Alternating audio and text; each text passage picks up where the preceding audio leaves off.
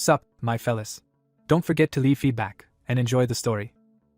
Warlord is a virtual reality game powered by artificial intelligence. It became a massive worldwide hit, and the developers earned incredible sums of money. This was the only place where Hirkin, our protagonist, excelled. He could take out any mob with a single blow, but in real life, he was worthless. During another mission, another experienced player noticed the protagonist and invited him to join the guild.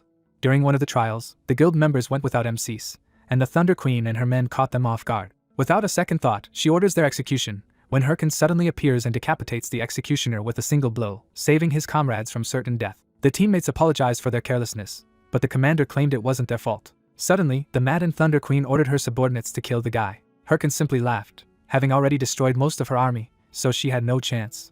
Then, suddenly, one of his team members stabbed him in the back. The very friends MC had just saved had turned into treacherous traitors. The system's warning lights told him that his HP was rapidly depleting. It turned out that Syl had offered them money, and they had immediately accepted the deal. The protagonist assured her he would kick her out of the game.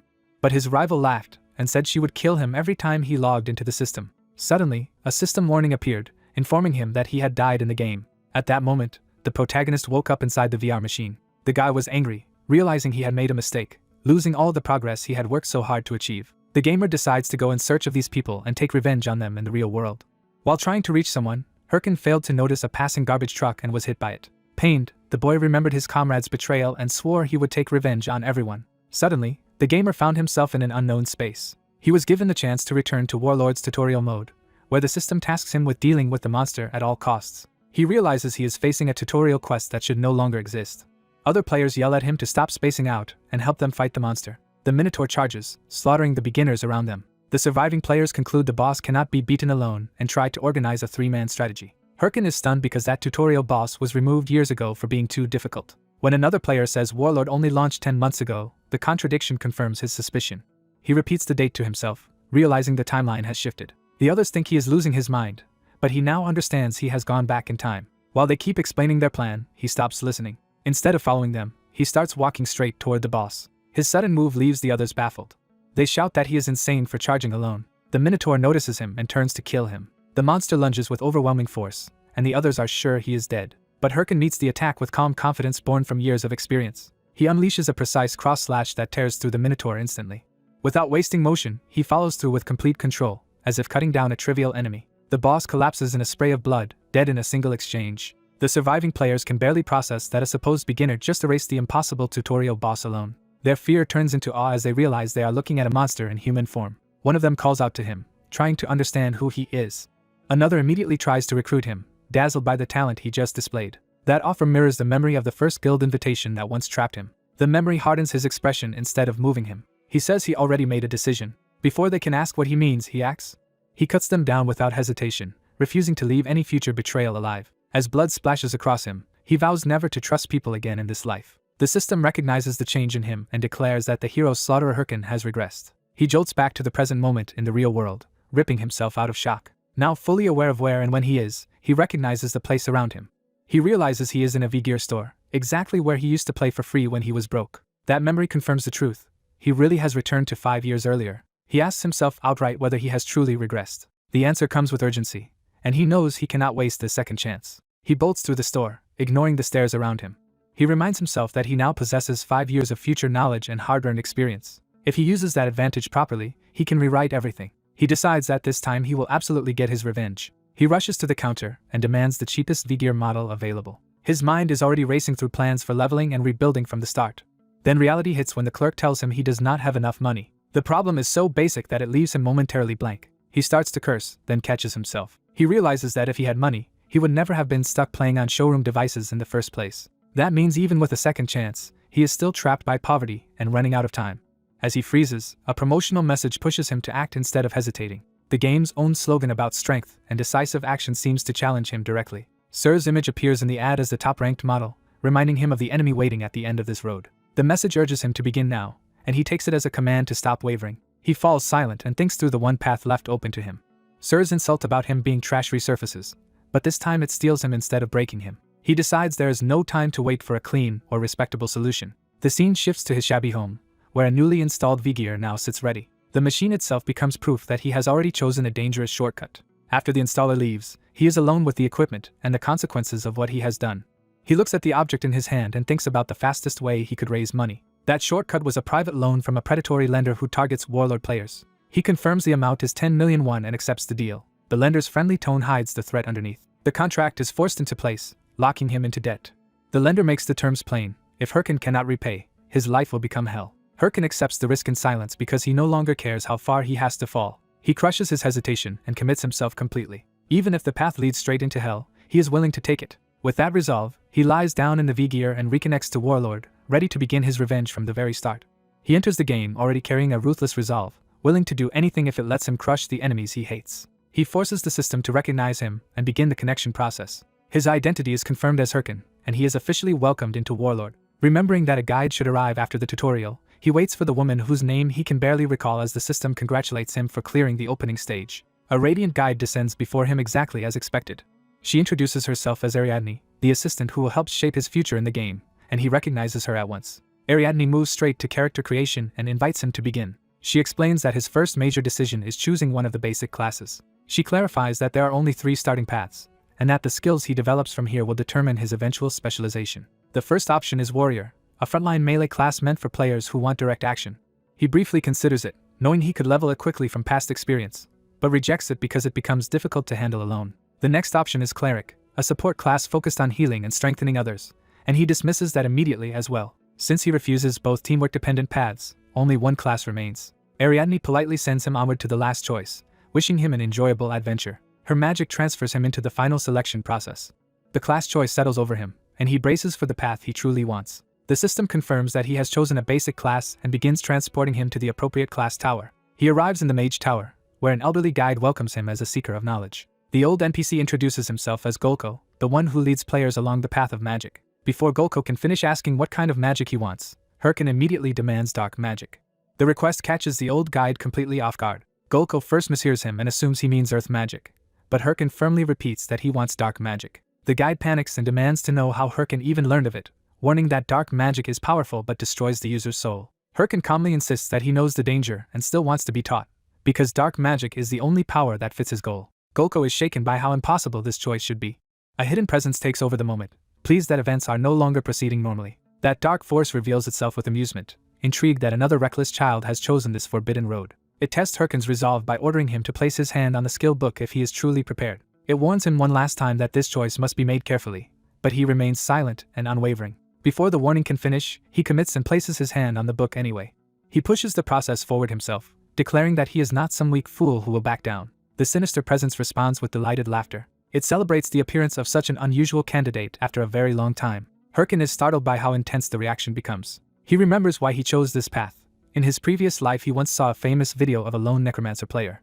That player had defeated a boss entirely alone, commanding an army of undead. Determined to gain that same overwhelming solo power, he is transformed into a necromancer and receives the title Necromancer Initiate along with the skill Skeleton Fragment. He immediately focuses on the new skill, already thinking about how to use it. A skull-shaped fragment forms in his hand as the skill activates. He channels mana into it, and begins the summoning process.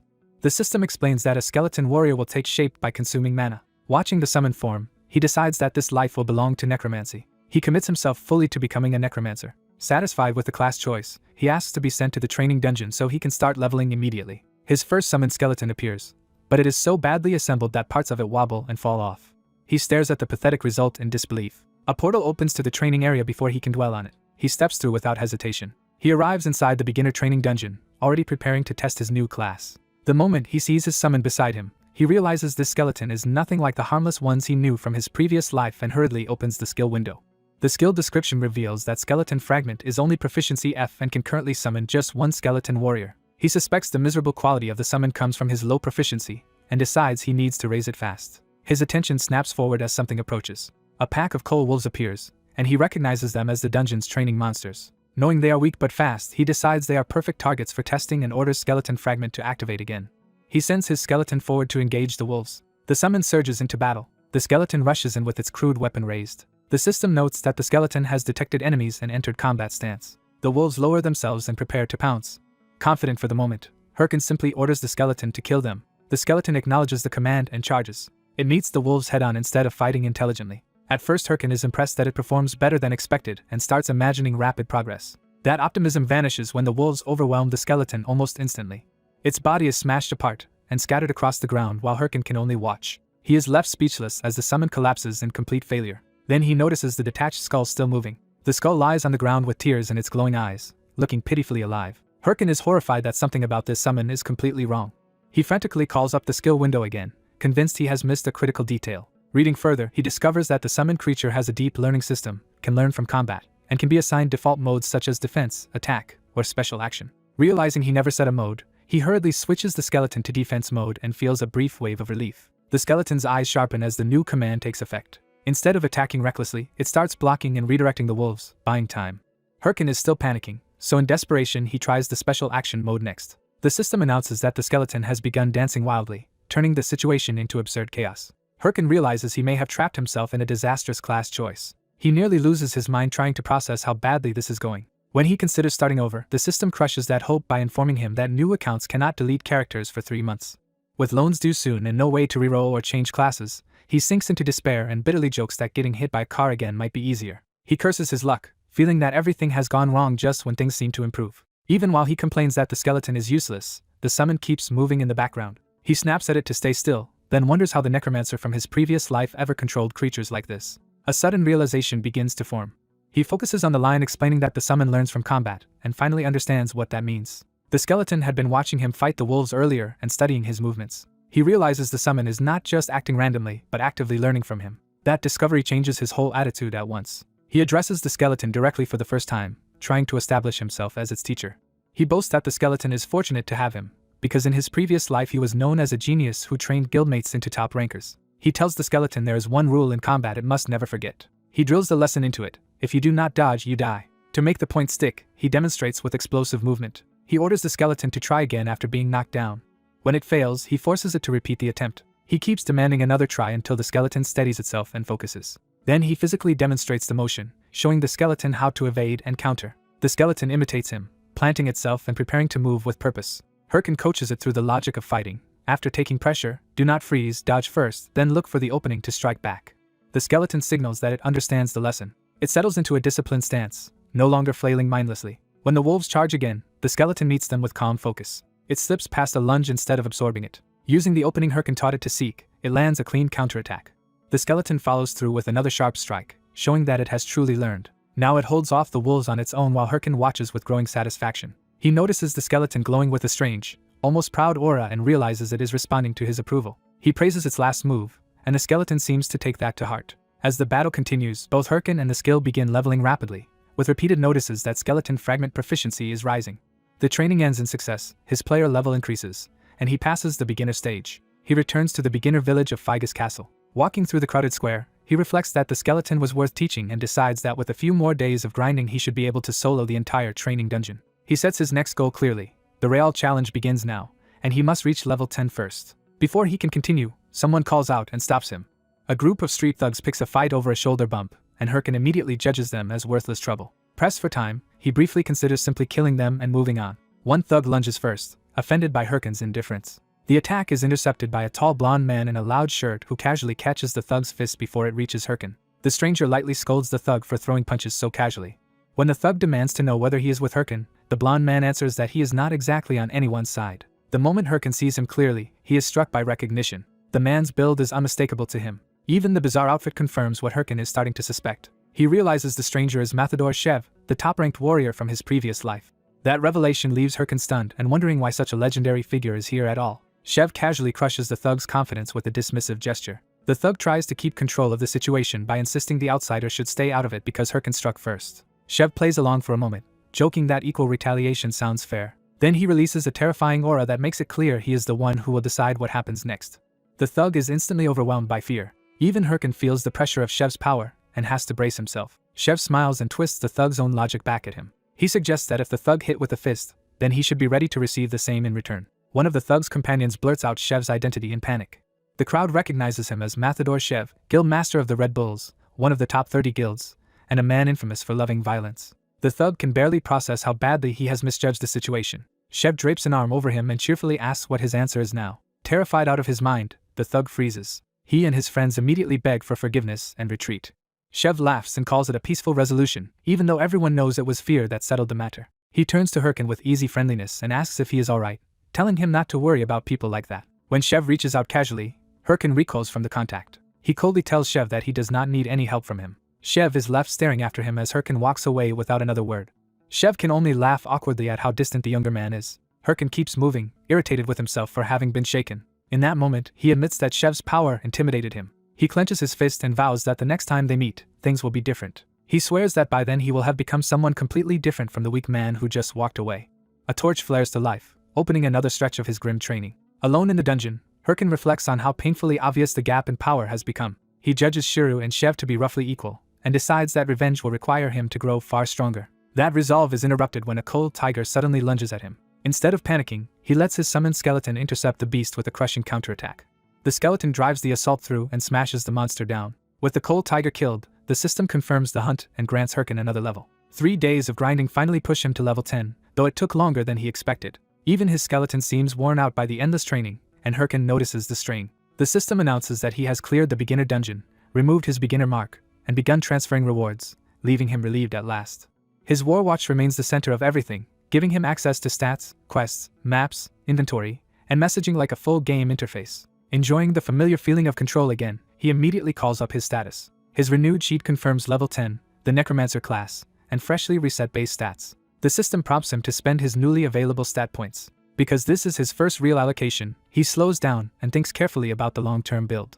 A normal Necromancer would invest in mana or intelligence to strengthen spells. Herkin rejects the standard path and commits every point to strength instead. The decision massively boosts his physical power, raising strength by 50. Seeing his total strength jump to 53, he tests the result with quiet satisfaction. His skeleton is stunned by the absurd choice and can barely process it. When the skeleton starts acting strangely, Herkin demands an explanation. He insists he has not abandoned necromancy at all and says he is trying to teach his summons something important. He reasons that raising mana and intelligence now would barely change his current options, while strength can immediately alter how he fights. More importantly, he trusts the skeleton to pass on techniques from its own peak, so he is betting his future on that growth. He brushes off the skeleton's emotional reaction and orders it to focus on training instead. In his view, weak stats can be compensated for in other ways if he plays smart. Soon after, he heads to the Raiders Association branch at Figus Castle to start real work outside the tutorial. A fresh quest board greets him as soon as he arrives. The hall is crowded with eager beginners fighting over assignments, and Herkin dismisses most of the available jobs as low value. He asks the old clerk to let him inspect the remaining quest list. The clerk agrees but warns that the leftover requests are difficult and usually avoided. Herkin confirms they all look bad, which is exactly why he keeps looking. He realizes this is where his hidden advantage should matter. Then he finds the specific quest he came for and knows he has hit the right card. The target is Baima Mountain, a low-level extermination quest to wipe out monsters near the mountain for a small reward. The clerk questions why he would choose such a cheap beginner job, but Herkin accepts it without hesitation. He plans to clear this dull quest before reaching level 15 for a very specific reason. Doing so will let him earn the super rare title prospect. Titles permanently raise stats, and he already knows how valuable even mediocre ones can be. Prospect is exceptional because its bonuses scale by percentage rather than flat numbers. To Herkin, that title is the key to launching an overpowered character build early. With the quest secured, he moves immediately to prepare. His first priority is equipment, not pride. He heads out toward Baima Mountain and the forest around it. Once there, he steels himself for the embarrassing compromise he has made. Because he could not afford proper gear after outfitting the skeleton, he is stuck wearing a ridiculous jester-like beginner set. Even the local birds seem to mock him as he stands there in humiliation. The shame nearly breaks him on the spot. He remembers being unable to buy sturdier armor, and realizes this absurd outfit was all he could manage. Rather than dwell on it, he decides to rush the quest and replace the clothes as fast as possible. He sprints into the forest, determined to finish quickly no matter what. The woods fall quiet for a moment as he searches for targets. That silence breaks when a bloodied hand suddenly reaches out from the brush. A dying man crawls into view and begs for help. Another desperate plea follows from deeper in the bushes.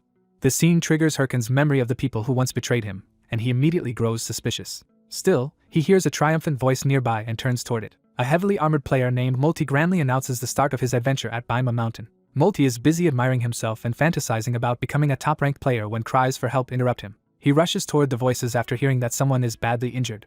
There he finds a robed man claiming their party was attacked by an unknown monster. The supposed victim lies bleeding while the survivor says they barely escaped and have no healing potions left. Multi offers his own potions and asks them to hold on. The gray-haired man thanks him profusely and promises repayment. That gratitude is a trap, because a hidden brute swings a mace at Multi from behind.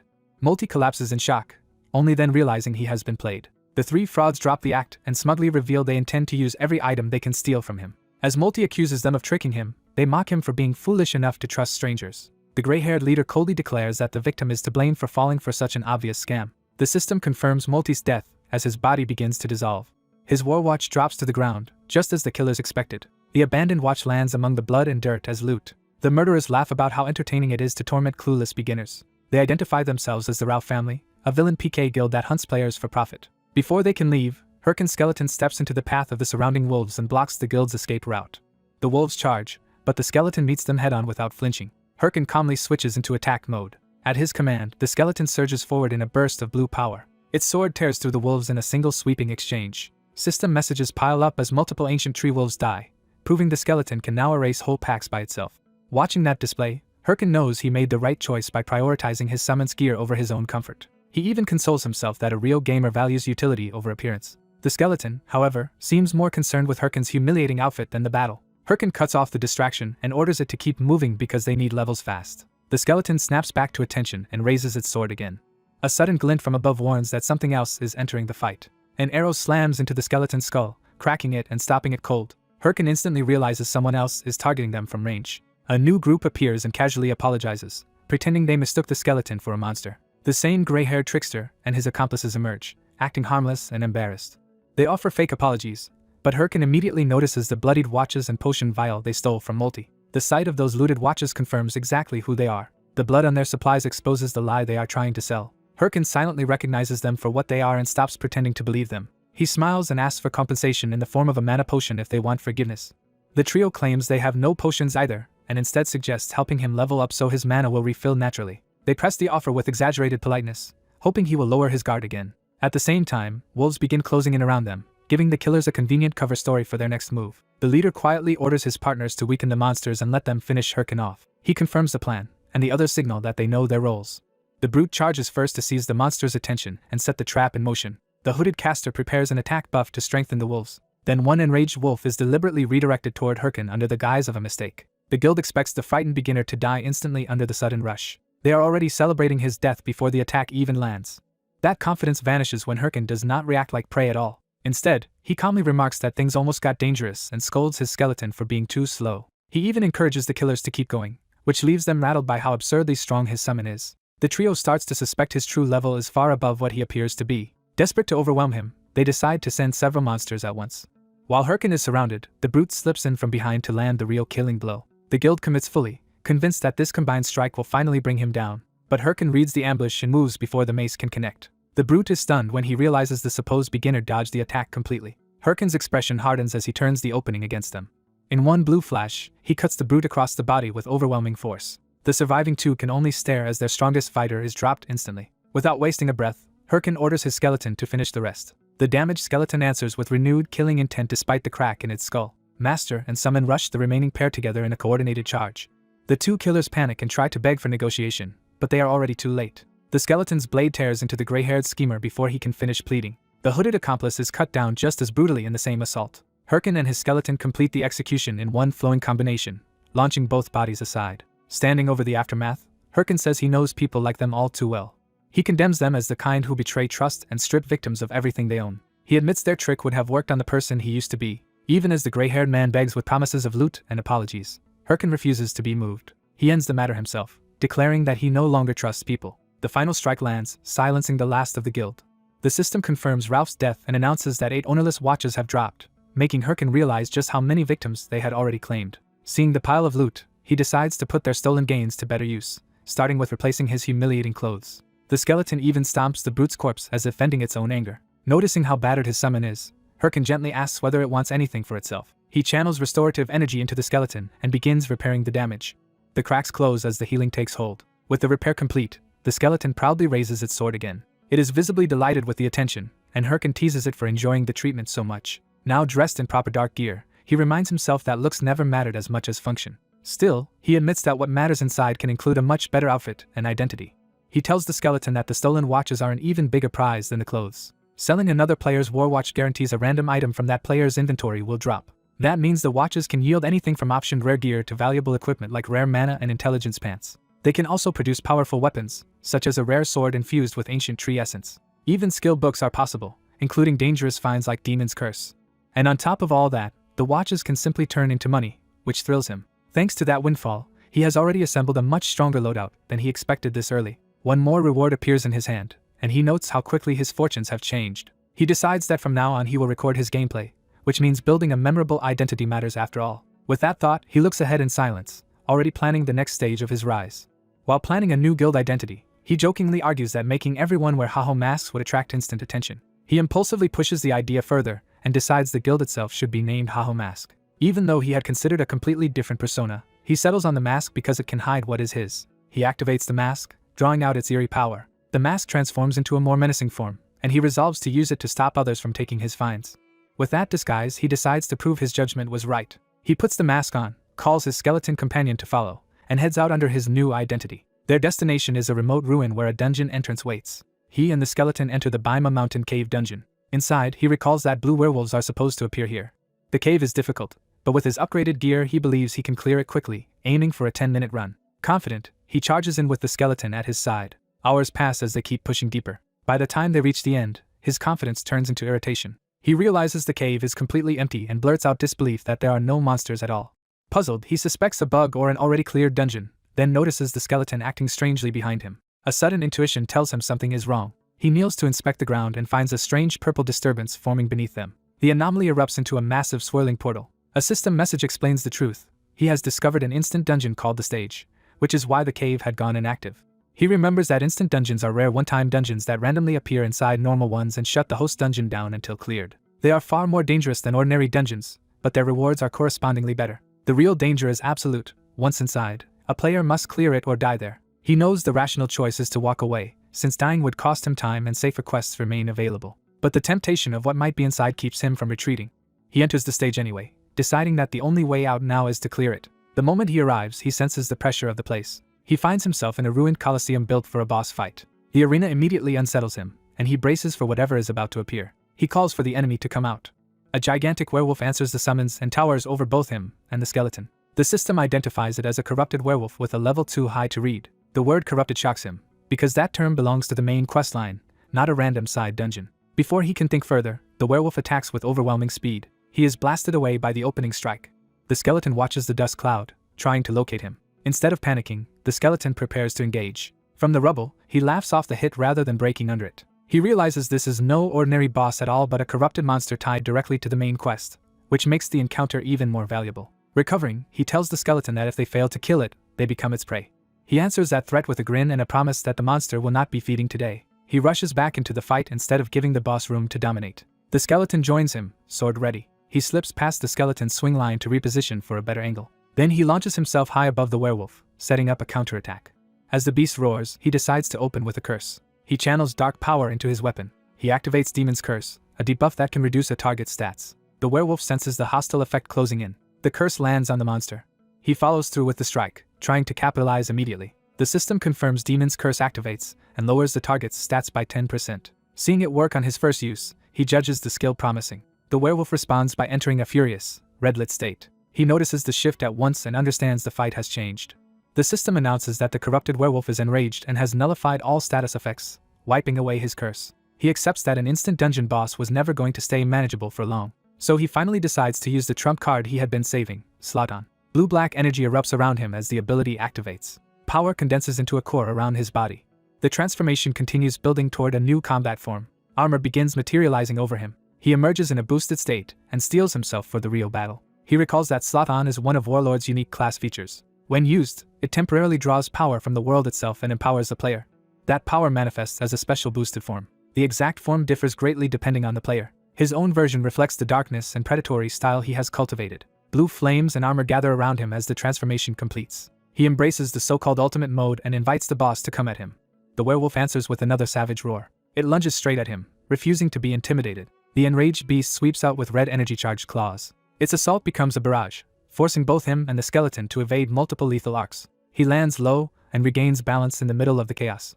The werewolf slams down hard enough to shatter the arena floor. He quickly judges the boss's speed and power overwhelming and concludes that even 3 clean hits would kill him. The werewolf keeps pressing, trying to finish him before he can adapt. But he has already found the opening he needs. He drives a blue flame strike into the beast at close range.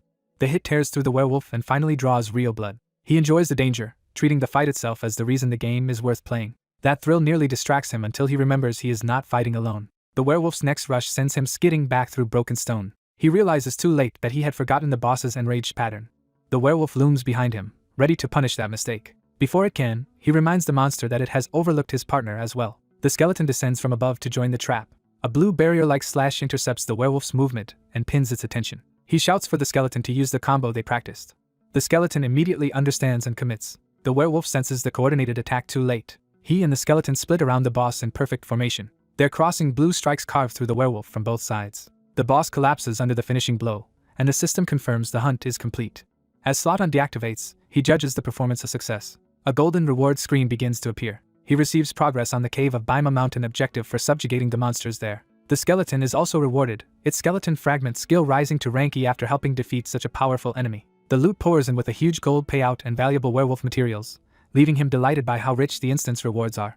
Then the real prize appears. The necklace of the corrupted tracker, a chronicle unique item that boosts class-related stats and all stats by 18, but can only be equipped by someone with the title corrupted tracker. He is stunned because chronicle unique items are even rarer and better than standard uniques. That equipped condition makes him realize the title must have been awarded just now. The system confirms that 3 new titles have been registered. One is Promising Rookie, the title he had originally been trying to earn.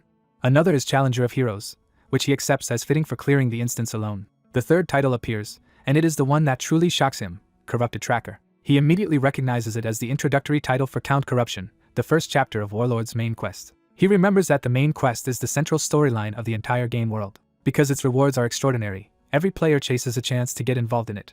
In his previous life he barely reached chapter 4, so unlocking the opening title already feels impossible. He realizes this is far beyond luck and celebrates that he has hit the jackpot before logging out. Back in reality, morning arrives over the city. A live broadcast announces that the Hydra Guild has officially entered the final chapter of Count Corruption. The guild declares its goal of finishing that final chapter within 3 months.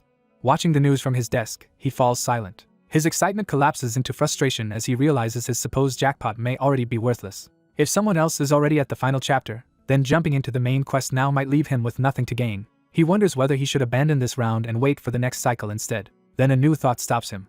He realizes the situation might actually be an opportunity. Since the whole world is fixated on Count Corruption and the first main quest is about to be cleared, attention is at its peak. He imagines what would happen if a related video suddenly appeared right now. The answer is obvious to him. The views would explode. Luckily, he recorded all of his gameplay and decides to edit the footage and upload it directly to YouTube. Because editing will determine whether the video blows up, he decides only one person is good enough to handle it. He thinks of the legendary editor from his previous life, the one people called the god of editing. He checks his phone for a way to contact that person. That editor is Ramani. At that same moment, Ramani notices a dungeon clear editing request from someone named Hirkin and sees that he is only level 15. She dismisses it at first, assuming a low-level player could only be a rich amateur showing off. Then something about the request catches her attention. She jolts upright and starts searching in earnest. When she finds the right clip, her entire mood changes. She instantly declares she has found her muse, revealing herself as Ramani, the freelance editor known as Hellmouth. Elsewhere, the city's elite continue their own games of influence. A powerful woman summons an executive to her side. He reports that a new video related to Count Corruption has just been uploaded. She finds it intriguing that a mere level 15 player supposedly soloed a corrupted werewolf. The executive says their team reviewed it and dismissed it because the monster's level seemed too low to matter, but she disagrees. Instead, she decides she wants that player. She orders the executive to bring him to her. The woman is revealed to be Chai Yin, the heir to Thunder Group and the top-ranked figure in the business world. In Warlord, she is known as Queen of Thunder, sir. Meanwhile, he checks his phone and is startled by what he sees. His freshly uploaded Corrupted Werewolf Clear video already has thousands of views after only a day. Seeing 6,000 views and hundreds of likes so quickly leaves him stunned. In his previous life, reaching numbers like this took him months, so he realizes the world is already responding differently to him. Then another change appears. A direct message arrives from Ramani asking whether he has checked the view count. He is shocked because Ramani, who is normally too elusive to contact first, has reached out to him on her own. After a fan praises his latest monster video and immediately demands another, Hirkin is tempted to cut the pest off. The fan pushes past the flattery and turns the conversation back to business. Asked when the next upload is coming, Hirkin can only admit he has no answer yet. He worries that he cannot easily find another spectacular monster like the corrupted werewolf that made his last video blow up. With no obvious material left, he starts searching for another way forward. He decides he has to act quickly while attention is still on him. Determined to capitalize on his momentum, he logs into the game at once. Elsewhere, someone is already rewatching Hirkin's footage with unusual interest. That viewer is Mathador Shev, the Red Bull's leader and a top-ranked warlord, who is impressed by Hirkin's movement every time he watches. Even so, Mathador cannot shake the feeling that Hirkin somehow seems familiar.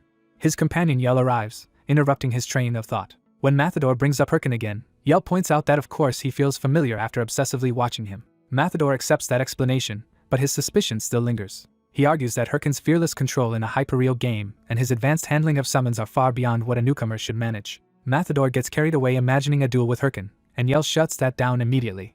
She reminds him to stop wasting time because their live stream is about to begin. Matador slips back into charm and tries to smooth things over with Yell. Yell ignores the flirting and orders him to perform well, because the stakes are huge. She reveals that more than 200,000 people bought tickets just to watch him live. Matador steps out to greet the audience with full showmanship. He is introduced as the leader of Red Bulls. The crowd is reminded that Matador Shev is also ranked 9th among all warlords. As the event begins, a dungeon gate starts forming in front of the assembled guild members. Matador readies himself as the countdown starts. He leads the charge toward the gate before it fully stabilizes. At the final second, he calls all of his members to follow. He sends them into battle with a confident command. Meanwhile, Herkin heads to the Raiders Association branch in Figus Castle looking for work. He quickly realizes the opportunity he wanted is not here. The branch has no worthwhile quests available at all. Faced with nothing but trivial beginner errands, he is exasperated that the town offers absolutely nothing useful. He starts to think he may have to stop making new videos for the time being. Before he can leave, an older man recognizes him as the adventurer who cleared the Baima mountain cave. Herkin is startled by the sudden recognition. The man introduces himself as Hotan and asks for a private moment. Once alone, Hotan makes clear that he already knows what happened in the cave. He states outright that Herkin discovered a mutant there. Herkin denies ever receiving such a quest, though he admits he did encounter a werewolf with strange eyes. That answer confirms Hotan's suspicion. Hotan explains that Herkin likely crossed paths with a monster tainted by the power of the Corrupt One.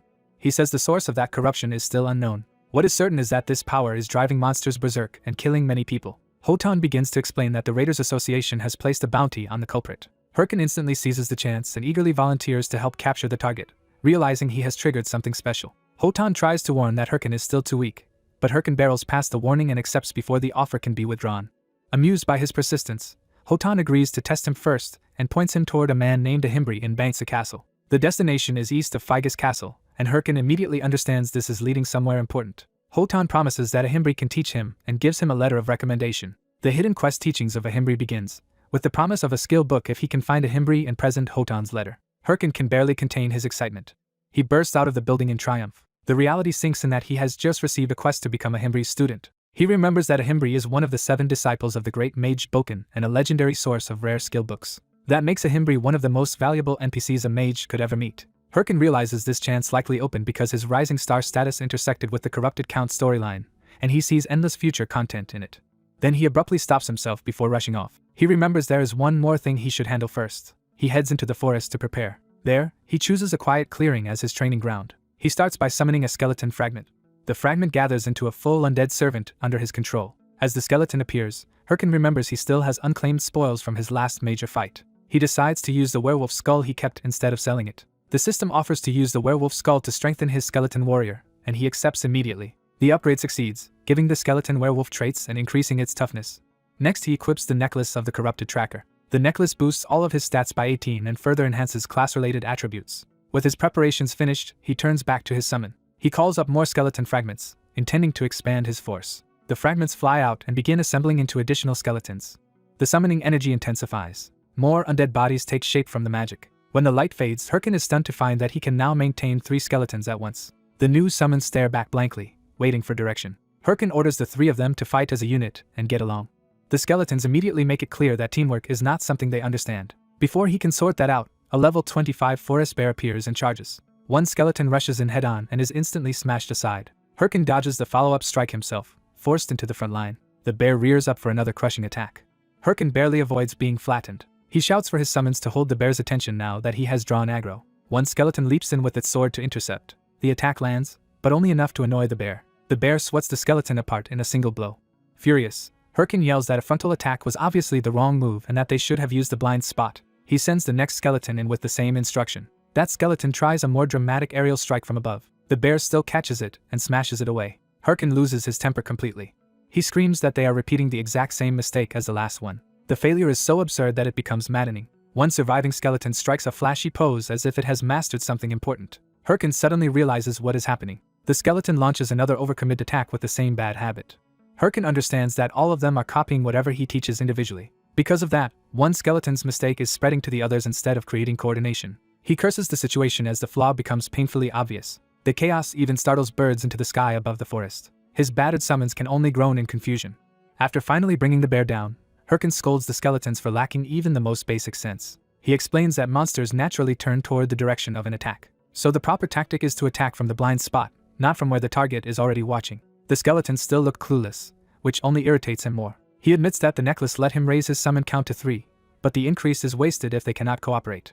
The real problem is that they still do not know how to function as a team. Since all 3 share whatever he teaches one of them, they can imitate commands but not understand group tactics. As a result, telling them to work together means nothing because they have never actually learned what teamwork is. Worse, maintaining all 3 costs triple the mana while making them even less effective than before. He gives up on the experiment for now, deciding that at least he reached level 20 even if he cannot make combat videos yet.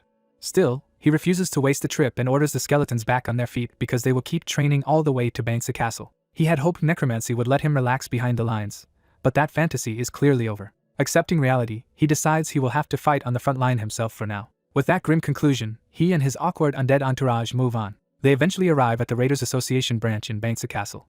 Inside, the place is crowded with adventurers waiting for something important. A guarded doorway opens, and everyone notices at once. The crowd erupts because Ahimbri has finally come out. People immediately mob the entrance, desperate to get whatever quest he is offering. Watching the frenzy, Hirkin compares them to hyenas circling prey.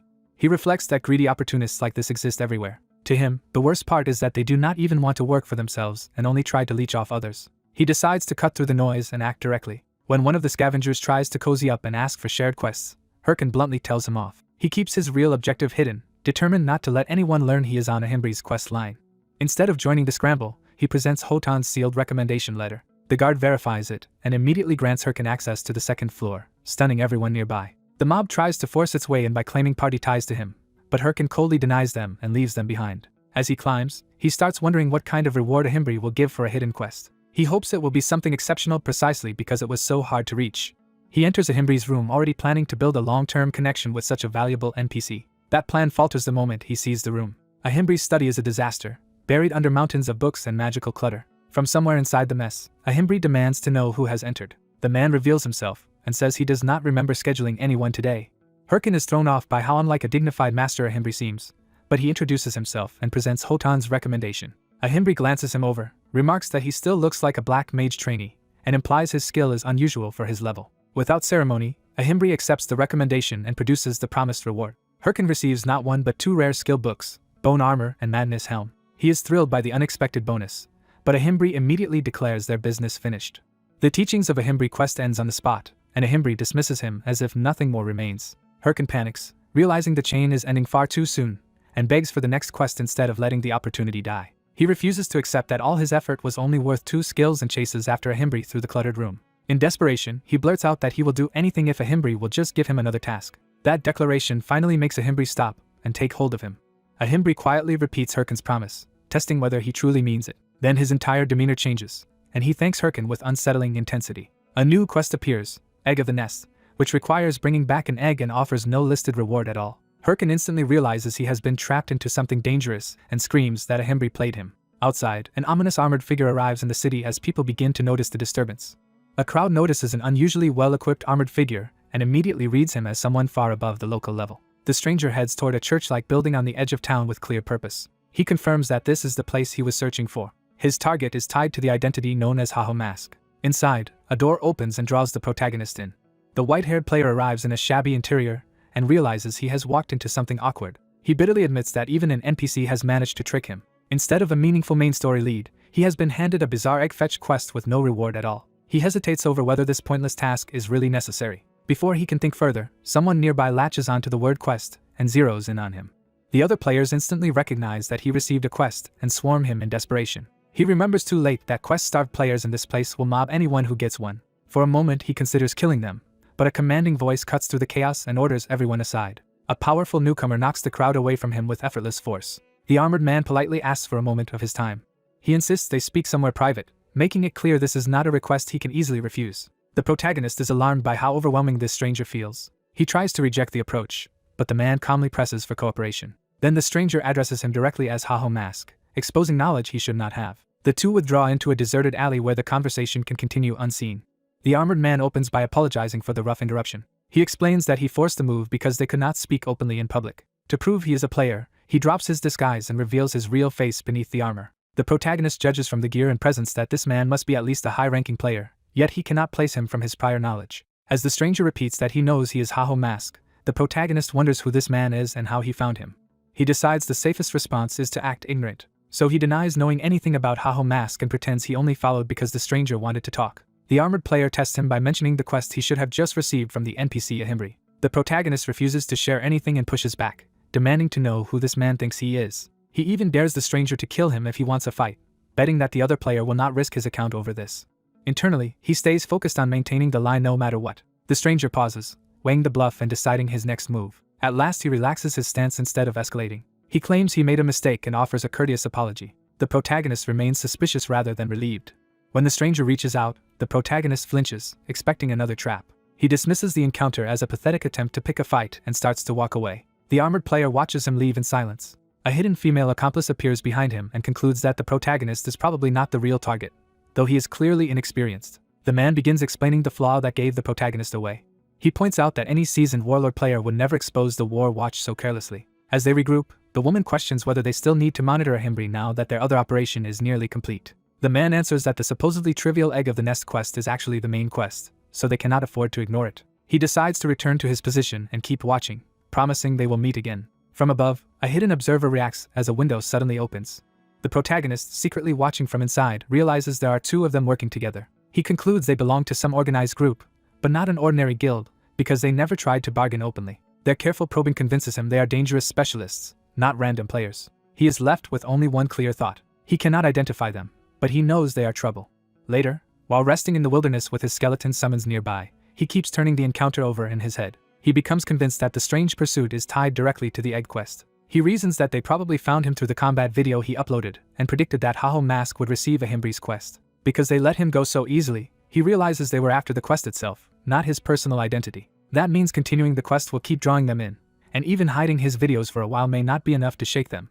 Exasperated, he complains that one insane person after another keeps wrecking his life. His thoughts jump to Chai Seal-yin, who has already more than enough trouble on her own. Elsewhere, Chai Seal-yin's secretary Park Suji nervously congratulates her after the guild entrance exam. Suji anxiously asks how the exam went, clearly afraid of the answer. Seal-yin dismisses every candidate as worthless. She is furious that not one applicant impressed her, while Suji can only laugh nervously through the intimidation. Then Seal-yin asks for updates on the person behind the Haho Mask video. Suji reports that the uploader seems to have joined another guild and still has not responded. The mention of another guild instantly enrages Seal-yin. Suji hurriedly promises to investigate again, and Seal-yin orders her not to return until she knows for certain. After Suji leaves, Seal-yin calls after her with one more question about the guild president. Suji admits the president has not said anything yet, which only deepens the tension. Seal-yin interprets that silence as approval because Warlord is performing well enough to avoid criticism. She rises, shifting from irritation into self-satisfied reflection. She recalls that when she first told her father she played the game, he tried to use it to force a marriage arrangement on her. Still, she casually orders Suji to bring a whole new batch of applicants by the next morning. Suji is horrified by the impossible deadline but cannot protest. Once alone, Suji can only complain that Seal-yin's personality is awful. Back in the game, the protagonist returns to a dangerous region he has not visited in some time. He identifies it as the Lizard Swamp. Since Ahimbri is currently in Banksa Castle, he reasons the relevant quest area must be somewhere nearby. Because the objective involves an egg, he narrows the possibilities to creatures that would logically lay one. Given his current level, the Lizard Swamp is the only realistic place to start searching. He calls one of his skeletons over and decides to test the enhancement skill he recently learned before going deeper. The skill instructions explain that Madness Helm requires marking the summon's head and activating the spell. He commits to trying it immediately. The spell takes hold, and the skeleton's eyes flare with violent red energy. Dark power wraps around the summon as the transformation begins. The protagonist is thrilled to see the skeleton grow more menacing, even sprouting horn-like features. He orders the empowered skeleton to attack him so he can measure the effect. Then he notices the warning he missed. The summon may lose its sanity. Too late, the crazed skeleton lunges at him with murderous intent. It charges wildly, no longer distinguishing friend from foe. He realizes the skill really did turn the summon unstable. He knocks the berserk skeleton away with a clean counter before it can hurt him. The other skeletons stare as their enraged companion is sent tumbling. Annoyed rather than frightened, he scolds the summon for daring to attack its own master. He briefly wonders whether the skill is bugged. But when nothing else changes, he concludes the skill itself was not fake, only dangerous. Before he can think further, a pack of level 30 lizardmen bursts in from the swamp. He welcomes the interruption as a perfect chance to field test the new power. He recasts Madness Helm properly, boosting a skeleton's stats by a measurable amount. Then he layers bone armor onto the summon, outfitting it for battle. The skeletons surge forward under the red aura and crash into the lizardmen. He calmly sends all of his summons to engage the monsters. The skeleton squad charges as one at his command. The empowered summons overwhelm the lizardmen in a brutal exchange. One crazed skeleton slips behind a target and tears into it from the flank. The enhanced summons carve through the monsters with savage efficiency. The kills pour in, earning a large burst of experience and multiple level ups for his summons. Seeing the results, he is delighted that the enhancement works this well. He decides to spend the coming days farming monsters here while searching for the egg, and to move on only if this proves to be the wrong region. Unbeknownst to him, someone has been watching from the trees. The hidden observer smiles as if she has found exactly what she wanted. The watcher introduces herself in narration as Ilya. She openly prides herself on being extraordinarily beautiful. In her own mind, that beauty guarantees universal devotion and makes life effortless. She believes that whenever she appears troubled, men naturally rush to serve her. Confident in that belief, she makes her move. Instead of a graceful entrance, she immediately slips and crashes face first into the swamp. She lies there stunned in humiliating silence. Furious and filthy, she curses the swamp for ruining her dignity. She recalls that a male admirer brought her here to help her level, only to die almost instantly. That left her stranded alone in this deadly place. Now she watches the protagonist fighting and starts wondering if she can manipulate him into rescuing her. The protagonist notices a presence nearby and turns. Ilya immediately decides she has found a replacement servant. She calls out dramatically to seize his attention. She approaches with practiced helplessness and begs for aid. Claiming the monsters injured her legs, she tries to weaponize pity. She assumes no man could bear to see a beautiful woman suffer. But to her disbelief, the necromancer simply keeps walking away. Outraged, she cannot believe he is leaving her behind. She is especially offended that someone could ignore a woman she considers this beautiful. Her wounded pride turns into open fury. She vows revenge for being ignored. Meanwhile, the protagonist continues directing his skeletons against the lizard men without giving her any attention. He tries to focus on the fight, but her presence keeps irritating him. He finally admits to himself that she is too annoying to keep ignoring. He had hoped refusing to engage would make her go away, but she keeps trailing after him. Her persistence convinces him that silence will only waste more time. Thinking of every manipulative player he has dealt with, he decides it will be faster to settle this directly. So he turns around and bluntly asks what she actually wants. Ilya instantly spins the story that she dropped her sword into the swamp while hunting and only needs help retrieving it. She gratefully agrees to leave afterward, promising she will not forget his kindness. Privately, she celebrates because she thinks the trick has worked. She points out a sword sticking up from a tiny patch of ground in the swamp and claims that is the one. As they approach, she keeps up the grateful act while he warns her not to break her promise to disappear once he gets it back. Rather than risk himself, he orders his skeletons to retrieve the sword. The summons obediently head into the swamp toward the weapon. Ilya thanks him sweetly, but her thoughts turn predatory. She reminds herself that necromancers are weak without their summons. The moment his skeletons move away, she launches a surprise attack from behind, furious that he dared ignore her. She commits fully to killing him in one strike, but he has already read her intent and counters with contempt, telling her she was far too slow. The white-haired player realizes with a start that the woman from earlier has already been killed. He had thrown her away without hesitation, leaving her fate to the swamp. From a distance, he watches the murky water churn while his summoned skeletons stand by. The woman resurfaces in rage and immediately blames him for what happened. She threatens retaliation, insisting her bodyguards will crush him for this. He mocks her confidence and casually points out that her supposed protection is right behind her. Confused, she turns to check what he means. She finds herself face to face with giant swamp lizards instead of rescuers. As the monsters close in, he coldly reveals that he saw through her scam from the beginning. He makes it clear he never believed her act and considers her an obvious fraud. Fed up with being deceived, he decides he is done wasting patience on people like her. He dismisses the whole encounter as a waste of time and orders his skeletons to move on. The skeletons obediently follow, though one has somehow picked up a bizarre charm-like gesture along the way. He threatens his own summons if they keep learning strange habits from the world around them. A system notice confirms Ilya has died, and he is pleasantly surprised to receive points even without landing the final blow himself. Her earlier threat echoes in his mind as he reflects on how absurdly confident she had been. He laughs off her claim about bodyguards, certain it was just another lie. That certainty is immediately challenged when a group of obsessed players appears, all devoted to her. The swamp falls quiet for a moment before the next problem arrives. One of Ilya's followers is already badly wounded but still clings to revenge. The injured fanatic accuses him of being Ilya's enemy and insists he must avenge her. Instead of panicking, the necromancer pauses to question the man. He asks why anyone would go this far for a woman who offers them nothing in return. He presses harder, mocking the idea of becoming obsessed with someone met only inside a game. The follower's answer begins with manic laughter rather than reason. He declares with total sincerity that he loves her. The necromancer is so stunned by the confession that he momentarily forgets to finish him off. He can only dismiss the whole thing as ridiculous. Then he remembers the unstable woman he met earlier and starts connecting the madness around her. He recalls how she repeatedly tried to manipulate him by pretending to need help. When that failed, he simply got rid of her. He remembers the moment he hurled her away without a second thought. Only now does he realize her boast about bodyguards was not entirely empty. Her followers had truly gathered around her, ready to worship even her victimhood. He imagines how she must have played the helpless innocent, claiming she only asked for help before being attacked.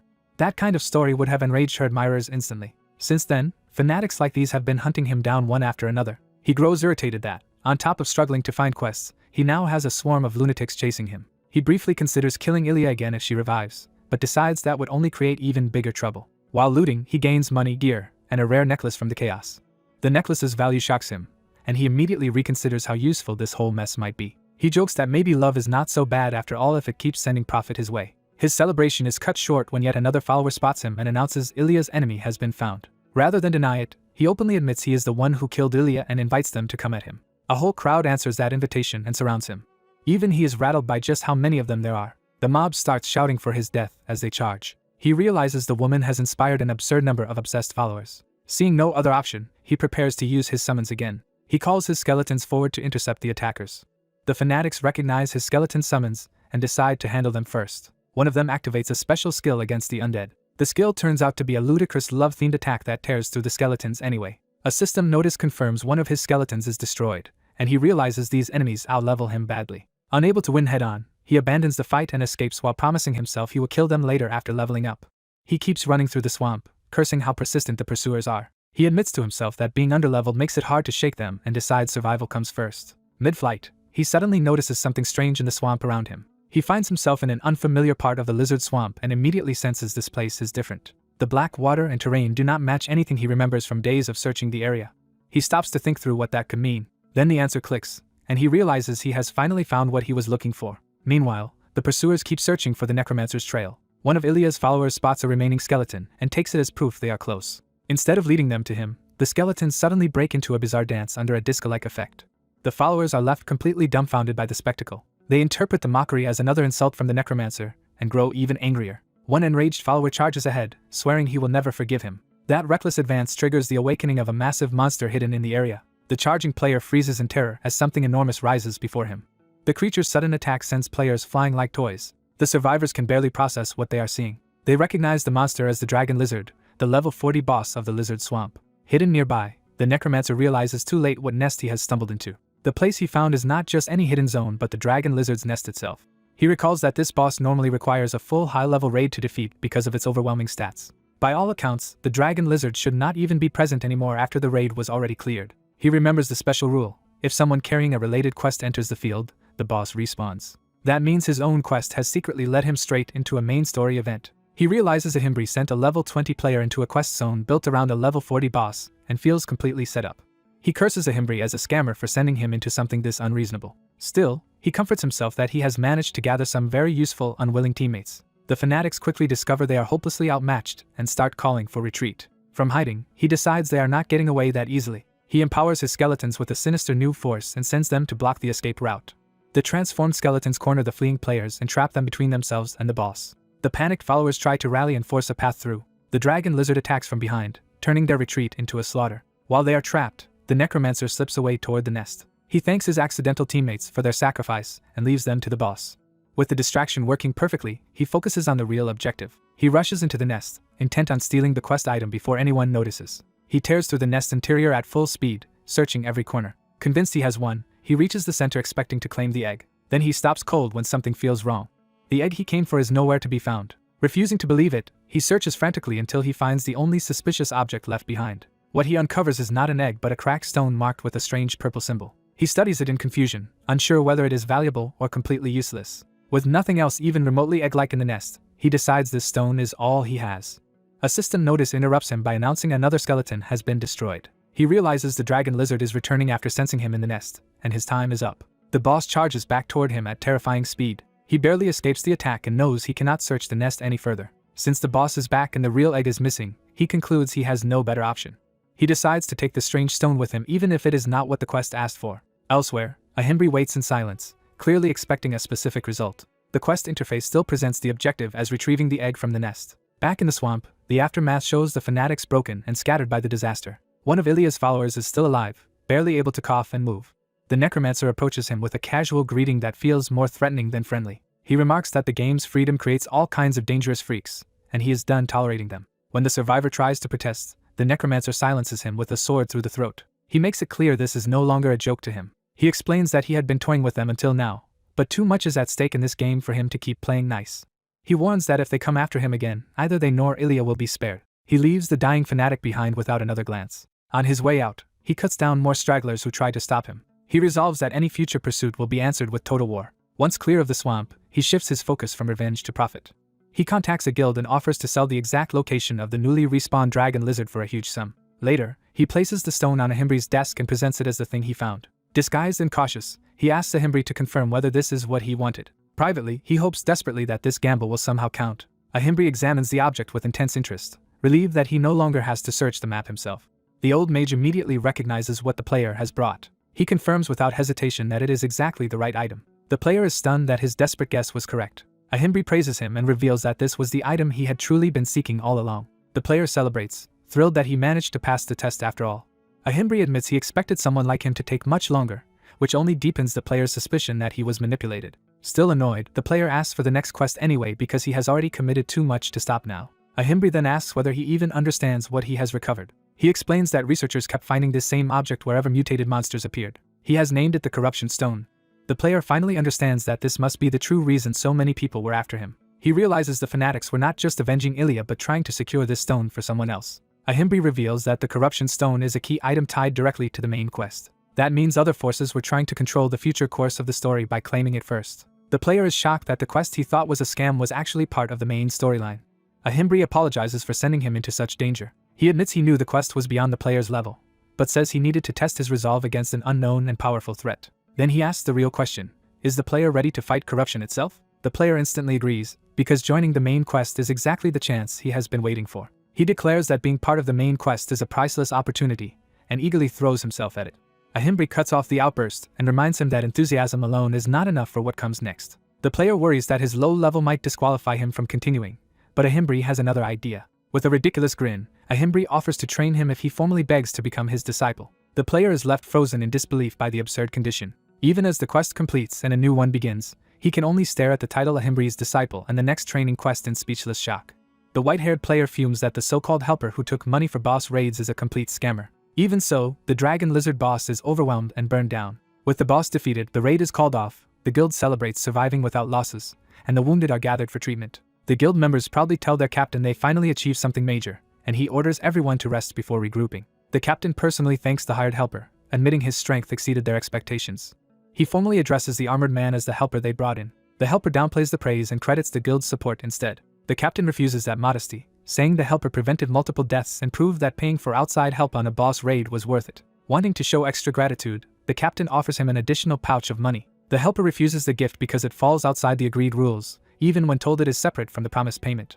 He makes clear that he does not like breaking established terms. The captain awkwardly backs off, realizing this man is not just a mercenary chasing cash. Still puzzled by why a ranker would appear for such a low-level raid, the captain honors the original agreement and lets him take everything from the nest. The captain protests that the nest should not contain anything valuable anyway, but the helper ignores him and heads straight for it. Privately, the helper reveals his real goal was the corruption stone hidden there. He recalls that when the dragon lizard respawned, he worried Haho Mask had already cleared the quest, but the boss being alive meant the quest had failed. From that, he concluded Haho Mask must have failed to finish the objective. Confident that skillful controls alone are not enough to beat a boss, he moves in to seize the stone and block Haho Mask from succeeding. He decides all he has to do now is take the corruption stone before his rival can complete the quest. He enters the empty nest expecting an easy pickup. Instead, he freezes when his senses tell him something is wrong. A sudden disturbance from above interrupts his plan. Elsewhere, the real Haho Mask sits in silence, focused on his next move. After enduring everything up to now, he decides the time has finally come to act. He remembers the long stretch of pain and hardship that forced him to keep enduring on the hope things would improve. Now he resolves that the suffering ends here. With that decision made, he immediately promises himself a real reward at last: beef. He rushes out to order food, telling himself he had been starving himself to save money until he secured the main quest. He also counts the extra cash he earned and decides he deserves to convert it into real money for himself. Seeing the deposit hit his account, he happily prepares to go buy that long-awaited meal.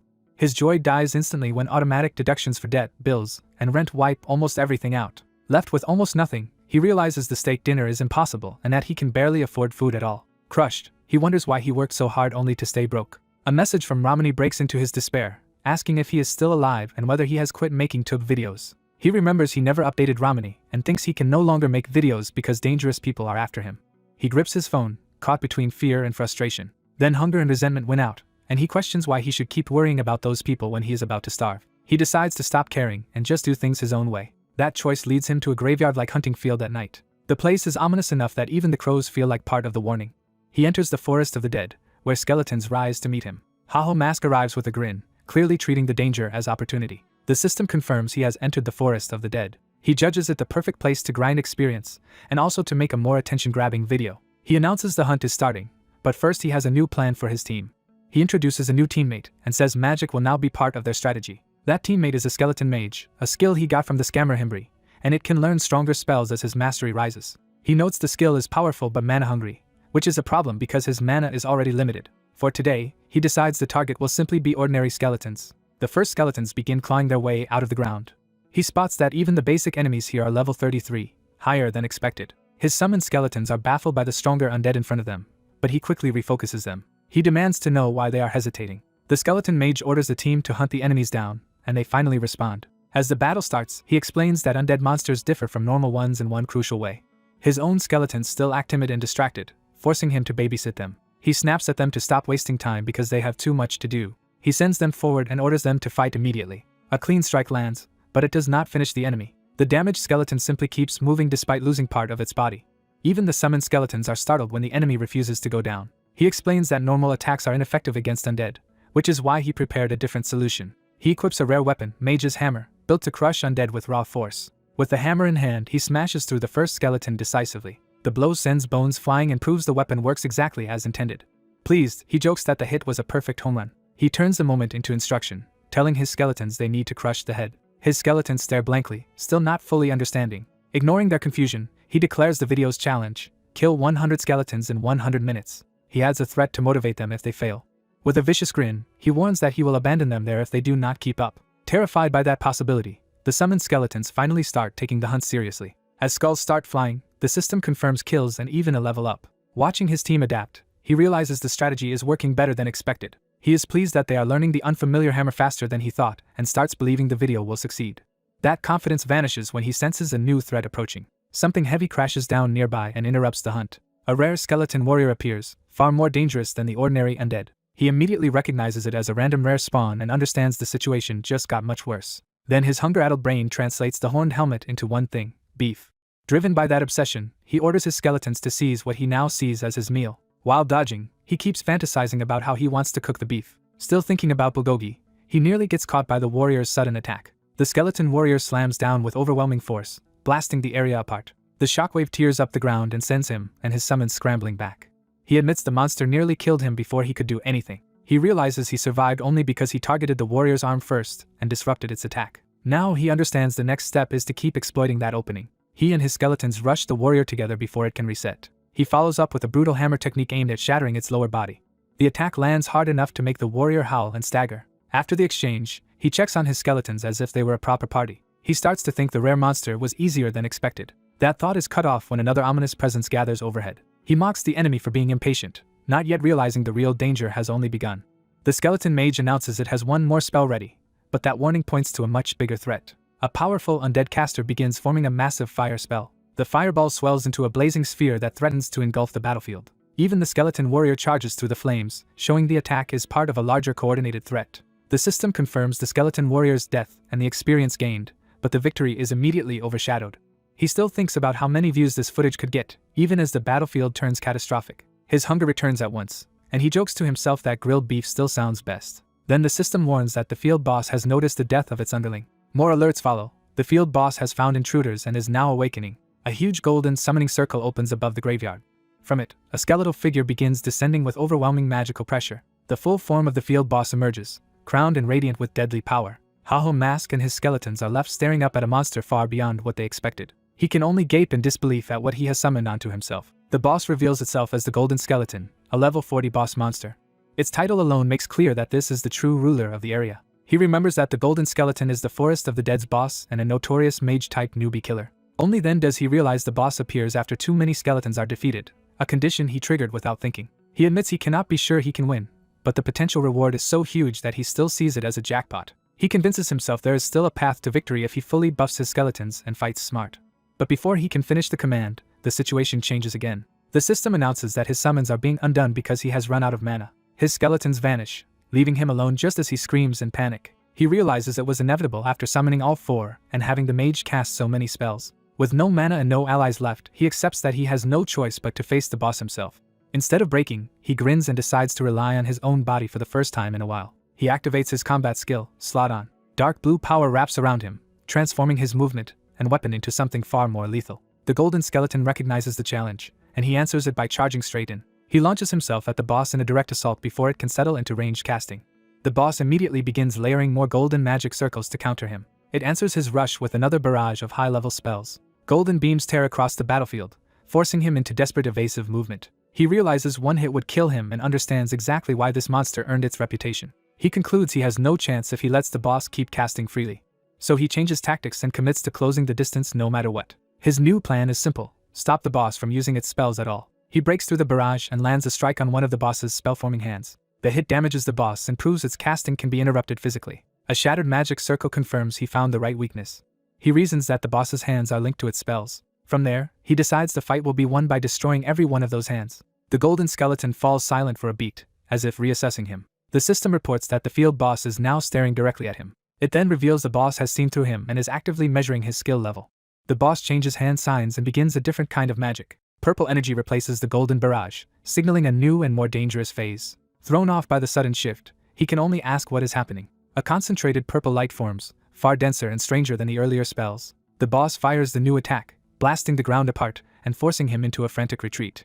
He barely avoids the strike and is left cursing at the absurdity of the attack. As he runs, he realizes the boss is adapting and catching up to him. He sees another purple strike coming and knows he may not dodge forever. The next blast detonates right behind him, nearly swallowing him whole. He is hurled across the ground as the purple beam slams down beside him, leaving the fight hanging on the edge of disaster.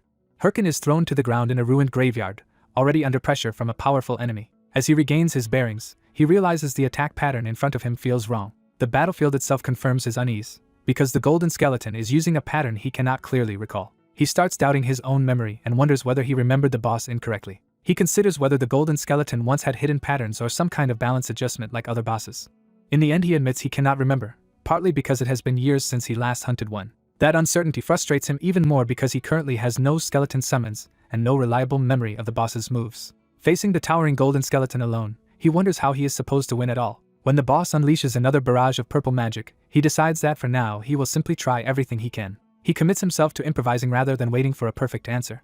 Using speed and instinct, he slips through the incoming blasts instead of meeting them head-on. He realizes he can keep dodging as long as he reads each attack's trajectory correctly, but constant evasion gives him no opening to strike back. So he starts searching for some blind spot in the boss's offense. A sudden shift in the pattern catches him off guard before he can fully adapt. He is forced into a rough evasive move and barely avoids being hit cleanly. Seizing the moment, he launches himself straight toward the golden skeleton to test its close-range weakness. The boss answers by bringing its skull down at him with brutal force. Herkin can only curse his luck as the monster reveals yet another variation. The golden skeleton begins charging a new golden spell, and Herkin realizes this fight is turning into a game of luck against too many patterns. Even so, he reminds himself that he still has one hidden card left. He activates Inflict Curse and uses Demon's Curse on the boss. The curse lands successfully, reducing the target's stats by 13%. With the debuff in place, he immediately dives in to exploit the opening it created. He admits he had no idea how to make an attack opportunity himself, but the curse handed him one. As he closes the distance, he almost thanks the boss for giving him that chance. The golden skeleton finally notices the danger too late as Herkin crashes down on it. His strike detonates with overwhelming force. The boss's skull cracks apart under the blow. A system message confirms the boss has been defeated, and Herkin grins in relief. The golden skeleton's body begins collapsing as its power fades away. The rewards flood in at once. The golden skeleton is slain, he gains experience, earns nearly 98,000 gold, receives the title Skeleton Destroyer, and levels up. Only after winning does he let himself laugh at how close the fight really was. He admits he might have failed if the battle had dragged on much longer, and the system notes that a disabled slot has been restored. He opens his status window to check how much stronger he has become. Seeing that he has already reached level 36, he bursts into celebration. The excitement quickly gives way to caution, because he knows continuing like this will become dangerous. His mana has risen to 141, which is decent for how little he invested in it, but he judges it still insufficient. Until now he survived mostly through titles and rapid leveling, but with more skills to use, that approach is no longer enough. He also realizes that boosting strength for skeleton warriors means little if he cannot even keep those summons available. He has already collected every man-related title he can at this stage, wants better gear, and still lacks the money for it. Rather than overthink it, he decides to move forward anyway. His immediate plan is to send the battle video to Ramani, push himself to level 40, and celebrate with beef ramen. The victory recording becomes the next important asset in his hands. He finalizes the proof of his win and prepares to cash in on it. Elsewhere, Ramani watches the footage at her desk and is left speechless by what she sees. Her shock turns physical as she slams her desk in disbelief. She blurts out that Hirkin must be insane. What amazes her most is that he beat a higher-level boss without taking a single hit and improvised the whole stunt on the spot. Because the raw footage is already incredible, she barely needs to edit it before sending him the finished file. Then she starts searching for the perfect title that will sell the feat. She tests ideas at the keyboard, trying to capture both his skeleton class and his solo dominance. At last she settles on a dramatic title that frames him as the emperor of solo play. The story then shifts to the Raiders Association branch at Bangsa Castle, where Hirkin goes to claim his promised reward. He reports back to the scholar who sent him out, declaring that he returns stronger just as requested. The scholar is less impressed by the accomplishment than by how ragged Hirkin looks, and Hirkin demands the reward anyway. Amused, the scholar agrees to hand over what he promised. The quest completes, and Hirkin receives the skill book Osteology as the reward for Himbri's teachings. The name alone shocks him because he immediately recognizes how valuable it is. Osteology turns out to be a super rare necromancer skill that boosts all skeleton summons, reduces the mana cost to summon and maintain them, and even lets him control one additional skeleton, exactly solving the problem he was worrying about. Overjoyed, he thanks the scholar sincerely, only to be told there is still one more reward. The scholar presents a corrupted tracker's ring forged from the corrupted stone Hirkin brought back. He explains that the ring will let Hirkin wield the corrupt one's power himself, and its stats are exceptional, especially when paired with the matching necklace. For a moment Hirkin can barely process what he just heard. Then he realizes this is the rare ring normally reserved for the earliest players to clear the main quest line. He explodes with gratitude and excitement at receiving something so far beyond expectation. But the scholar suddenly reconsiders and teases that maybe he should not hand over such a treasure so easily. Hirkin is stunned, unsure whether the old man is serious. The scholar only laughs and turns it into a game, daring Hirkin to catch him if he can. Hirkin can only laugh back at the old man's absurdity. The scholar's taunting sends Hirkin lunging after him through the room in a half-serious chase. The pursuit ends with Hirkin slamming down hard, exhausted by the old man's antics. Outside afterward, he complains that the so-called great mage is completely unhinged and only survived because he is an NPC. Still, the chase was worth enduring because the old man gave him both the ring and the next quest, which points him towards Surya Castle after contact with an agent named Mijai was lost. Hirkin decides to let the old man off this once. Since Surya Castle is a high-level area, he resolves to keep leveling on the way there. Before he can focus on that, a message from Ramani arrives urging him to check the uploaded golden skeleton video immediately. When he opens it, he finds the video already exploding in popularity with millions of views and ecstatic comments. Donations begin pouring in from viewers who are thrilled by the performance. The total earnings hit 1 million won almost instantly, leaving him stunned. He keeps staring at the number, trying to confirm he is not imagining it. The shock is so strong that he nearly falls over while checking the screen. Once he counts the digits for himself, he realizes just how enormous the response really is. His first clear thought is not strategy but food, because sudden wealth means he can finally eat whatever he wants. He starts fantasizing about expensive cuts of beef and other luxury dishes. The fantasy escalates into a feast of every delicious thing he has been denying himself. He calls it a jackpot and admits he expected a good reaction, just not one this overwhelming. Even so, he tries to pull himself back to reality before getting carried away. Then a highlighted comment catches his eye because it comes with an enormous donation and a direct message. The sender turns out to be a scouting manager from the Thunder Hunters Guild, formally inviting Hirkin to discuss recruitment. That name immediately irritates him because it means Chai Seol-yin is involved. Memories from his previous life return, especially how relentlessly Thunder Hunters tried to force him onto their team. He remembers running from their recruiters and refusing them over and over, and is disgusted that history seems to be repeating itself. So he snaps at the message and swears he would never join Thunder Hunters under any circumstances. Yet the certainty of his own words gives him an eerie sense of déjà vu.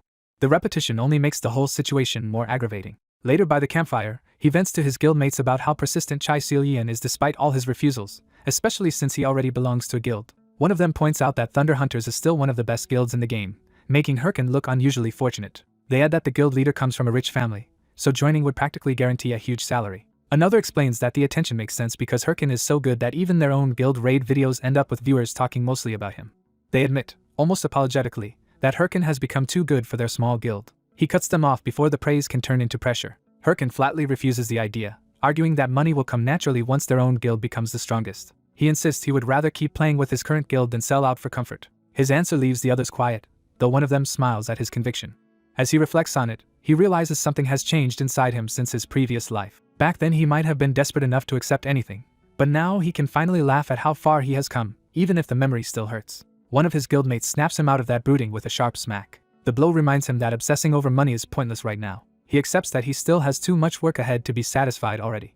Instead of dreaming about what he earned, he decides to pour every bit of it back into getting stronger. That resolve immediately turns into action as he begins investing in new power. His skeleton summons reappear around him, ready to move forward with him again. He reminds them that he carried the golden skeleton raid alone, so they have no excuse to stay weak. From that point on, he restarts their training, determined to improve their movement and make sure the last failure never happens again. He demands a simple answer from them about whether they can keep up. His human guildmates complain that everyone is tired and that they cannot match his pace. The skeletons, however, answer with eager obedience instead of excuses. That response confirms what Herkin already feels. This time he believes things will be different, and he orders them forward. He declares that all of this is for one purpose only: becoming the strongest. Their next destination is Tsuruya Castle. On the way there, he decides, they will train continuously rather than travel comfortably. His training plan is brutally simple. They will run the entire distance. Anyone who falls behind will be beaten, which sends the skeletons into panicked compliance. So Herkin chases his own summons down the road while they flee toward the distant castle. Elsewhere, Chai Seil-yin remains composed on the surface but clearly preoccupied. A hooded subordinate notices her mood and asks what she is thinking about. The scene reveals she is standing over the corpse of a hydra while her subordinate addresses her as Miss Shiru. The subordinate, identified as Hatch of the Thunder Hunters Guild, reminds her that it is almost time for the meeting.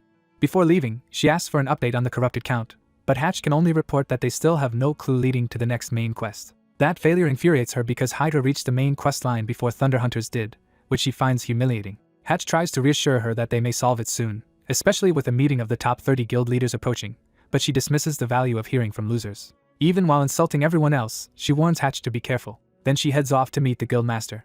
The story briefly recaps that Herkin's WTube video became a major hit. Overnight success brought him a huge amount of money and a new sense of possibility. He admits he was almost overwhelmed by the temptation to indulge himself with that sudden wealth. But the Thunder Hunters recruitment message reignited his old resentment and hardened his resolve. He decides to move like a starving beast again, driven by ambition and revenge. The first thing he does with that mindset is make a decisive move in real life. He brings cash to settle his debt in full, including principal and interest. With the money handed over, he finally clears the burden that had been hanging over him. His next priority becomes buying rare skill books to convert that money directly into power. He approaches the purchase with excitement, already knowing what it will cost him. The moment the spending is done, his balance drops to zero and he is instantly poor again. He can only sigh at how quickly the money vanished. Even though he expected it, seeing his empty account still hurts. He forces himself to stop dwelling on the loss and focus on learning the new skills he bought. With that decision made, he reaches out to activate the first of his newly purchased skill books. Herkin gains a new skill called skin grafting. He learns it is a passive defense skill that lets him attach monster remains to his body as replaceable armor. Seeing its value immediately, he decides to test it at once with the skeleton warrior's horns. The graft succeeds, giving him the essence of a skeleton warrior and raising his defense. He checks the result for himself and judges the enhancement promising. To continue experimenting, he summons another acquired weapon or material into his hand. He puts the new equipment through a quick practical test. When nearby skeletons fail to hurt him, Herkin realizes the defensive boost works even better than expected. Satisfied, he moves on to claim the next reward. He obtains Curse of Sloth, a slowing curse whose effectiveness depends on the target's strength and size. Herkin immediately recognizes it as a control skill that can hinder enemies in battle. He looks to a skeleton servant as a convenient test subject. After trying the curse, he confirms it can slow opponents and sees clear combat potential in it. With only one reward left, he reaches for the final skill. He finally acquires Summon Golem, the hardest and most desired skill among the set. The ground erupts as the long-awaited summon begins to answer him. Even his undead followers are stunned by the scale of what is forming. Herkin realizes with satisfaction that he has truly managed to summon one. A massive stone golem rises before him, completing the summon. Delighted, Herkin declares that a necromancer is incomplete without golems and admires this one as a perfect tank. He immediately starts thinking about what else the golem can do. Remembering a special function, he activates the golem's copy mode. The golem links to him as its core responds to his command. Herkin explains that copy mode synchronizes the golem's movements with his own. He imagines combining his own technique with the golem's raw power. Convinced the combination could be absurdly strong, he eagerly tests it with a punch. The golem mirrors him, but its response is so sluggish that the attack loses all impact. Herkin is baffled when the mode fails to perform the way he expected. He wonders if the disappointing result is some kind of system bug. The golem keeps moving with painful delay, confirming the problem is real. Its copied punch crawls forward so slowly that it becomes ridiculous. Herkin realizes the golem's movement speed is terrible and that copy mode is nearly useless in practice. All he can do is laugh bitterly at how badly his dream has collapsed. He explodes in frustration, cursing the game for locking such a desirable skill behind what feels like a pay-to-win trap. The scene shifts as Herkin recalls a larger political problem unfolding among the top guilds. A rare meeting of major guild leaders begins in a virtual conference room. Nurgle of Ares opens the meeting and thanks the others for attending despite their schedules. Matador Shev of the Red Bulls greets the gathering casually, noting familiar rivals are present. Berg of Big Smile watches with suspicion rather than friendliness. Thunder Lord Sarah of Thunder Hunters remains silent and guarded. Berg complains that only 4 of the invited leaders came, but Shev notes that is more attendance than he expected. Nurgle points out that getting even this many top guilds together is highly unusual. He reminds them that the top guilds are normally fierce competitors, so a meeting like this only happens under extreme circumstances. Nergal reveals the reason. Hydra has identified the corrupt count and plans to launch the final raid in 1 month. Shev is shocked that Hydra has advanced so far ahead of every other guild and suspects they did something extraordinary to get there. The revelation lands heavily on the room. Berg warns that if Hydra secures the corrupt count first, they will monopolize the future main quests and dominate the game's next stage. When he keeps rambling about the profits and exposure that would follow, Sarah cuts him off in disgust. Sarah makes it clear she has no patience for cowardice or whining and threatens anyone who wastes her time. Berg flares back at her, ready to turn the meeting into a fight. Shev and Nergal stop the clash, arguing that internal conflict would only help Hydra. Nergal uses that moment to propose an anti-Hydra alliance. He suggests the 4 guilds suspend hostilities until the corrupt count chapter ends and share all information related to that questline. He asks whether anyone objects to the temporary pact. With reluctant agreement reached, the meeting is brought to a close. Elsewhere, Sarah stands alone under a shower, trying to cool her anger. Away from the meeting, she drops the composed front she showed the others. She feels humiliated that her guild cannot even clear the first chapter boss on its own. Being forced to cooperate with rival guilds only deepens her frustration. Still, she accepts that she has no better option for now. She knows that if Hydra reaches the corrupt count first, her guild will be left behind. So she decides to stay quiet, wait, and look for the next opening. She orders her guild to watch Hydra closely and report every suspicious movement. Privately, however, she vows that the corrupt count will belong to her side no matter what. Back in the city, the story returns to the Raiders Association branch at Surya Castle. Herkin is stunned by what he has just been told. An official reminds him that he has been ordered to go to Babaru Forest. The mission is to investigate the place where Agent Mijai disappeared and search for traces of him. Herkin protests because Babaru Forest is packed with level 70 monsters and would kill him instantly at his current strength. The official insists that this is exactly why Herkin, as a Himbri's pupil, is being sent. He adds a threat: if Herkin refuses, he will lose his status as the corrupt tracker. Outside, time passes as the weight of that ultimatum sinks in.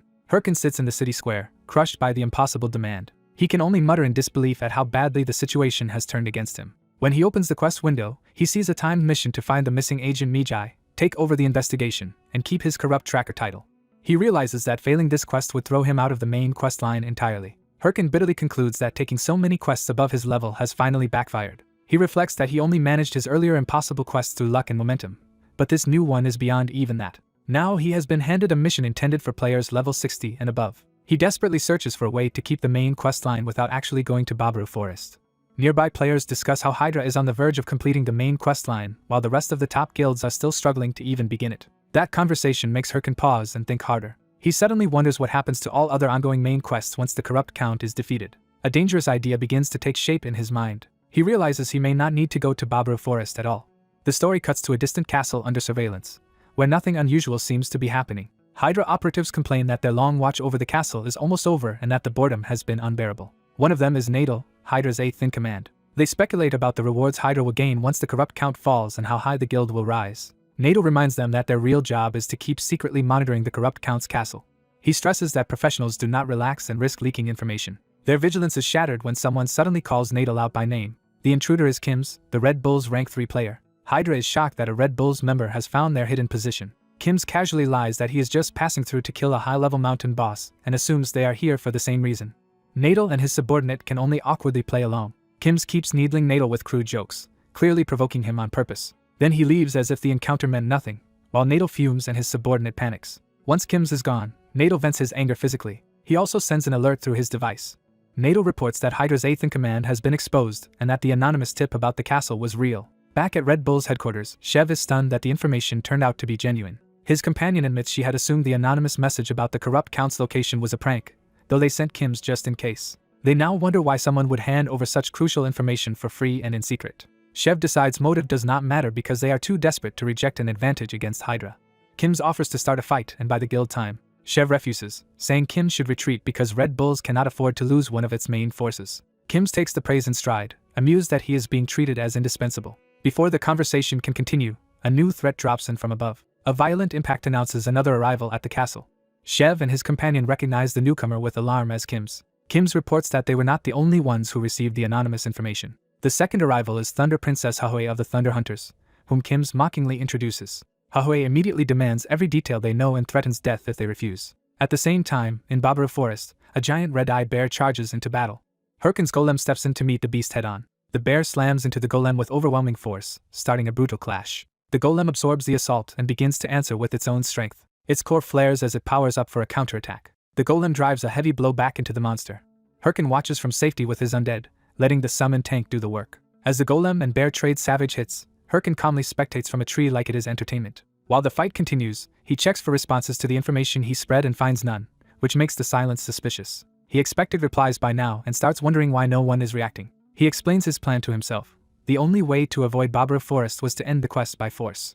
His solution was to trigger the completion of the Corrupt Count chapter from the outside. He recalls that the Warlord main questline is divided into multiple chapters. The current chapter centers entirely on the Corrupt Count. Once the Corrupt Count is defeated, that chapter ends and every related quest is terminated automatically. So rather than clear his impossible mission, Herkin decided it would be faster to make the whole chapter disappear.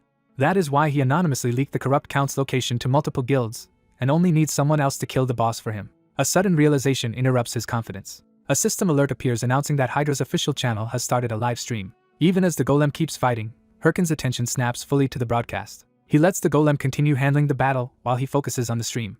The bear launches another furious attack, but Herkin no longer cares about the fight itself. He shuts the monster down with contempt, treating it as background noise. He openly tells the beast to be quiet because watching the live stream matters more. Settling in with his undead audience, Herkin begins watching. On the stream, Hydra proudly announces that it was the first guild to uncover the Corrupt Count's identity, and is preparing a raid. The speaker builds suspense before revealing the raid date. Herkin silently begs for the date to still fall within his quest's remaining month. Then Hydra announces the raid will happen in 3 days, shocking him. After the initial surprise, he quickly accepts that the timing fits exactly with what he expected from Hydra's urgency. He goes quiet for a beat as the implications settle in.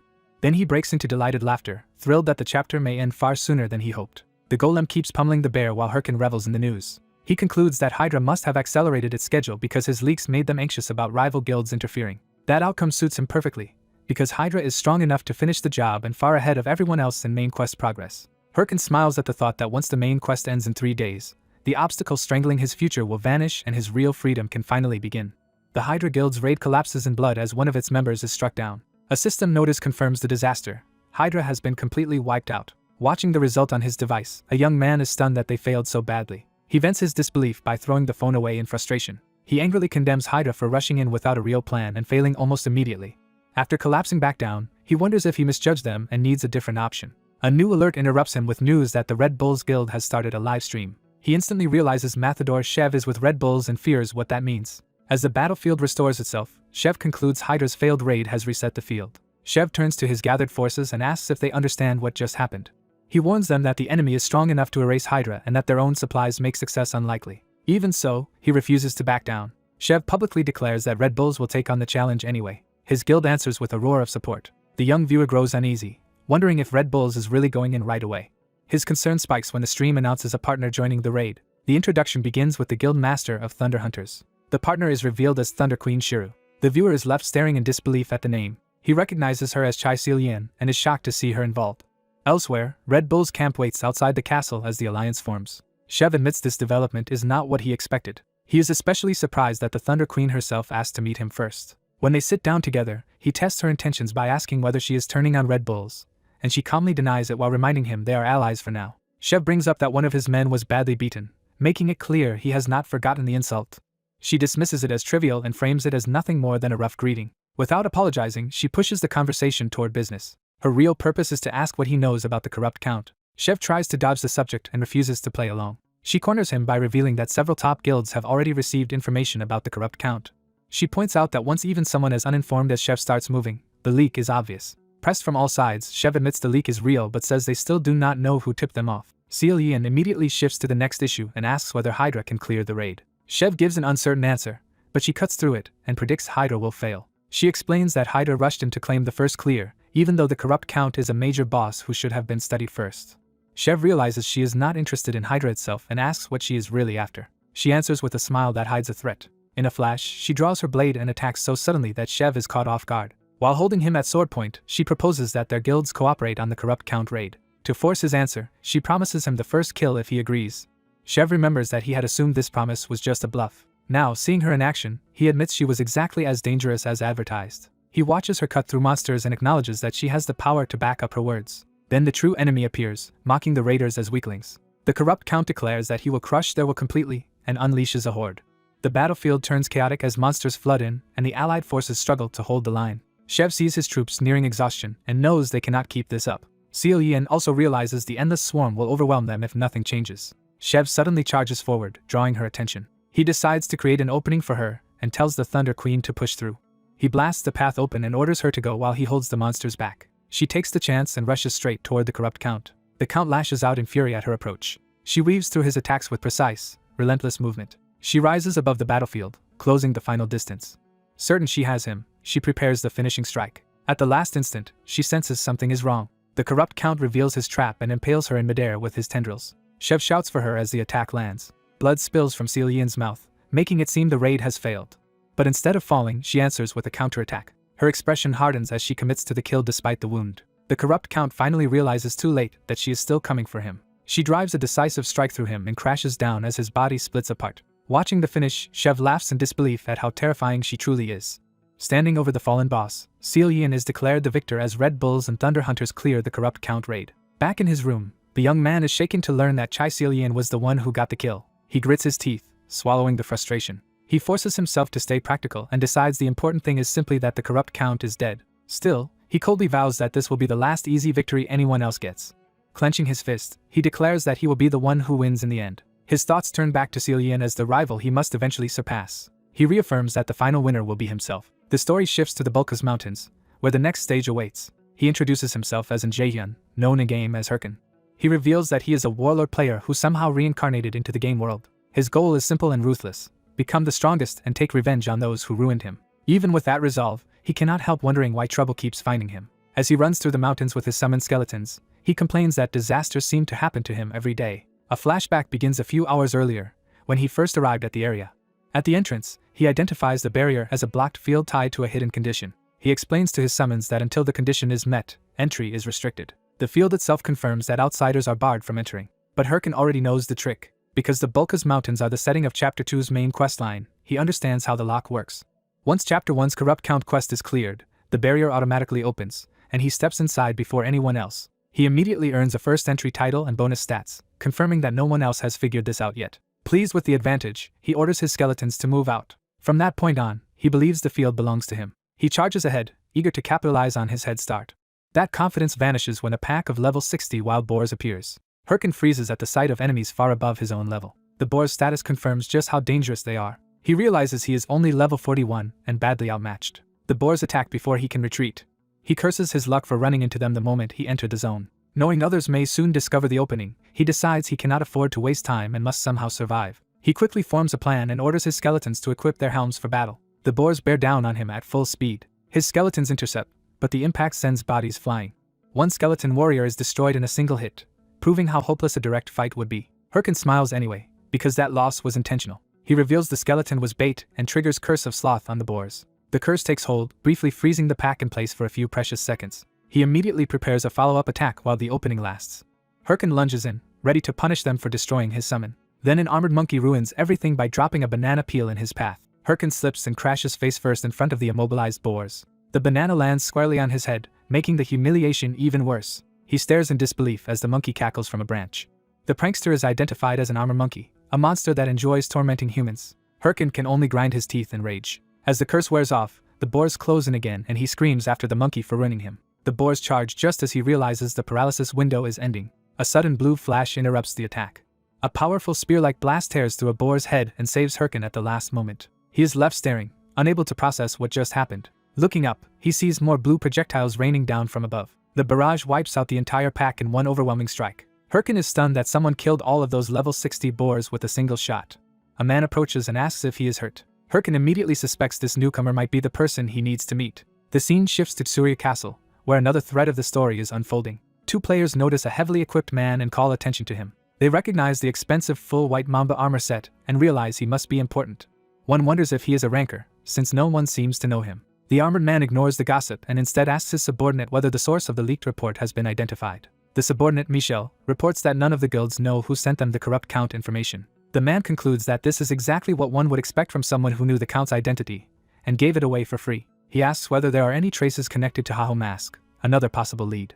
Michel dismisses that possibility, arguing that a mere beginner in the main questline could not be behind such a large disruption. When asked about his next assignment, the man says he is heading to the Sweepers Guild for a helper job. Michel decides to handle that helper job herself so he can focus entirely on finding the culprit. He accepts and vows that whoever did this will pay. His anger is not personal alone.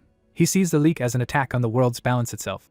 Back in the mountains, the story returns to the isolated cabin where Hirkin has taken shelter. Hirkin happily confirms that the man who saved him is a disciple of Ahimbri, exactly the connection he was hoping for. He realizes he has unexpectedly met Mawung, the key NPC of Chapter 2's main quest. He notes that Mawung is the central guide for this chapter and feels lucky to have found him so early. He also recalls Mawung's history as a swordsman once skilled enough to teach a prince before being cast out by misfortune. After that fall, Mawung became captain of the rangers who guard the Bulkas Mountains. Knowing how valuable this encounter is, Hirkin tries to explain his situation, but Mawung cuts him off and tells him to leave. Mawung apologizes for the bluntness but warns that the mountains hold nothing but monsters. He insists Hirkin should return home before something worse happens to him. Hirkin refuses to back down and points out that the corrupt count is already dead. He presses his hand to the table, signaling that he is done pretending to be harmless. He reveals that he already knows how to enter Chapter 2 and has come because corrupt monsters are still roaming despite the count's death. He explains that he traced the source of that corruption here and asks Mawung whether he knows anything about it. That question finally shakes Mawung, and after a pause he admits that one suspect does come to mind, though he lacks proof. When Hirkin offers to help gather that proof, the system rewards him with titles and a major stat boost for becoming the first to make contact with a Bulkas ranger, and for initiating the next stage. Thrilled by the rare titles he just earned, the young player eagerly asks for his next main quest task until the ranger tells him to calm down. The ranger gives him a local hunting request in the Bulkas Mountains, promising gold and trust in return for clearing nearby monsters. He accepts the idea of monster hunting as his next step. Outside, he decides this works perfectly since he needed experience anyway. He plans to avoid stronger beasts like wild boars and bear warriors for now and start with easier prey.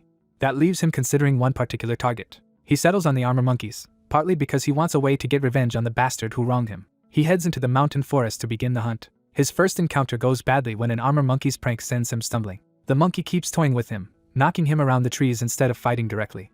Even a goblin gets sent flying in the chaos, showing how wildly the monkey is darting around. The armor monkey laughs at his frustration and keeps mocking him. As the monkey notices him advancing with a blade, it finally pays attention. Still grinning, the monkey prepares another trick with a banana peel. The moment it thinks it has him cornered, he reveals he has been tracking it and closes in.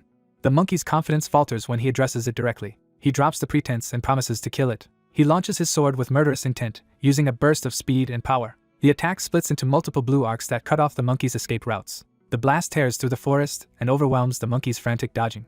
The monkey is hurled away by the force of the strike. He chases after it, irritated that the creature is still making this harder than it should be. He realizes the monkey's speed and the dense trees are preventing him from landing a clean finish. So he changes tactics instead of trying to outchase it. He channels power into his sword for a wider, more destructive attack. A sweeping blue slash races through the forest toward the fleeing monkey. The monkey suddenly finds itself trapped between the incoming arcs and the trees. Its panic spikes as it realizes there is nowhere safe to jump. The slash catches it and pins it against the terrain. The monkey barely survives, stunned and exposed. It tries to recover on a branch, but its laughter has turned nervous. He points out that the sword attack was only bait. Activating copy mode, he reveals the real move was to imitate the monkey's own mobility and trick it into a fatal position. With that copy movement, he tears through the trees and finishes the hunt in a storm of destruction. The forest settles as he stands above the aftermath, having decisively won. The dead monster earns him a new title for being the first to hunt down an armor monkey. Satisfied, he decides this is exactly the kind of monster he should keep farming. Elsewhere, cameras flash as a major raid victory is being celebrated. Reporters crowd around two famous raiders in a grand hall, demanding their attention. Shev of the Red Bulls and Shiru of the Thunder Hunters are publicly congratulated for clearing the first chapter boss raid. The press immediately turns to Shiru, the Thunder Queen, for a statement. Shiru modestly credits luck and promises her team will keep delivering results. Once the performance ends, her expression hardens and the public smile disappears. In private, an admiring companion praises her for saving the raid when the final wave nearly wiped them out. Shiru dismisses the praise and insists she only got lucky. She also refuses to take sole credit, saying victory would have been impossible without the Red Bulls. But beneath that humility, she reaches a colder conclusion about what true victory requires. She decides they need the masked solo player's abilities if they want complete success. She orders Hatch to contact him, despite Hatch protesting that he is a loser. Shiru ignores the insult and says there is something important they need to hunt down. Back in the forest, another piece of his equipment finally breaks from overuse. A system notice confirms the gear's durability has hit 0 and it has been destroyed. He accepts that his current equipment has reached its limit and that he needs replacements. The problem is that he cannot afford proper new gear with ordinary gold. So he decides he has no choice but to chase monster gems instead. He recalls that monster gems are rare drops used in crafting and can grant special effects depending on the monster. The armor monkey's gem, in particular, would be ideal for making better equipment. He rallies his undead followers and resumes the grind. With manic determination, he vows to hunt down every armor monkey in the area. 9 hours later, the endless farming has broken his spirit because the gem still has not dropped. Staring at a mountain of corpses, he cannot believe the drop still has not appeared. Rather than give up, he convinces himself he must be only one kill away. As he reaches for yet another corpse, someone suddenly calls out to him. A red-armored stranger identifies him as ManhwaCapped. He turns, confused by the interruption. He quickly notices the newcomer is wearing a full set of expensive fire lizard gear. Seeing the orc hero's sword as well, he realizes this stranger must be at least level 70. That makes him suspect he is facing one of the elite players he has heard about. The red-armored man presents himself with theatrical menace. He introduces himself as Quixote. Quixote strikes a dramatic pose as if making a grand entrance. Then he formally challenges ManhwaCapped to an official duel. The challenge leaves ManhwaCapped baffled, especially when Quixote mentions his growing popularity on WTube. Quixote reveals his real motive. Beating ManhwaCapped would make him famous too. ManhwaCapped immediately writes him off as an attention-seeking idiot and tells him to get lost. Already furious over the missing gem, he is in no mood to entertain a delusional fan. Quixote desperately sweetens the offer by promising 5,000 gold if ManhwaCapped fights him. At first ManhwaCapped still treats him like just another nuisance. But the moment he hears there is money involved, his entire attitude flips and he welcomes Quixote like a valued customer. Quixote, delighted to finally have attention, launches into a flamboyant self-introduction. He declares himself the hero of justice with explosive self-importance. But the story undercuts that title immediately, making clear he is no hero of justice at all. Quixote remembers how he expected his talent to make him the center of admiration in every game. He always imagined himself as the cool hero everyone would praise. That was the role he believed he was meant to play.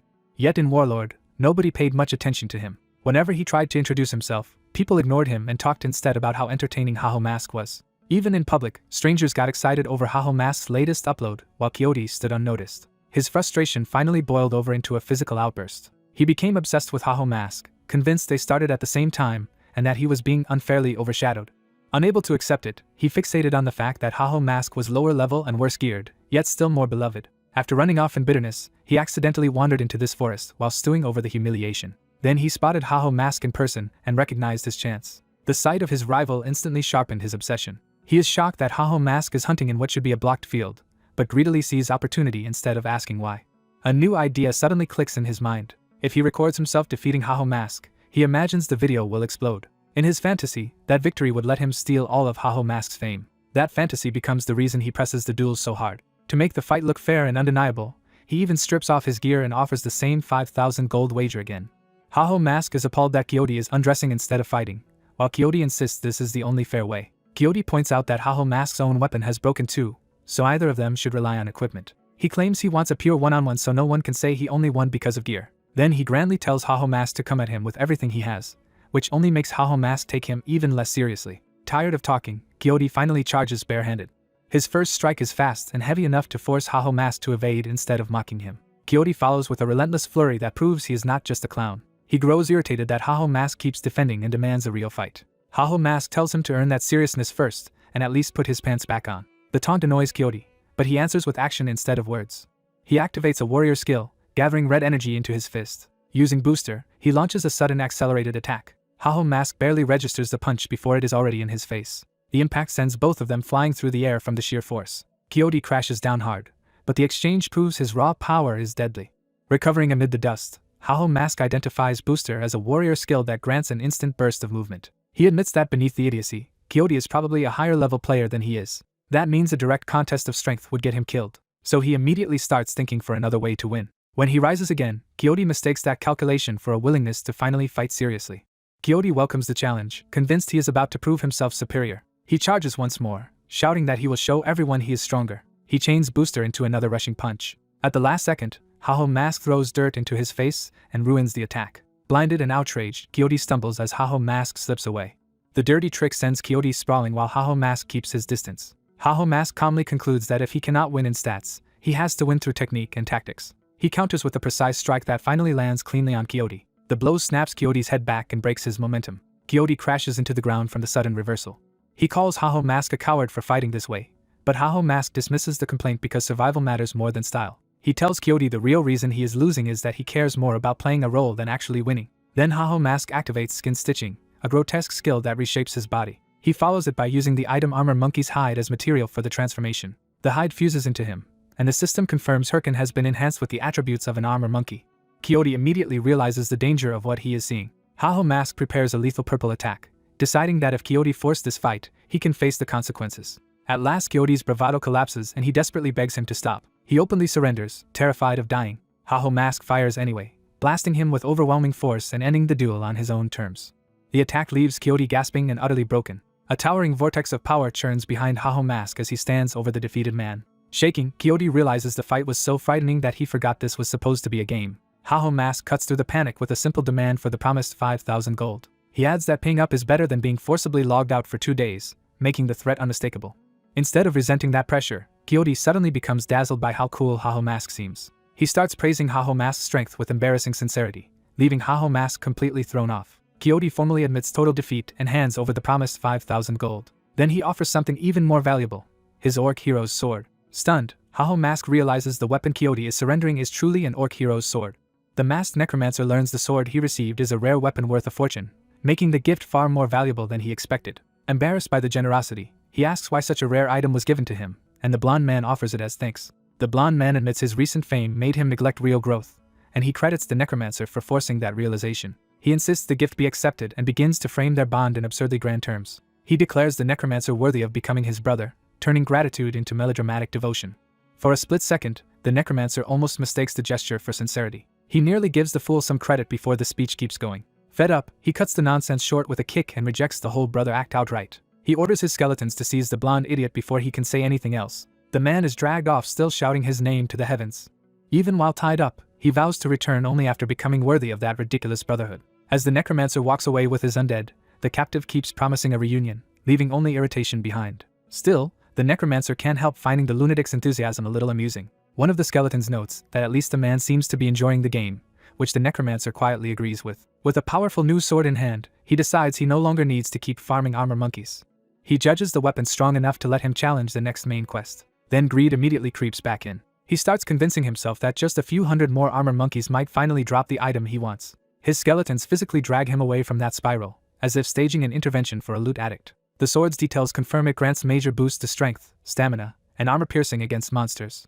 Looking over his available requests, he spots a promising lead tied to the Bulka's ranger investigation. He reviews the kill counts he has already racked up on armor monkeys, toothed wolves, and poison lizards. The scarred ranger praises the results and confirms the work has greatly advanced the investigation. With that progress secured, the ranger shifts to a more serious matter. The necromancer's mind drifts towards spending his reward, and the ranger catches the greedy look on his face.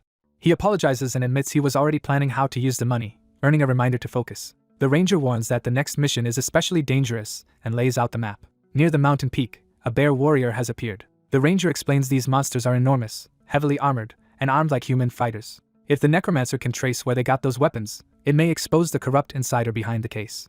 He understands the assignment clearly: kill a bear warrior and bring back one of its weapons. The ranger worries about sending him alone against something that gives even trained rangers trouble. The necromancer refuses backup, claiming he already knows how to handle this enemy. Soon after, he follows the map toward the mountain and realizes he is close to the target zone. Marching with his skeletons, he decides it is time to show off a little before the fight. He opens a new system feature through his watch, eager to spend. An auction interface appears, letting him browse gear sold by other players. After weighing his budget, he decides the best purchase is the skeleton snake equipment set. He buys the set's shoulder guard first. Then he adds the matching boots.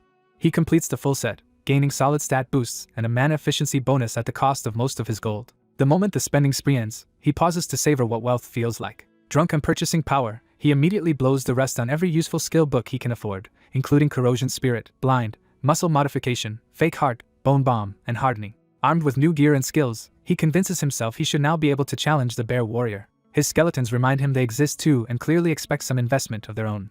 He finally remembers them and tries to shop for their equipment as well, only to discover he has no money left. The realization hits hard. He has already spent everything.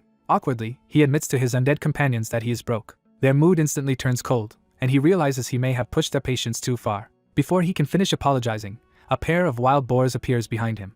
He instantly decides those boars can become the next source of money and sends the skeletons after them. The undead pounce on the boars with frightening enthusiasm, and he notes they seem bizarrely obsessed with gear now. After a short while, only one terrified boar remains. The last survivor trembles as the skeletons close in on it. One skeleton raises its blade for the finishing strike while the boar screams in terror. The necromancer tells them to stop wasting time and promises he will gear them up once they earn more money on the road. A sudden red slash cuts through the boar instead, killing it before the skeletons can claim it. He immediately realizes an outsider has interfered. A hostile voice demands to know who is hunting in this territory without permission. The intruders announce that the area belongs to the Apollo Guild, and the necromancer recognizes the name with annoyance. 3 smug guild members approach and threaten him as if he should fear them. They grandly introduce themselves as the great trio of the Apollo Guild, making themselves sound far more important than they are. He takes in the introduction without the slightest bit of respect. Then he cuts them down in a single sweeping strike before they can do anything meaningful. Leaving them crumpled on the ground, he dismisses them as nobodies who tried to irritate him.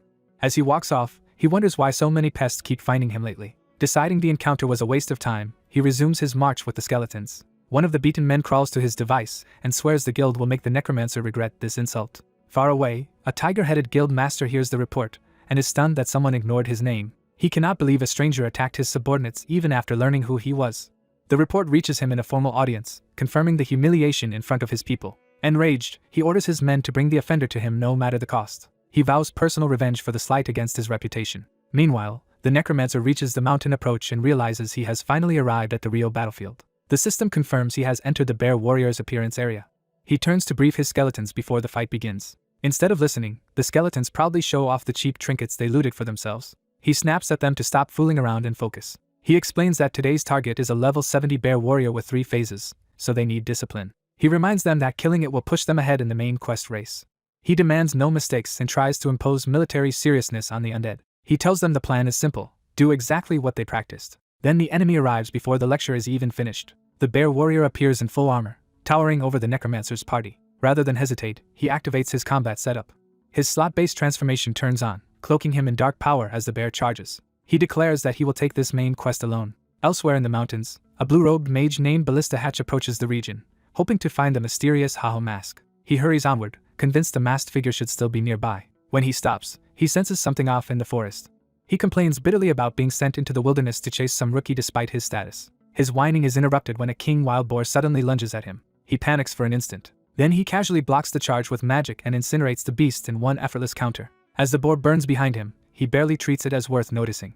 Ballista Hatch reveals himself as a high-ranked warlord mage from the Thunder Hunters Guild, but he is tired enough to want to quit. He mutters for Haho Mask to show himself already, implying he has been sent specifically to find him. Back at the boss fight, the bear warrior roars and the necromancer recalls how brutally difficult this raid used to be. He remembers that before his regression, his full guild failed this boss 6 times before barely winning. Now he knows that if he fails again, someone else could seize the lead in the main quest.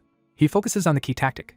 The bear's armor must be stripped away at the seams before real damage can stick. Trusting the new skills he bought for this exact purpose, he steels himself and attacks. He orders the skeletons to follow his signal and stay ready. He unveils Muscle Modification, a passive skill that massively reinforces his legs. The boost launches him forward with explosive speed. The sudden acceleration sends him flying past his intended line, even startling the bear warrior. He realizes too late that the skill is far harder to control than expected. The bear turns in confusion as the skeletons watch their master overshoot the target. One swipe from the boss obliterates a skeleton warrior, and the necromancer curses the loss. He bitterly notes that muscle modification makes him absurdly fast and strong but almost impossible to handle. Refusing to give up, he decides to adapt instead of abandoning the skill. He uses the acceleration again, trying to convert the uncontrollable speed into a usable attack angle. But he still can't stop himself cleanly, and ends up colliding awkwardly with the boss instead of striking properly. The bear warrior is left more puzzled than hurt by the clumsy impact. The necromancer, mortified, can only think about how embarrassingly soft the landing felt. The same skill then flings him away again, proving it is sabotaging him as much as helping. Crashing into the rocks, he admits the reinforcement is too strong for him to control. Still, he refuses to call the attempt a total failure. At least one side of the bear warrior's armor has been torn away, exposing a weakness. But that small success means little if he still cannot land a decisive blow. The boss keeps pressing him, and he admits he cannot connect properly in direct combat. He narrowly avoids another crushing strike, so he abandons the idea of winning through straightforward melee. Instead, he triggers Bone Bomb, turning a skeleton skull into a magical explosive. The bomb detonates violently against the bear warrior. Even that blast fails to finish the monster, proving how absurdly durable it is. Accepting that raw damage alone is not enough, he changes his approach again. He spends mana to restore his damaged skeleton warriors and rebuild his numbers. With his undead restored, he decides to fight like a true necromancer rather than a reckless swordsman. His skeletons stare at him in disbelief, but he insists he is finally doing this the right way. He summons a golem to join the battle. A stone giant erupts from the earth in answer to his call. The golem crashes into the bear warrior and forces it back. The boss retaliates with a brutal counter-strike that smashes into the golem. The necromancer calmly follows up, ready to chain the next control move. He casts hardening on the golem, reinforcing its body so it can pin the boss's weapon in place. With the bear's sword momentarily trapped, he orders the skeletons to rush in. The undead leap onto the bear warrior from every side. They swarm its back in exposed openings, turning the fight into a coordinated mob assault. As the boss roars in frustration, he taunts it for losing composure so early.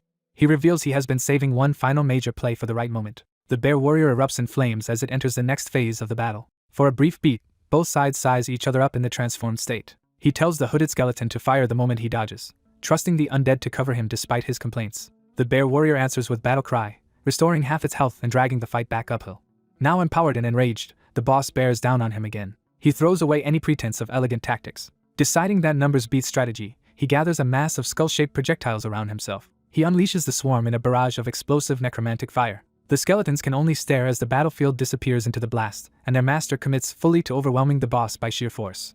The battle ends in a burst of violence, as the masked player laughs through the final strike and leaves his stunned witnesses speechless. A short while later, the aftermath settles enough for the result to be recognized. System rewards confirm that he has killed the bear warrior, gained experience, and earned a large payout. When the quest completion notice appears, he realizes he has just beaten alone the enemy that once gave his entire guild trouble before his regression. That victory proves his judgment was right, and he takes pride in having cleared it solo this time. He quietly affirms that his confidence in this path was justified. After praising his skeleton summons, he decides the next step is to return to Mawum and continue the questline. His undead followers celebrate the completed extermination with him. When the skeletons tease him for using a safe strategy, he snaps back that a direct raid would only have gotten them all killed repeatedly. The scene shifts to the Bulka's western-based tavern, where another thread of the story is waiting.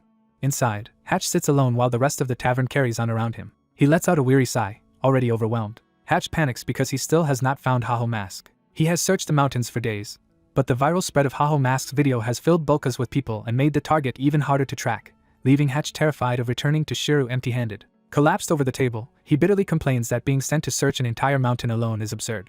Even so, he can only curse the Black Company and the Thunder Hunters while stewing in frustration. Then his device announces an incoming call from Shiru, instantly raising the pressure. The call terrifies him so badly that he bolts upright and startles everyone nearby. He scrambles to answer, expecting punishment, only for Shiru to calmly praise his effort. That unexpected kindness catches him completely off guard.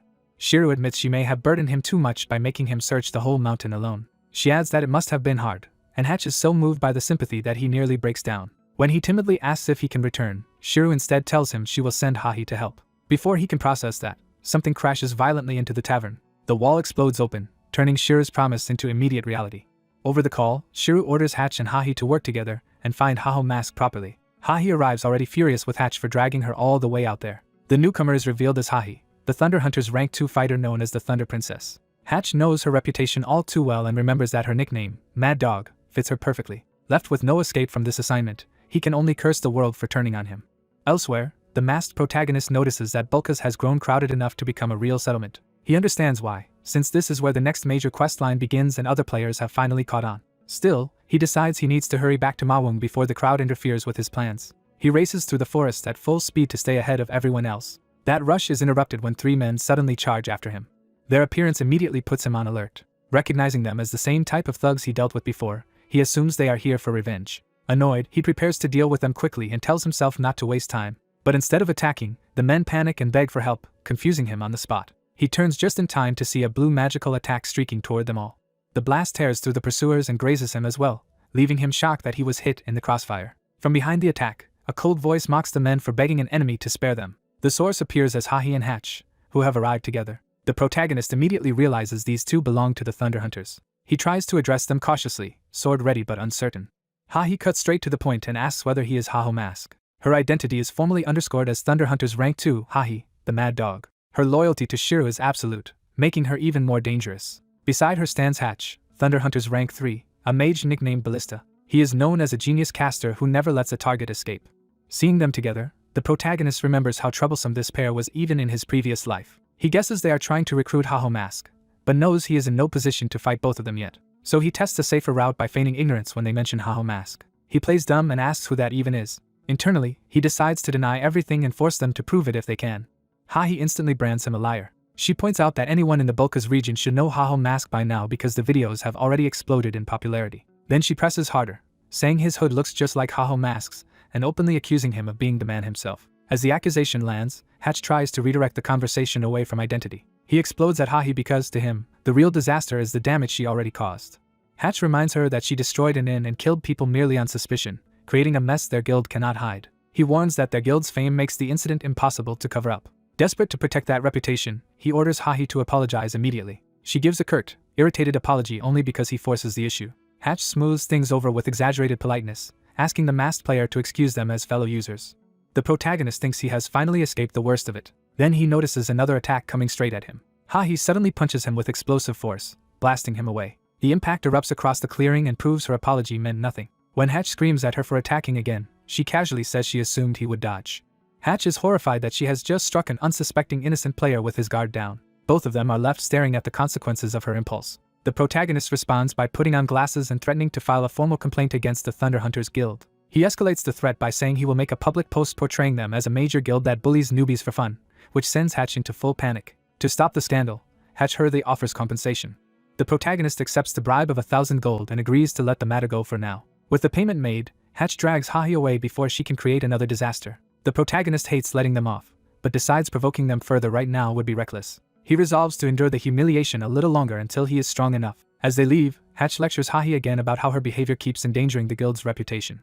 She still cannot understand why hitting someone who failed to dodge should be treated as her fault, which only deepens Hatch's despair. Yet Hahi remains fixated on the masked player himself. What lingers in her mind is not the complaint or the money, but how strangely calm and annoyed he looked even after being attacked. While Hatch begs her to stop causing trouble, she keeps quietly mulling over how suspicious that reaction was. Later, the protagonist examines a dropped bear warrior armor piece and starts connecting it to a wider pattern. A local man thanks him for preventing further casualties, while the protagonist realizes something unusual is happening with armored monsters. Though still shaken, he pushes the conversation forward because he fears the top guilds will catch up if he wastes time. The man then brings out a locked chest, signaling he has something important to offer. He tells the protagonist to choose one item from inside. Inside are scrolls and maps the man created while working in the Bulkas Mountains, charting monster dungeons. The protagonist suddenly understands what those documents really are. They are effectively treasure maps that point to dungeons full of rewards he can claim. But the gift comes with a condition. The man asks a favor in return, and the protagonist immediately suspects there is no way such a prize would come free. The request is to investigate reports of armored monsters appearing beyond Bulkas as well. When he asks where, the answer comes back as Parong Forest. That location makes him freeze, because he knows exactly how dangerous it is. He forces himself to stay composed despite the shock. Once outside, he grimly recalls that Parong Forest is a level 90 area, far beyond where he can safely go now. So he chooses a more realistic training ground first, deciding Asura Canyon and its level 75 demon worshippers should be the next step. Encouraged by his earlier success against bear warriors, he convinces himself he can handle the canyon and level up quickly. Then another thought suddenly hits him. He spots Shev waiting in Asura Canyon and immediately wonders why this man has appeared here now of all times. The newcomer is revealed as Matador Shev. At the same time, Hatch reports back to Shira that he can no longer manage Hahi's recklessness. Shira calmly thanks both Hatch and Hahi for their work, treating the chaos as if it were merely troublesome rather than disastrous. Hatch argues that chasing Haho Mask is pointless now that the Red Bulls have already taken over Asura Canyon and the main questline should take priority. Shira quietly considers that argument and begins to shift her stance. She orders them to stop searching for Haho Mask and focus entirely on the main questline instead, which Hatch gratefully accepts at once. After ending the call, Shira is left alone with her thoughts.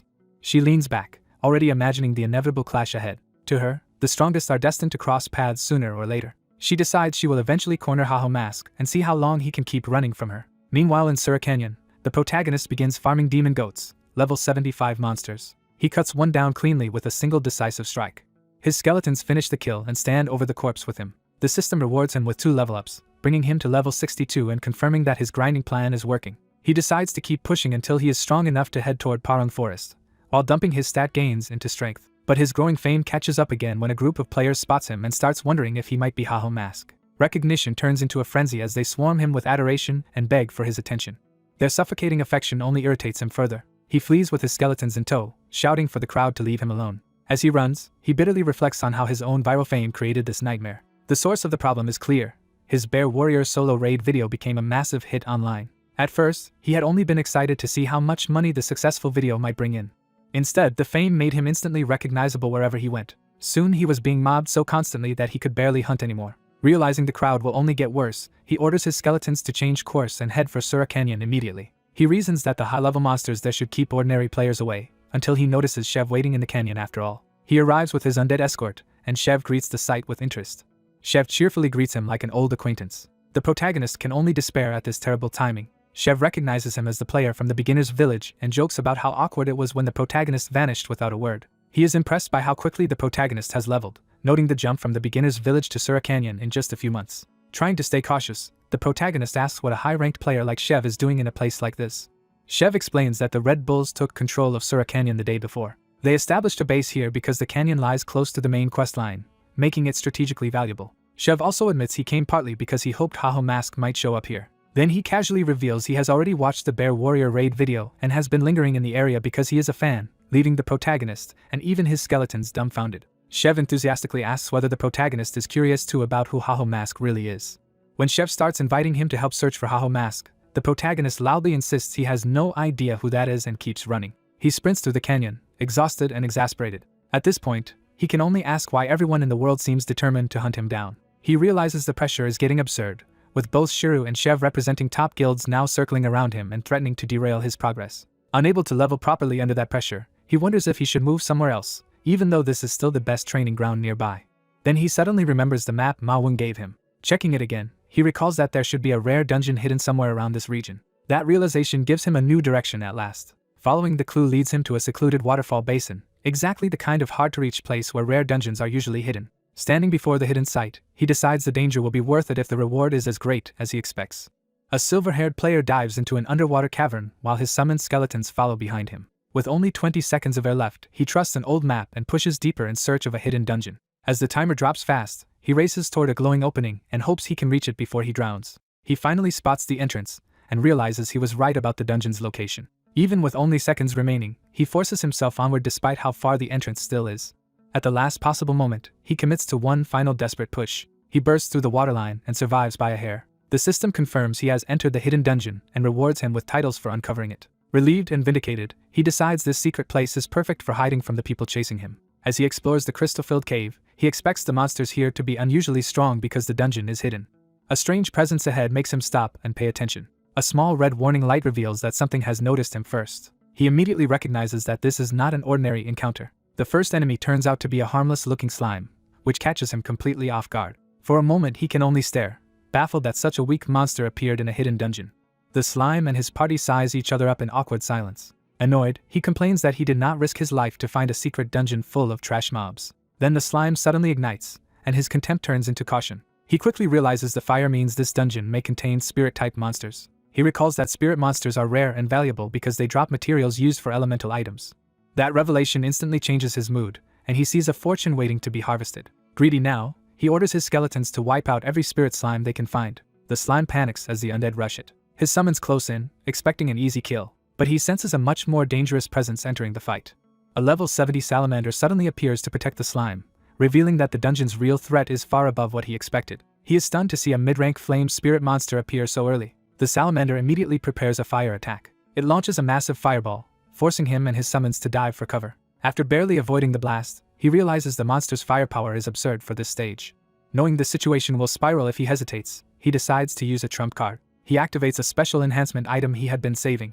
First he equips one skeleton with Madness Helm, turning it into a far more aggressive fighter. Then he adds bone armor to harden its body. Finally, he uses the expensive Black Orc skull to complete the upgrade and push the summon to a new tier. The transformed summon becomes a skeleton knight, a heavily armed elite undead warrior. The salamander charges anyway, still focused on protecting the slime. The skeleton knight meets the rush head-on with disciplined confidence. It accelerates with frightening speed, proving the upgrade worked. In a single exchange, the knight carves the salamander apart before it can overwhelm them. Pleased, he admires how effective the upgraded summon is in real combat. He proudly watches the skeleton knight fight exactly as he hoped. But the victory triggers a larger encounter as an entire herd of wild salamanders appears. What looked like a quick profit run suddenly turns into a full-scale battle. Instead of panicking, he grins at the chance to farm even more valuable drops. The salamanders roar and prepare a coordinated assault. He calmly accepts the challenge. Then he sends the skeleton knight forward as his main attacker. The knight tears through the herd in a storm of slashes, cutting down multiple salamanders at once. The system confirms the kills and grants experience, proving the upgraded summon can auto-farm efficiently. His other skeletons practically celebrate the skeleton knight's performance while he watches in satisfaction. He starts fantasizing about how easy life will be now that his summons can hunt for him. He realizes that once a skeleton is upgraded, it can farm automatically without constant micromanagement. Since salamander essence sells for more than expected, the profits already justify the cost of the upgrade. That makes him decide to keep farming until he can upgrade all of his skeletons. With his confidence rising, he pushes deeper and aims to clear the dungeon boss next. An hour later, the easy farming starts to feel suspiciously convenient. His suspicion is confirmed when he discovers a portal to an instance dungeon called Throne Room hidden inside the cave. He immediately understands the danger, because once he enters an instance dungeon he cannot simply back out. Failing inside would lock him out for 2 days, enough time for rival groups like Thunder Hunters or Red Bulls to overtake him in the main quest. But with nowhere else to progress, he concludes he has no real alternative. so he reaches for the portal and commits himself to the gamble. He decides to trust luck and go in anyway. The system transfers him and his undead party into the throne room, a vast hall lined with knight statues. As he advances, he notes the place looks like an abandoned temple guarded by stone knights. Then he notices every statue bears blade marks, which tells him something violent happened here before. That detail makes him tense up immediately. At the far end of the hall, he spots a figure seated on the throne. The armored figure begins to stir, confirming it is no statue at all. Green spirit fire flares to life as the boss awakens. He instantly realizes he has walked into a far worse fight than he expected. He orders his skeletons into a defensive formation before the enemy can strike. They raise a barrier just as the boss unleashes a devastating energy slash. The attack obliterates his basic skeleton warriors in one blow, leaving him exposed. Seeing his front line erased, he curses the situation. The boss reveals itself as a level 80 Spirit Knight, a monster he never expected to encounter here. He remembers that the Spirit Knight is infamous for having the highest grade battle AI among monsters. Worse, he has fought this enemy once before in his previous life. Back then he had been around his current level and even had an entire guild with him. It had not mattered because the Spirit Knight annihilated all of them. That memory reminds him how hopeless the fight once was. But this time he refuses to accept the same defeat. He resummons skeleton warriors and throws everything he has back into the fight. Knowing hesitation means death, he orders a full force assault from the very start. The Spirit Knight answers by drawing its blade and meeting the charge effortlessly. Its sweeping counterattack tears through his summons and forces him and the Skeleton Knight to evade. He realizes again that the boss's skill and speed are monstrous. Still, he and the Skeleton Knight press in together and manage to land a coordinated strike. One surviving skeleton tries to exploit the opening from the side. The Spirit Knight reacts instantly and intercepts the attack without losing control of the fight. The skeleton's attempt only creates a dangerous distraction. Furious, he snaps at the summon to get out of the way. The skeleton tries to help by charging a spirit blast instead. The explosion knocks everyone back but still fails to turn the battle. He realizes that even a direct stab through the torso is not a decisive hit on the Spirit Knight.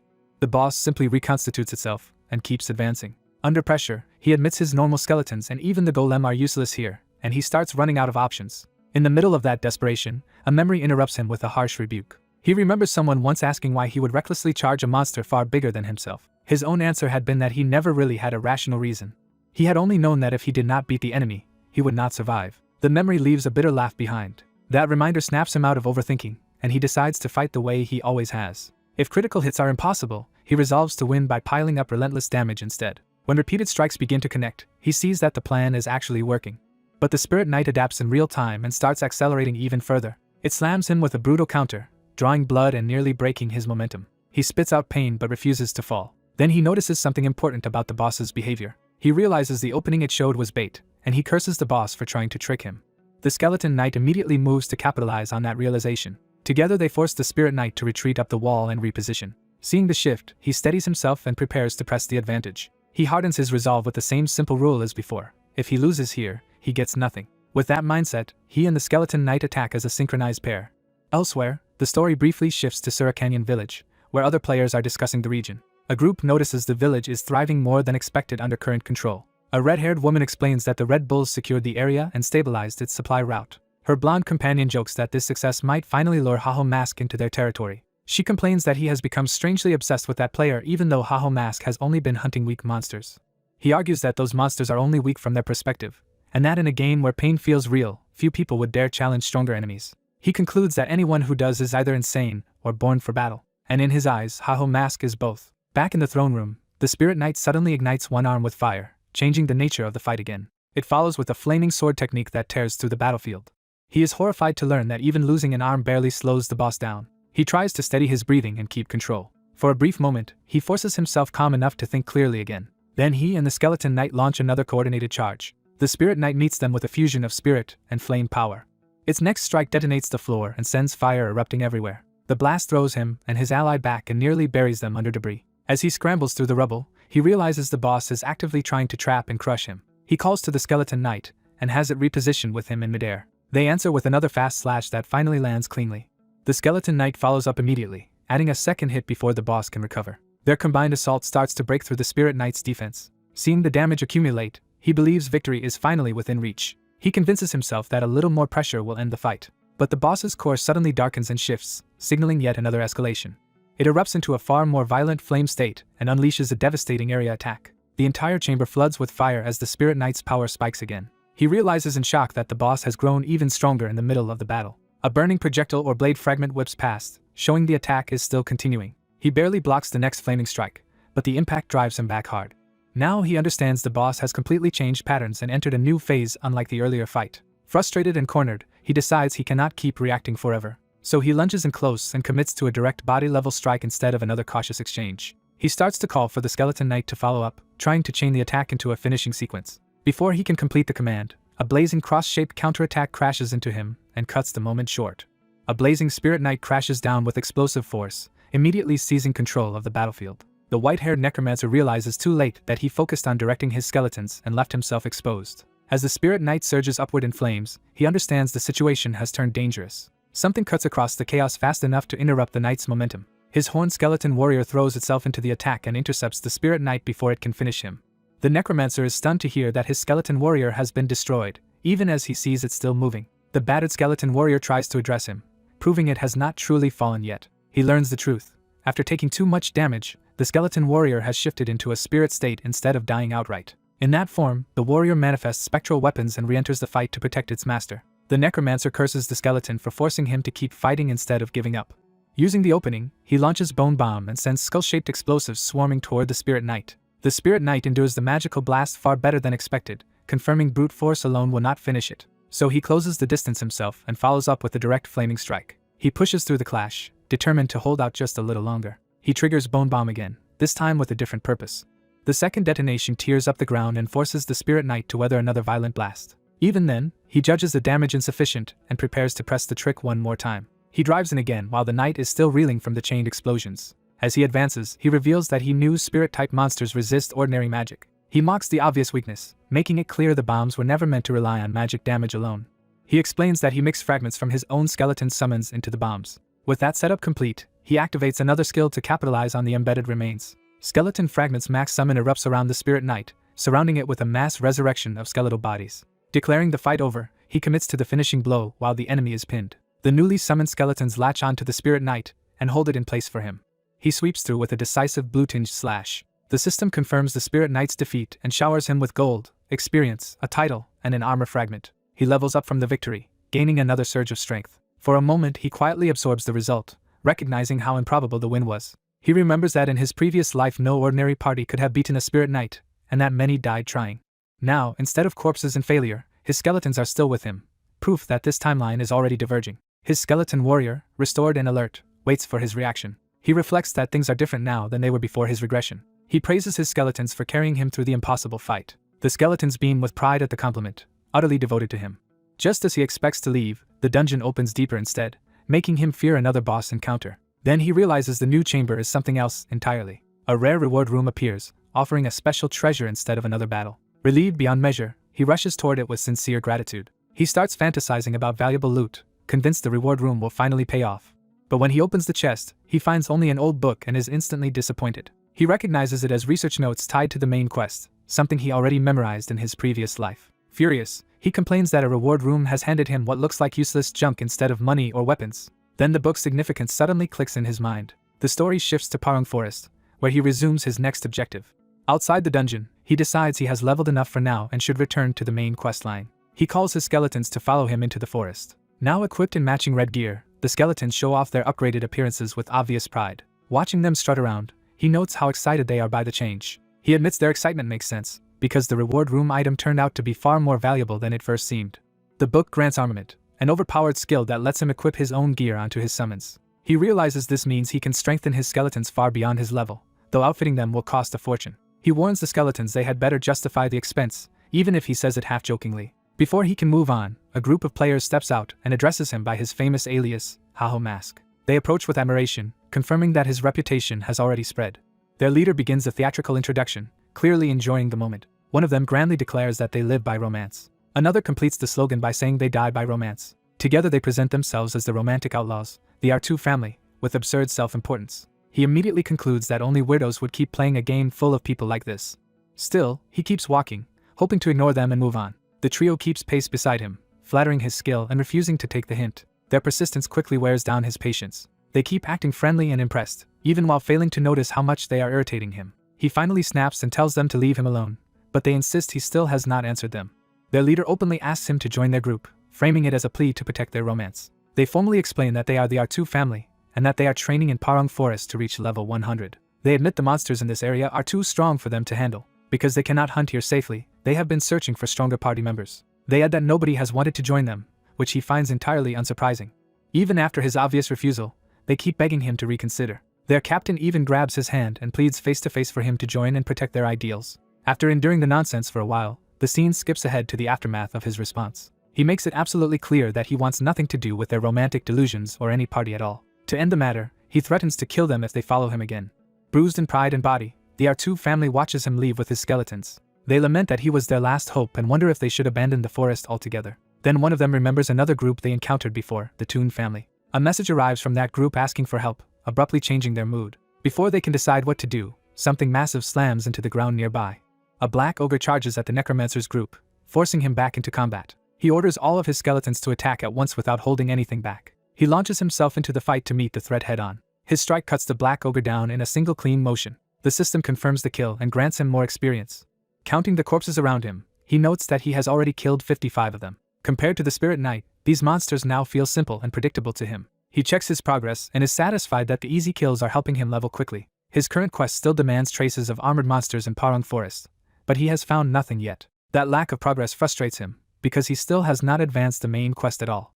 He worries that while he wastes time here, the top guilds are probably already moving ahead in the main storyline. He briefly considers asking the R2 family for information before deciding he would rather not deal with them again. The thought of cooperating with those eccentrics disgusts him enough to dismiss the idea immediately. A distant explosion interrupts his thoughts and suggests another group is in serious trouble nearby. He realizes someone is aggroing huge numbers of monsters and wonders what kind of enemy could cause that much chaos.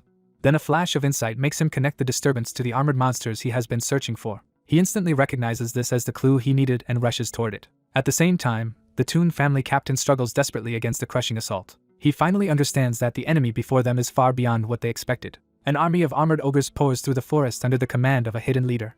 The captain realizes their weapons are ineffective against the armor and that the monsters are advancing in disciplined formation. He concludes these enemies should not even exist in this area, which means something abnormal is controlling them. Watching the organized horde, he suspects a single mastermind is directing the entire army. That suspicion lands on a looming unidentified figure at the rear of the formation. The captain understands that a monster capable of commanding other monsters is beyond what his family can survive alone.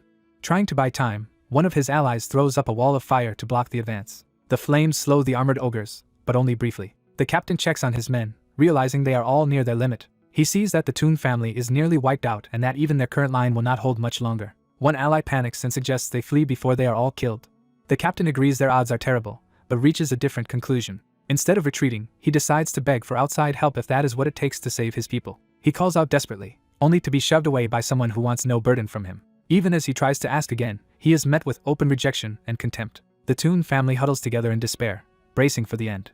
Then the captain steels himself and makes a final decision. He orders his remaining men to spend all their mana opening an escape route for the rest of the Toon family. He explains that they know too well what it feels like to be abandoned when help is needed most. Because of that, he refuses to abandon the people behind them, even now. He chooses to stay behind alone and hold off the monsters while his men go save the others.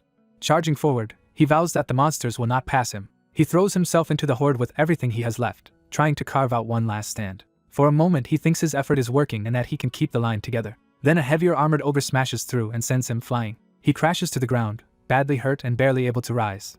Even so, he refuses to accept that this is the end. When a massive armored foe closes in, he realizes his strength still is not enough. The ogre's blow pins him down and leaves him helpless. At that instant, a cold voice tells him to stop pretending to be cool. The necromancer arrives in a blur and cuts down the attacking armored ogre before it can finish the captain. The captain stares in shock as his supposed rejecter suddenly stands over him as a savior. The necromancer immediately denies any heroic motive, insisting he came only to stop others from stealing his monsters. Ignoring the captain's confusion, he turns to his skeletons and prepares them for battle. With a simple order, he unleashes them on the armored ogres. His armed skeletons tear into the horde with speed and precision that the Toon family can barely follow. The captain is left speechless, unable to believe familiars can move like elite warriors. Watching the slaughter, he realizes this necromancer's summons exceed anything a normal necromancer should command. He begins to question who Haho Mask really is. Meanwhile, the hidden commander roars in anger as its army is cut apart. The necromancer and his skeletons rapidly dismantle the armored ogres, turning the battlefield around. The system confirms the defeat of the armored ogres, and he dismisses them as mere small fry. He advances through the bodies and calls out to the true leader behind the army. With a grin, he promises that the commander will soon be reunited with its fallen subordinates. The commander answers with a low, furious growl. He casually tells his skeletons to move the obstacle aside because it is blocking his path. Something enormous shifts forward under that command. He remains perfectly calm as the pressure in front of him intensifies. Then the real boss reveals itself, a level 80 helm ogre towering over the battlefield. From a distance, the battered Toon family can only hope Mask can somehow survive a monster like that. A surviving knight from the Toon family arrives and points out the ogre's strange eyes, hinting that the monster is not acting naturally. He realizes the ogre's black and red eyes mark it as a corrupt monster tied directly to the main quest. That also means the enemy is far stronger than ordinary monsters, roughly triple the usual threat. Even knowing that, Mask closes in and tests the helm ogre head-on. The ogre answers with overwhelming force and blasts him away, proving brute force will not be enough. Mask judges that this boss is far tougher than its lesser followers. The survivors panic and warn him not to get close, fearing he is about to be crushed. The helm ogre gathers corrupt power and prepares a decisive counterattack. As the monster lunges, the onlookers realize the killing blow is coming. One of the survivors loses hope, convinced even Mask cannot withstand that charge. Instead of retreating, Mask commits to a stronger move and unleashes blue energy. He challenges the ogre to stop what he is about to do. His power condenses into a single brilliant point. He drives that concentrated strike straight through the ogre. The attack cleanly bisects the monster and ends the fight in one blow. The helm ogre collapses dead in front of the battered party he just saved. The survivors stare in disbelief as they process that he actually won. System rewards confirm the kill, grant gold and experience, and even level him up, leaving him pleased by how easy it was. He also secures the ogre's helmet fragment, completes Ma Wung's request, and decides to return to continue the main quest. Before leaving, he remembers that the loot division still has to be settled with the people he rescued. He tallies the haul from 20 black orcs and 1 rare helm ogre and assumes it should be worth a fortune. By the game's rules, the first attacker normally gets to decide how drops are split. That thought irritates him, because he did all the real work. He admits he originally planned to wait until the others died so he could avoid exactly this complication. But hearing them talk about being abandoned when they most needed help stirred something in him. He is unsettled by how strongly that memory moved him. He realizes he intervened almost instinctively after hearing their desperation. The rescued group sincerely thanks him and credits him with their survival. Their gratitude softens him, at least a little. Then the mood shifts when they stop him from simply walking away. He immediately suspects they are about to fight over the money after all. He bitterly concludes that money matters more than decency to most people. Instead, the group crowds around him for something completely unexpected. They explain that they only want selfies with him as proof they were present during the raid, not a share of the loot. Their leader repeats his question about splitting drops as if the idea itself is strange. He even checks with the Toon family to see whether they want any of the rewards. One of them starts to admit the drops are valuable, only to get cut off. Their leader pressures the others into publicly insisting that Mask deserves everything because he saved them. The group enthusiastically backs that decision and bizarrely frames it as some kind of romantic gesture. Mask can only stare, unable to understand what romance has to do with any of this. He leaves still baffled by their behavior. With his skeleton companions following, he heads off to continue the quest. As he moves, the group unexpectedly invites him to join their family. They admit they are not especially skilled, but promise loyalty and support whenever he needs it. He sees that, foolish as they seem, adventuring with them would probably be fun. But he rejects that temptation because staying comfortable with people like them would keep him from becoming stronger. He steels himself and accepts the harsher path ahead. To become the best version of himself, he decides he must be ready to challenge even the top 30 guilds. He urges his skeletons to pick up the pace. His focus returns to finishing this quest quickly and moving on to the next. Elsewhere, a massive armored beast falls in battle. A woman in white stands atop the corpse while a gathered force witnesses her victory. Her allies celebrate and treat the kill as routine, while she finds the success almost too easy. Her followers hail her as the Thunder Queen. Two close subordinates approach with praise and say they have new information to report. The first report is that 2 of the top 30 guilds have gone to war, Triple Wing and Big Smile. The conflict began when Burke of Big Smile picked a fight with a Triple Wing member during a raid. Since then both guilds have poured huge resources into the feud, and Big Smile has suffered especially badly. She dismisses the war as foolish, especially during such a critical phase of the main quest line. She coldly says she hopes one of the 2 guilds collapses because of it. Her subordinate hesitates before delivering the second report.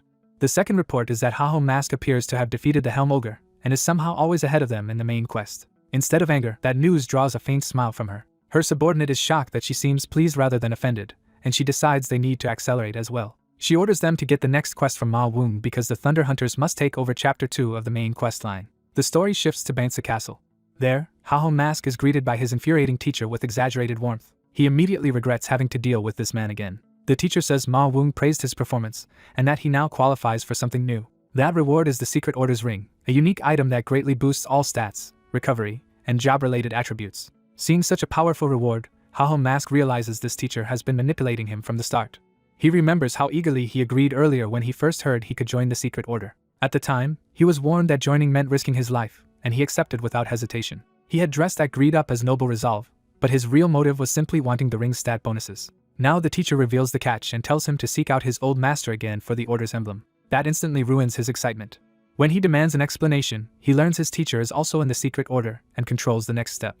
ManhwaCapped realizes the man never intended to hand over the reward easily. The teacher smugly confirms it and demands to be begged properly. Humiliated but desperate, ManhwaCapped drops to his knees. The teacher pauses, savoring the moment.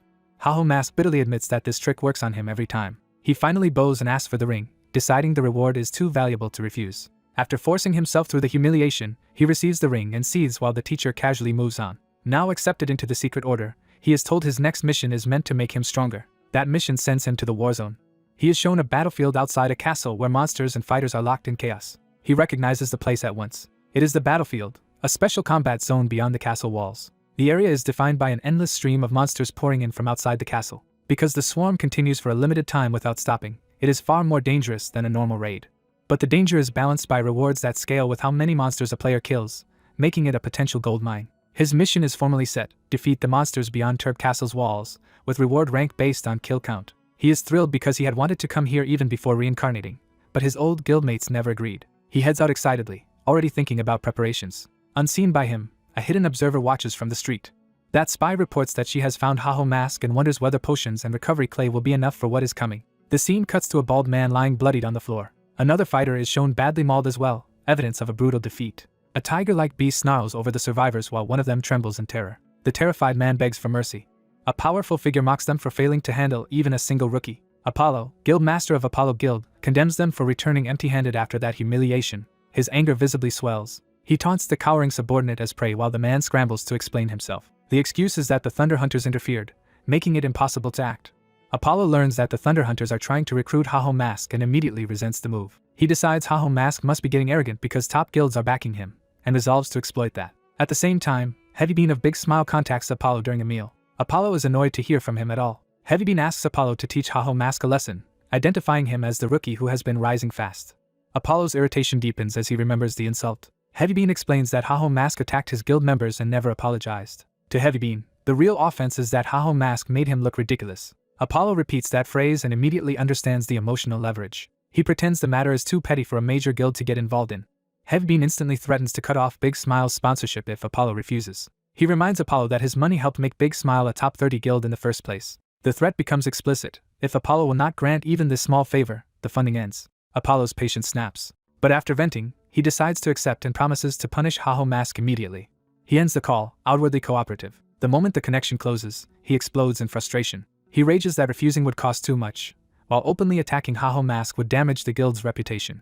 At that moment, a woman offers her help. Cho Wurung, a reserve affiliate of Big Smile, asks whether all Apollo needs is for ManhwaCapped to disappear.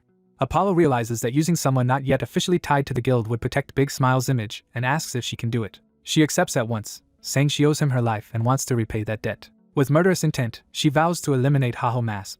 Back at the battlefield, ManhwaCapped arrives calm and ready. A call goes out ordering all participants to report to the castle gate immediately.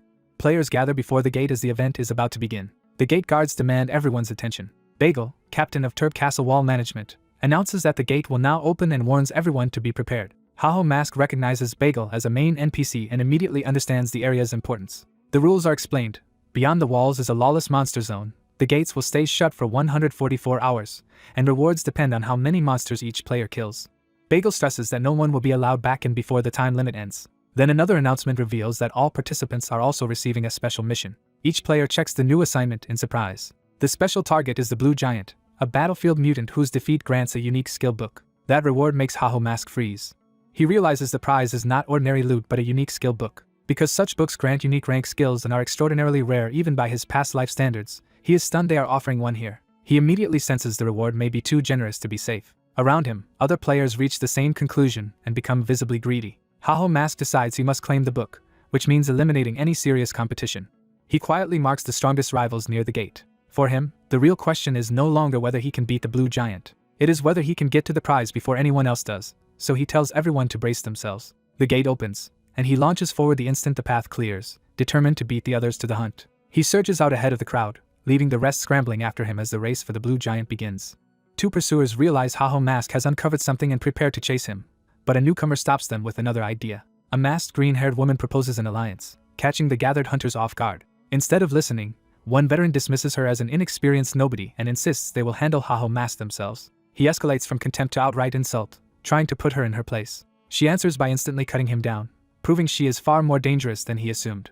As the man collapses in blood, the crowd recoils while she treats the violence as if everyone else is overreacting. She clarifies that she does not actually care about the unique skill book and only wants ManhwaCapped dead. Planting herself firmly, she moves from suggestion to coercion. She offers a bargain: obey her, and she will hand over the unique skill book, which she claims they are too weak to win on their own anyway. Her blunt logic unsettles the others, but it also tempts them. The alliance she forced together advances into the hunting ground under watchful eyes. From above, ManhwaCapped notices that a whole group has assembled specifically to kill him. He finds the situation irritating because he already has monsters to deal with and now must deal with hunters too. Rather than avoid them, he decides to accept the nuisance head-on. Meanwhile, the woman reassures herself that sheer numbers should be enough to overwhelm ManhwaCapped. Even as she prepares for battle, she is already thinking past his death. In her mind, killing ManhwaCapped will earn Heavy Bean's approval and secure her an official place in Big Smile with subordinates of her own. She imagines the status and admiration that would come with that promotion. Her fantasy turns domestic and absurdly self-indulgent as she pictures being served like a noblewoman. She imagines attendants catering to her every need while she lounges in comfort. What excites her most is the thought that rank will let her own as much furniture as she wants. She is snapped out of the fantasy when someone urgently calls her name. The real crisis arrives at once as a monster wave surges toward the group. She immediately takes command and orders everyone into formation, though one ally senses that this wave is abnormal. The group realizes the number of monsters is far beyond a normal wave and that they are being overwhelmed. Cho Woo-rung sees their formation is about to collapse and understands the situation is far worse than planned. Her suspicion turns upward toward the true source of the disaster. ManhwaCapped openly mocks the idea that they dared to gang up on him. He reveals the trap with manic delight, having deliberately drawn the monsters to them. Cho Woo-rung is stunned that he really used the monster wave as a weapon against the alliance. As he revels in the chaos with his skeletal followers, she realizes he lured the monsters in on purpose. The first consequence lands immediately when one of her allies is torn apart. The alliance starts breaking as monsters maul another member, and panic spreads through the ranks. Her people beg Cho Woo-rung to admit they cannot hold and that there are simply too many monsters. Pressed from every side, they plead for permission to retreat. Cho Woo-rung bitterly realizes her ambush has been completely reversed and used against her. Forced to adapt, she makes a new decision. She orders the others to hold the monsters as long as they can, reasoning that killing the ringleader will calm the wave. In truth, she means to abandon the lesser hunters as bait while she personally goes after ManhwaCapped. She cuts through the battlefield toward him, declaring she will face him alone. ManhwaCapped watches her approach while idly criticizing the theatrics around him. Her sudden arrival finally earns his attention. She tears across the ground in a direct charge toward his perch. Reaching him, she formally challenges ManhwaCapped to a one-on-one duel. He immediately rejects the premise, amused that she expected him to honor her terms. Instead, he identifies her as the true leader behind the alliance and targets her accordingly. Before fighting seriously, he decides to question her. He asks whether he knows her, because her hatred feels too personal for a stranger. He points out that someone he has never met should not want him dead this badly. Cho Woo-rung hides the truth about Heavy Bean and claims she only wants to remove a rival for the unique skill book. ManhwaCapped immediately doubts that explanation. He attacks the lie itself, not just her blade. Reading her expression, he concludes she does not care about the skill book at all. Cho Woo-rung answers his insight with force, launching a furious close-range assault. The two exchange rapid blows, testing each other's speed and skill. ManhwaCapped admits to himself that her movements are genuinely impressive. She changes tactics mid-fight and prepares a hidden move. Cho Woo-rung unleashes Bone Bomb, hurling an explosive skull at him. The blast tears through the area, but ManhwaCapped escapes the explosion. Seeing him unharmed, she realizes he is too capable to be an unknown and demands to know what group he belongs to. He refuses to answer directly and lets the question hang. Instead, he tells her to discover the truth herself and activates a new power. With Slot on, he equips enhanced gear and surges with green energy. ManhwaCapped recognizes that Cho Woo-rung has become fully serious, which forces him to do the same. He weighs whether to kill her quickly or hold back for information, then realizes she is too dangerous to toy with. Annoyed by the complication, he decides to stop restraining himself. He invites her to come at him with everything she has. Cho Woo-rung accepts and vows to fight in earnest as well, while his skeletons watch like spectators. Their audience settles in as if the duel has become entertainment. When she notices the skeletons, ManhwaCapped casually explains that he already ordered them not to interfere.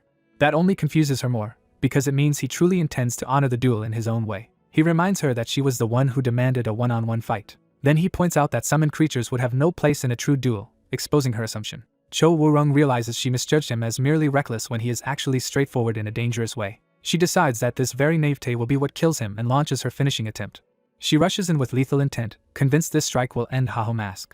At the last instant, he intercepts her attack at point-blank range. He taunts her for activating her trump card without seeming any stronger than before. Then he notices the real change too late as she slips past his guard. Cho Woo-rung lands a clean hit and finally wounds him. ManhwaCapped realizes her speed has increased sharply and that she was hiding it until now. Even injured, she refuses to stop and presses the advantage. She unleashes a barrage of accelerated slashes that carve into him repeatedly. The sustained assault forces Haho Mask into real pain for the first time in the duel. Bleeding heavily, he drops to one knee while she moves in to finish him. But instead of simple triumph, Cho Woo-rung becomes weirdly delighted by the way he has collapsed, seeing him as the perfect share in her furniture obsession. Still intoxicated by victory, she prepares the final blow in Heavybean's name. Haho Mask suddenly bows his head and seems to yield. When she closes in, he traps her weapon under his foot and steals the initiative. Her finishing move turns into an opening as he shifts beneath her and catches her off balance. Cho Woo-rung can only stare, unable to understand how the fight has reversed again. Haho Mask seizes on one phrase she lets slip and asks about Heavybean. The mention of Big Smile enrages him because it confirms the guild behind the attack. Cho Woo-rung freezes as his blade comes down toward her. Then the strike vanishes from where she expected it, leaving her confused for a heartbeat. The next moment she is no longer fighting but tied tightly to a pillar, completely captured. Now in control, Haho Mask calmly asks why Big Smile is targeting him. She tries to deflect and mock him, but he identifies her by name before she can keep pretending. He states plainly that she is Cho Woo-rung, Heavybean's subordinate in Big Smile. Her denial is so weak and panicked that it only confirms he is right. Shaken, she demands to know how he figured her out. He explains that before his regression she was famous as Heavybean's most prominent subordinate, so he eventually recognized her. He presses again for the reason Big Smile wants him dead, but she insists she truly does not know. Frustrated and cornered, she tells him to stop asking and just kill her. He refuses immediately. Haho Mask decides someone with her value is too useful to waste. He reasons that since she would revive in 2 days anyway, it is better to leave her bound and rotting than grant a clean death, until a new event interrupts him. With Blue Giant appearing, he leaves her tied up under threat of real death if she tries anything else. Left alone, Cho Woo-rung seethes in humiliation and fury. She replays how thoroughly he saw through her plan and even turned it back on her. The memory of his manic charge and confidence keeps haunting her. What unsettles her most is that he spared her not out of mercy but because he found her too useful to kill. That twisted logic leaves her trembling with anger. Her mind briefly warps the moment into romantic nonsense before she rejects the thought as impossible. Elsewhere, Cho Woo-rung sends an apology report under her real name. Heavybean receives the message that Haho Mask was not eliminated and reacts with immediate frustration. Even so, he tells her she did enough and orders her to rest, masking his irritation. Once the call ends, he sits in silence and reassesses the failure. Then his composure breaks and he rages that even Cho Woo-rung, whom he trusted, could not kill Haho Mask. He quickly forces himself to think optimistically, telling himself Apollo still knows nothing and another attempt is possible. That hope dies when Apollo contacts him directly and asks whether Heavybean was defeated by Haho Mask. Apollo makes clear that the story will spread that Big Smile, one of the top 30 guilds, lost to Haho Mask. He presses Heavybean to consider the damage if that humiliation becomes public. Heavybean can only laugh hollowly as he realizes everything is unraveling because of Haho Mask. Back at the battlefield, Haho Mask remains unaware of that conversation while someone curses him from afar. As he walks with his skeletons, he suddenly feels an odd itch and unease creeping over him. The story briefly frames the previous confrontation as the lead-in to the current episode. Haho Mask sums it up bluntly. Under his real name, An Jae-hyun, he defeated yet another dangerous woman. He confirms that she was acting under orders from Big Smile, though their true motive for killing him remains unknown. Since he ran out of time to question her further, he chose first to defeat the event monster Blue Giant. That battle begins in earnest as the giant turns to face him. Even after everything, Haho Mask greets the next challenge with excitement about what comes next. After the fight, he lies exhausted and admits how close it was. He confirms that he barely managed to bring down Blue Giant, a level 85 event monster. What bothers him is that the monster had the durability of something far above its listed level and drained him for half an hour at full power.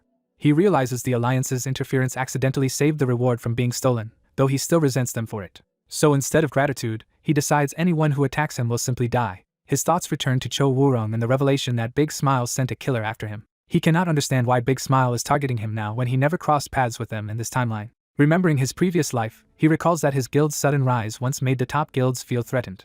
Back then, those major guilds cooperated to destroy his side before it could grow further. At the center of that alliance stood Chai Seal-yin's Thunder Hunters. He now wonders whether Chai Seal-yin is behind the current plot as well. That possibility leaves him with a nagging sense that something is wrong beyond what he can yet see. He falls silent as he weighs the implications. Then he rejects overthinking, admitting this kind of scheming does not suit him. He settles on a simpler rule for the future: anyone who blocks his path dies. Checking the event timer, he notes that about 138 hours remain. With that deadline in mind, he decides it is time to move. He strides off with his skeletons, focused on the next objective and the profit he intends to make from it. After 138 hours, the city gates are finally opened again. As people flood back inside, two battered players realize this run has gone badly wrong. One blames their trouble on provoking Haho Mask and on trusting Cho Woo-rung's advice in the first place. Their argument is cut off when someone addresses them like quarreling siblings. Haho Mask appears in an absurdly cheerful mood, baffling the two men instead of threatening them outright. He leans in and studies their faces, amused by how miserable they look. He mocks them for being duped and returning empty-handed, making it clear he knows exactly how badly they failed. The two can only seethe under the humiliation. Haho Mask laughs at their misfortune and treats it as deserved punishment. From nearby, a hidden observer quietly recognizes Haho Mask. Still laughing, Haho Mask vows that next time he will finish the job. The narration shifts into Cho Wurung's very biased memory of him. In that version, Haho Mask sounds like a love-struck lunatic before correcting himself into a murder threat. He brushes off the strange feeling and abruptly changes the subject. He loudly announces that he will reveal the top contributor to the mission. The winner is declared to be Necromancer Hirkin. Haho Mask is delighted and immediately summons Hirkin to his office. Inside, the meeting begins with open admiration for Hirkin's performance. Hirkin is praised for killing the most monsters and even taking down the blue giant. The official then explains that strange new blue-skin monsters with icy power have been appearing more and more often. He believes those creatures are coming from beyond the distant ice mountain. He wants to send an expedition past that mountain, but notices Hirkin is barely listening. Hirkin pretends to follow along, immediately jumps to the reward, and even identifies the Frozen Kingdom map on his own. The official sees right through him and calls him completely predictable. Before discussing payment, Hirkin is told that his master has sent him a letter.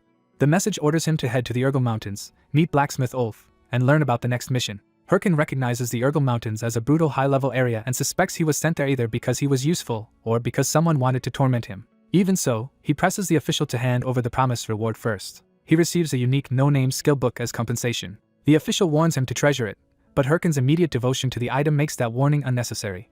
Excited by the chance at any unique skill, he eagerly wonders what he will get. He uses the skill book at once, hoping for something powerful. Instead, the book offers him a skill called Clay Play, leaving him stunned. Elsewhere, a furious woman demands to know who stole her target. Her subordinate tries to calm her, but she is already charging ahead. She unleashes a violent attack in rage. The blast tears through the area as her subordinate panics behind her. She reveals that unknown intruders suddenly appeared and stole the main quest monster her guild had been raiding. The theft is not just a loss of loot but a direct insult to her guild's claim. She cannot understand who would be reckless enough to interfere with them. Her aide reports that the culprits do not belong to any of the top 30 guilds, yet were skilled enough to evade pursuit. That only deepens her anger and suspicion. She orders her people to record the thieves' appearances, place bounties on them, and lock down the next boss respawn so no one can get close. Privately, she swears she will kill whoever stole her prey. In another place, a finger knocks over a chess piece as someone dryly calls the whole operation cruel. A man lounging nearby remarks that stealing the Thunder Hunter's target was a dangerous mission and nearly got him killed. A hooded woman answers that the timing simply changed because the Thunder Hunters cleared faster than expected. The man complains about the hassle and suggests killing everyone, but she warns that exposing themselves would ruin everything. A bespectacled leader agrees and reminds them that their purpose is to manipulate the game's balance from the shadows. He formally states the goal of the Hands Guild. Richard is identified as one of the Hands Guild members. Miguel is introduced next. Then Weaver is revealed as another member, speaking in an unreadable way. When someone asks about Haho Mask, the answer is simple. Singlet failed to stop him from clearing the main quest too quickly. Momo points out that Haho Mask's speed is the real problem. Singlet silently bristles at the criticism. He insists their first priority is still obstructing the top 30 guilds and says he will accept blame afterward. Miguel dismisses the speech as boring, but the group moves on. Hydra cuts off the chatter and orders everyone toward the next mission. The Hands Guild closes ranks around their leader, united by absolute loyalty to their master. Back with Hirkin, the new skills details finally appear. Clay Play lets him turn clay into a monster by offering monster byproducts, with the result growing closer to the original as proficiency rises. He quickly realizes this means his golem can potentially be reshaped into other monsters. His imagination immediately runs wild with dreams of riding dragons and using giant monsters in battle. Thrilled, he decides to test the skill right away with the blue giant's tooth. He activates Clay Play and channels the tooth into his golem. A transformed creature emerges, but it is far smaller than expected. Instead of a mighty pet, he gets a tiny, chibi-like blue giant imitation. The system bluntly explains that because the skill rank is low, the result is under half effective. Hirkin can only stare in disbelief before exploding in frustration at the game itself. Even after that disappointment, he reaches Urgel Village to continue the mission. He grumbles that expecting an easy monster pet was foolish and reminds himself that such companions were rare even in his previous life. Accepting that Clay Play will need time to improve, he refocuses on the main quest. The mission prompt directs him again to meet blacksmith Ulf in the Urgel Mountains. Hirkin remembers Ulf very well.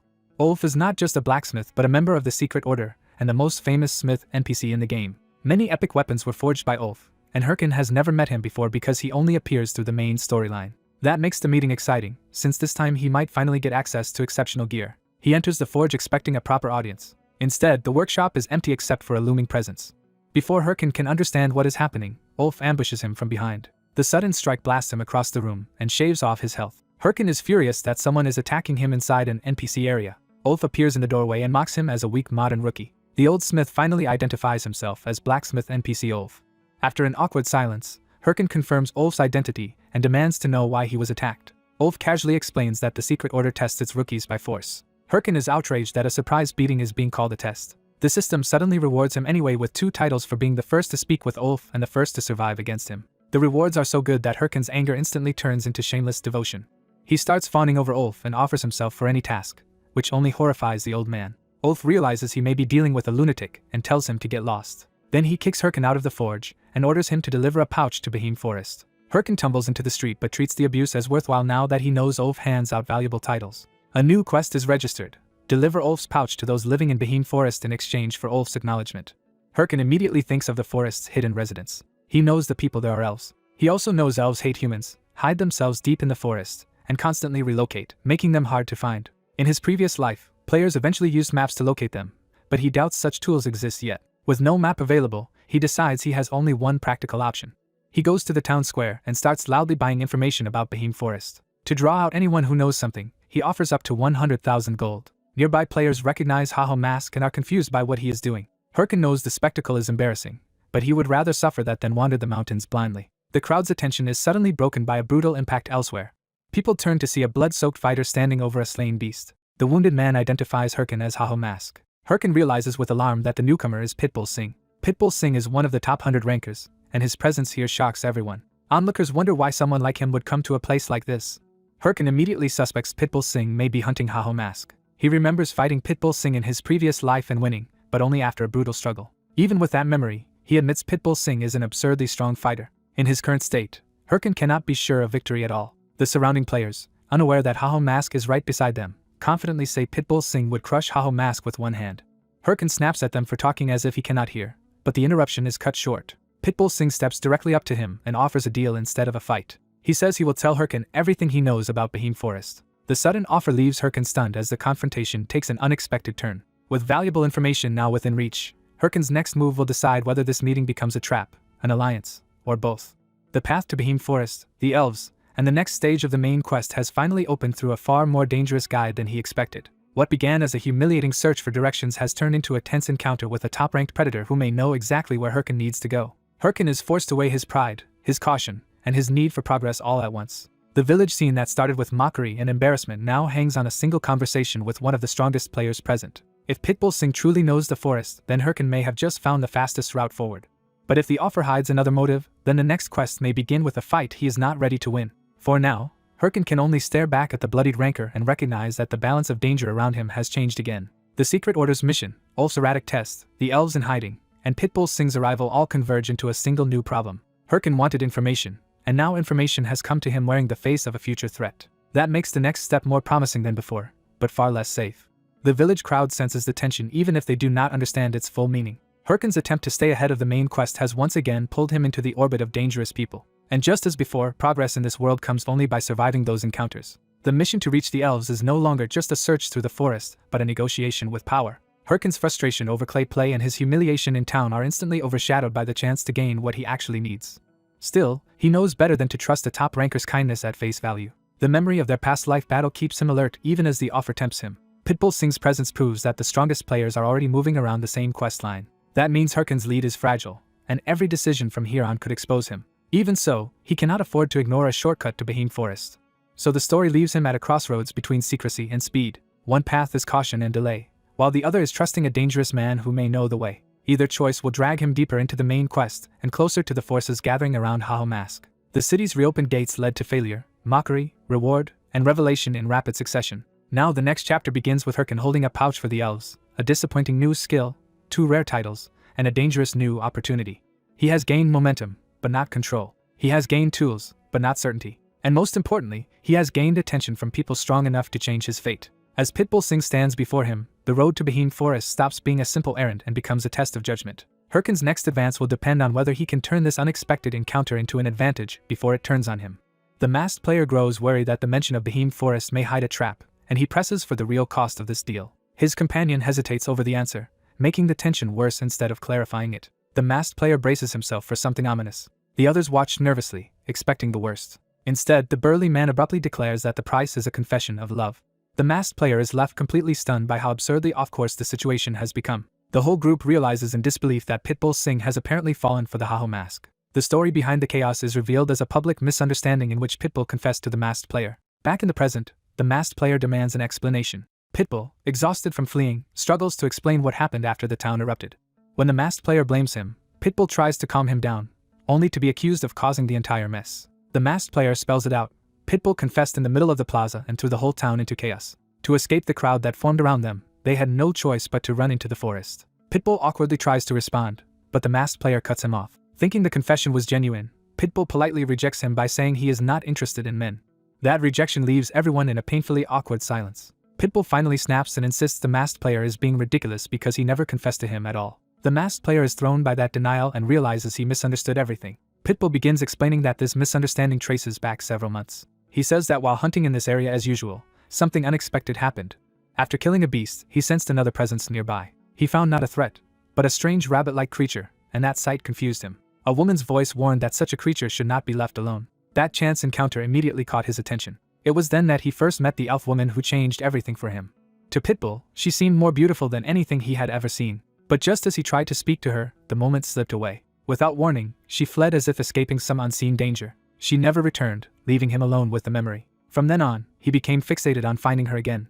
He waited for months at the same place, hoping she would reappear. The masked player begins to understand why Pitbull had acted so strangely before. Pitbull says he gathered every scrap of information about elves from nearby residents and NPCs, while the masked player dryly notes that this sounds like stalking. Even after following every rumor, Pitbull found no trace of her. Just as he was about to give up, he encountered the masked player investigating elves in Boheme Forest. Seeing that, he decided to ask the masked player for help. The masked player realizes Pitbull should have simply said that instead of opening with a bizarre confession. Even so, he resigns himself to dealing with this exhausting man because the quest still matters. Since Pitbull is the only one with useful clues about elves, the masked player decides to cooperate for now. He orders Pitbull to take him to the place where elves are most likely to appear, and Pitbull eagerly agrees. Pitbull leads him to a towering waterfall deep in the forest. He explains that the Bekong waterfall is where elves are reported most often. As Pitbull starts listing every rumored location in detail, the masked player cuts him off once he has heard enough. That word residence catches the masked player's attention and makes him reconsider the pattern. He asks whether monsters also appear around these places, and Pitbull confirms that they do. When Pitbull adds that especially large monsters show up here, the masked player suddenly sees the logic. Asked for his hunch, he decides to test a theory instead of waiting passively. His plan is simple: hunt the monsters and see what that draws out. A high-level tree bark snake immediately appears, proving the danger is real. Pitbull moves to fight, but the masked player stops him and insists on handling the monster himself. Pitbull warns that the snake's level is dangerously high and not easy to deal with. The masked player answers with swagger, reminding him exactly who he is. Claiming the title of Haho Mask, he launches himself into battle with complete confidence. The snake lunges to meet him head-on. The masked player still looks sure of himself for a split second. The monster's killing intent closes in faster than expected. Only then does the masked player realize he may have overestimated himself. The attack goes badly wrong, and he is smashed into the ground instead of landing a clean strike. He ends up crumpled in the crater he made, having accomplished nothing. Pitbull can only stare at the disaster in disbelief. From the ground, the masked player weakly calls out to his own title as if that might still help. He finally admits to himself that this was a terrible idea. The pain hits all at once, and his bravado collapses into a full panic. Even with the snake looming over him, he melodramatically wails that he is about to die. Pitbull is baffled by what the Haho Mask is even trying to do. As the snake dives in for the kill, the danger becomes immediate. Pitbull shouts for him to dodge, but the warning comes too late. The masked player can only scream that he is finished. Then a sudden arrow streaks in from above. The shot pierces the snake and knocks its attack off course before it can bite him. More arrows follow, riddling the monster and stopping it completely. Pitbull realizes something important has just happened. The masked player explains his deduction. NPC residents do not fight monsters, they flee from them. So if residents were often seen in these places, it likely meant they had been chased there and cornered by monsters. He concludes that if monsters were driven off at the right moment, whoever had been hiding would finally reveal themselves. That prediction proves correct when three elf women step out into view. Pitbull recognizes them at once as the elves he had been searching for. He is amazed that the masked player inferred all of that from scattered clues. The elves remain guarded, but the masked player cheerfully treats their appearance as a success. He immediately slips into a formal persona, introducing himself as Herkin and claiming to represent Lord Ulf.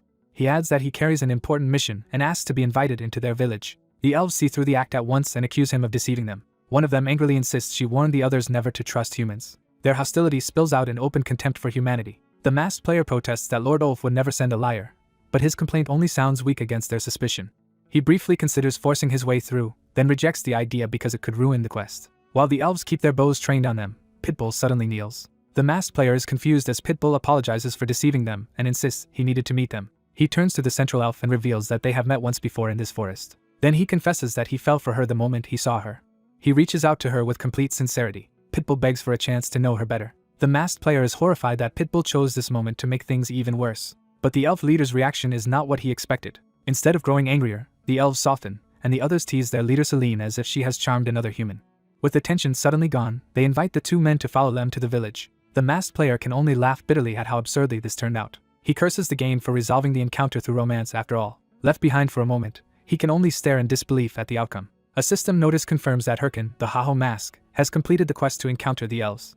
As they follow the elves deeper into the forest, the masked player lets out a long, exhausted sigh. He mutters that this is supposed to be a romance simulation, yet everything keeps unfolding in the most ridiculous way possible. Pitbull, meanwhile, is so happy that he feels he could die content right there. The masked player scolds him for nearly getting killed and then acting smug just because his confession worked, warning that beautiful women are often the most dangerous. He compares them to another terrifyingly beautiful woman he knows, making clear that looks are not why he is drawn to someone.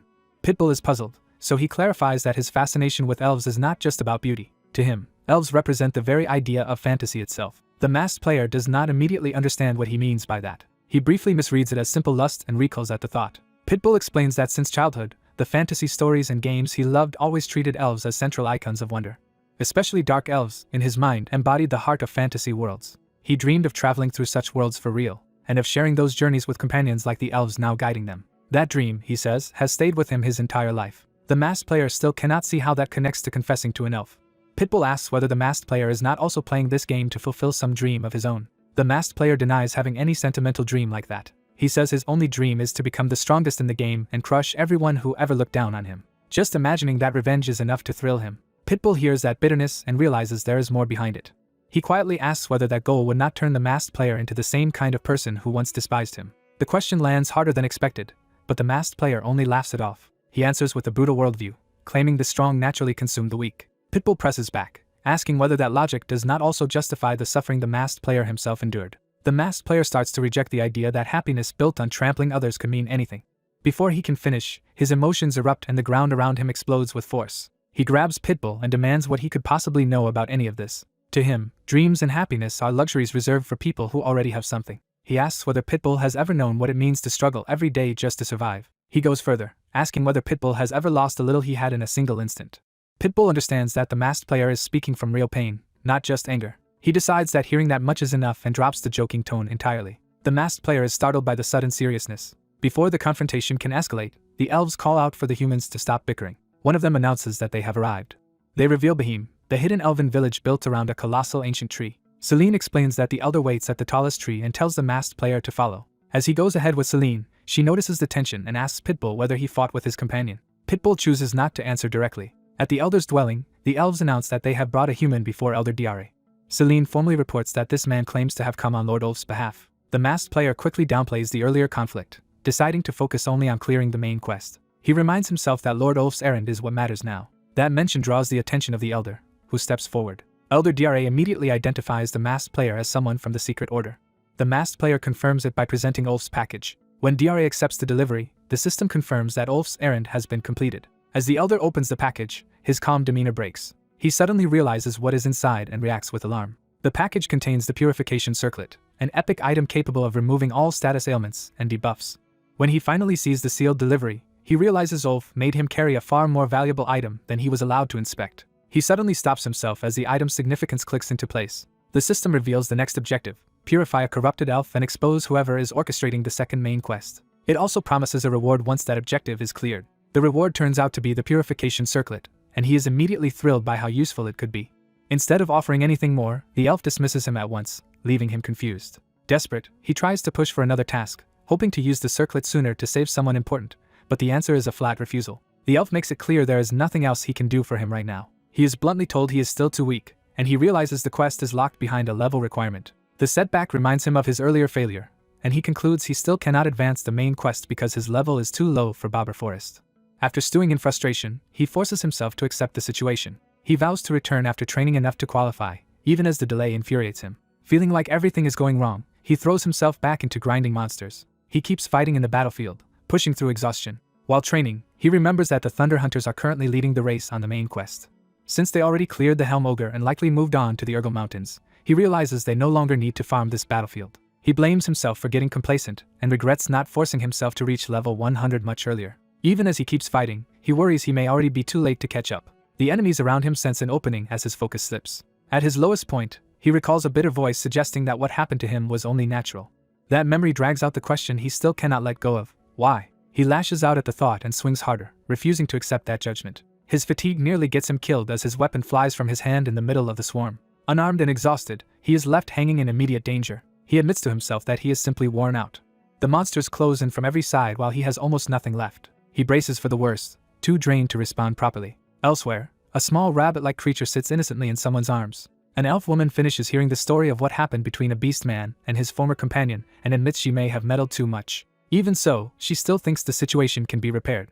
She softens before offering her advice. She suggests that the beast man should simply apologize honestly. He doubts it will be that easy. She gently argues that making peace is exactly what friends are supposed to do. That idea echoes over the battlefield just as the white-haired player remains on the verge of collapse. The beast man suddenly appears and smashes into the monsters, cutting through the crisis before the player can be overwhelmed. As he fights, the beast man reveals he really did come to apologize. But seeing the player in danger, he decides helping first matters more than words. The player is stunned by the unexpected rescue. The beast man plants himself between the player and the monsters, taking control of the battlefield. Once he has their attention, he addresses the masked player directly and demands to know what his problem is. He calls out the player for barging into his life and acting superior, warning that he will not tolerate another lecture. The player snaps back and tells him to leave if he only came to start a fight. The beast man ignores the hostility and stands his ground. He remains calm even as the tension around them rises. Caught off guard, the player blurts out an apology. The beast man clenches his fist, holding back his own emotions. The player raises his hand again, ready to fight if necessary while the undead soldiers crowd around the beast man. The beast man notices the blades at his throat but does not flinch. The player explains that his earlier words came from genuine concern, not contempt. The beast man answers that concern means nothing when it turns into judgment from someone who does not understand the situation. The player apologizes again, this time more sincerely, and waits for the response. The beast man studies him and decides to test that apology. He tells the player to prove it by helping him hunt. The player realizes that invitation means the apology has been accepted, at least in the beastman's rough way. He immediately answers with his usual shameless bravado, promising to work hard enough to be wrung dry. The beastman is left speechless by how absurd that response is. Then he starts to laugh despite himself. He admits he never truly forgave the apology on the spot, but the player's ridiculousness breaks the tension anyway. Before they can settle further, another monster charges, forcing them back into battle together. The beastman answers with a punch instead of more words. He commits fully, deciding to fight alongside the player. The two of them move in sync and counterattack as a team. Their combined assault wipes out the monsters one after another. Experience rewards begin pouring in from the rapid kills. At last, the player starts leveling up. The level gains continue as the grind finally pays off. Collapsed on the ground afterward, he realizes he has finally reached the threshold he was chasing. His status confirms he has hit level 100. Both men are completely spent, and the player admits the brutal training schedule nearly broke him. The beastman says he is logging out, and the player awkwardly accepts the abrupt farewell. Now that he is level 100, the player knows he can finally challenge the main quest, and he privately admits the beastman's help saved him a huge amount of time. Exhaustion starts to overtake him the moment the adrenaline fades. Before leaving, the beastman calls out to him one more time. The player tries to thank him, but embarrassment keeps tangling his words. The beastman struggles just as badly to say what he wants. He finally addresses the player by his masked name and gets his attention. Then, flustered by the awkwardness between two men, he tells him not to be shy. A moment later, the beastman logs out and vanishes from the field. The player is left staring at the empty spot in silence. His undead companion immediately curses the beastman for leaving behind that mortifying final impression. Later, the elf elder decides the player is capable enough to entrust with finding the missing child tied to the corruption problem. He explains that once beings are drunk on corruption, reason no longer works, and he hands over the circlet needed for the task. The player is barely listening because he is still obsessing over the beastman and swearing revenge if they meet again. Even so, the system confirms he has obtained the purification circlet and that the corrupted elf quest has officially begun.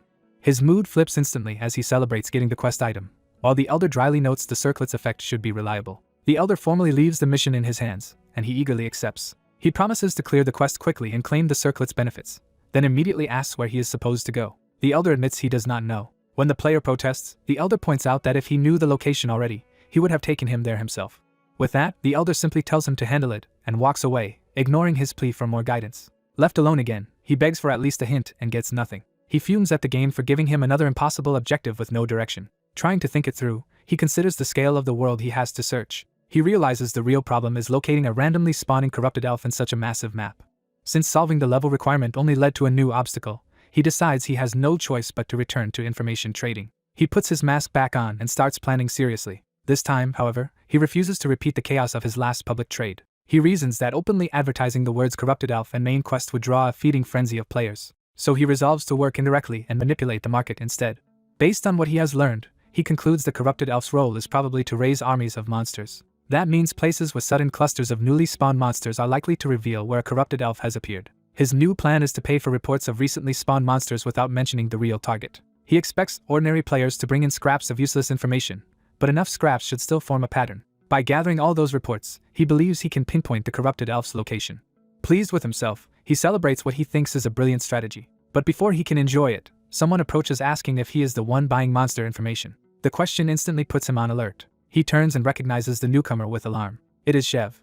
Earlier at the Red Bull's forward base, Chev had casually approached Yahello and the others to discuss a new lead. He reminds them about the anonymous informant who previously sold them the corruption count's location. Now a fresh message has arrived from that same sender. The new message says someone is buying the locations of recently spawned monsters. Yahello finds the request suspicious, but Chev immediately reads it as a smokescreen. He reasons that anyone who already knows something as valuable as the corruption count's location would not chase meaningless rumors this late in the game. Yahello agrees that the move must have a hidden purpose. Chev concludes the buyer is not really after monsters at all, but something else connected to them. Yahello finds that line of thought enticing rather than worrying. Together they realize that if they can monopolize that stream of information, they can seize whatever opportunity the anonymous player is chasing. Chev immediately commits to moving on the lead. He leaves at once, promising to return after handling it. Privately, he frames the target as a source of endless profit. Back in the present, the masked player realizes too late that Chev is exactly the kind of dangerous person he never wanted to attract. Chev sees the same situation as a chance to capture a source of golden eggs. The player is horrified that his careful plan has drawn in the worst possible opponent. He had only intended to squeeze information out of some harmless low-tier player and disappear unnoticed. Chev, meanwhile, had expected an easy covert pickup himself until a far more dangerous monster appeared and forced him to change course. The player decides to abandon any escape plan for the moment. He still wants to get out quietly without exposing himself. But Chev instantly reads that hesitation for what it is. He corners the player by asking if he is really thinking of running away. The player curses Chev's instincts and silently orders his skeletons to stand down. Chev tells the undead to stop attacking, showing he wants answers more than a fight. He warns the player that choosing not to attack was wise, because a direct clash would have ended badly for him. Humiliated but realistic, the player admits to himself that he still cannot beat Chev and decides to talk. Chev lays out his suspicions. The masked player has physical ability beyond a rookie and information-gathering talent beyond even mid-tier guilds. Then he asks the real question of the encounter. Who is this person, really? The player nearly blurts out his true identity before catching himself. Chev notices the slip and presses him on it.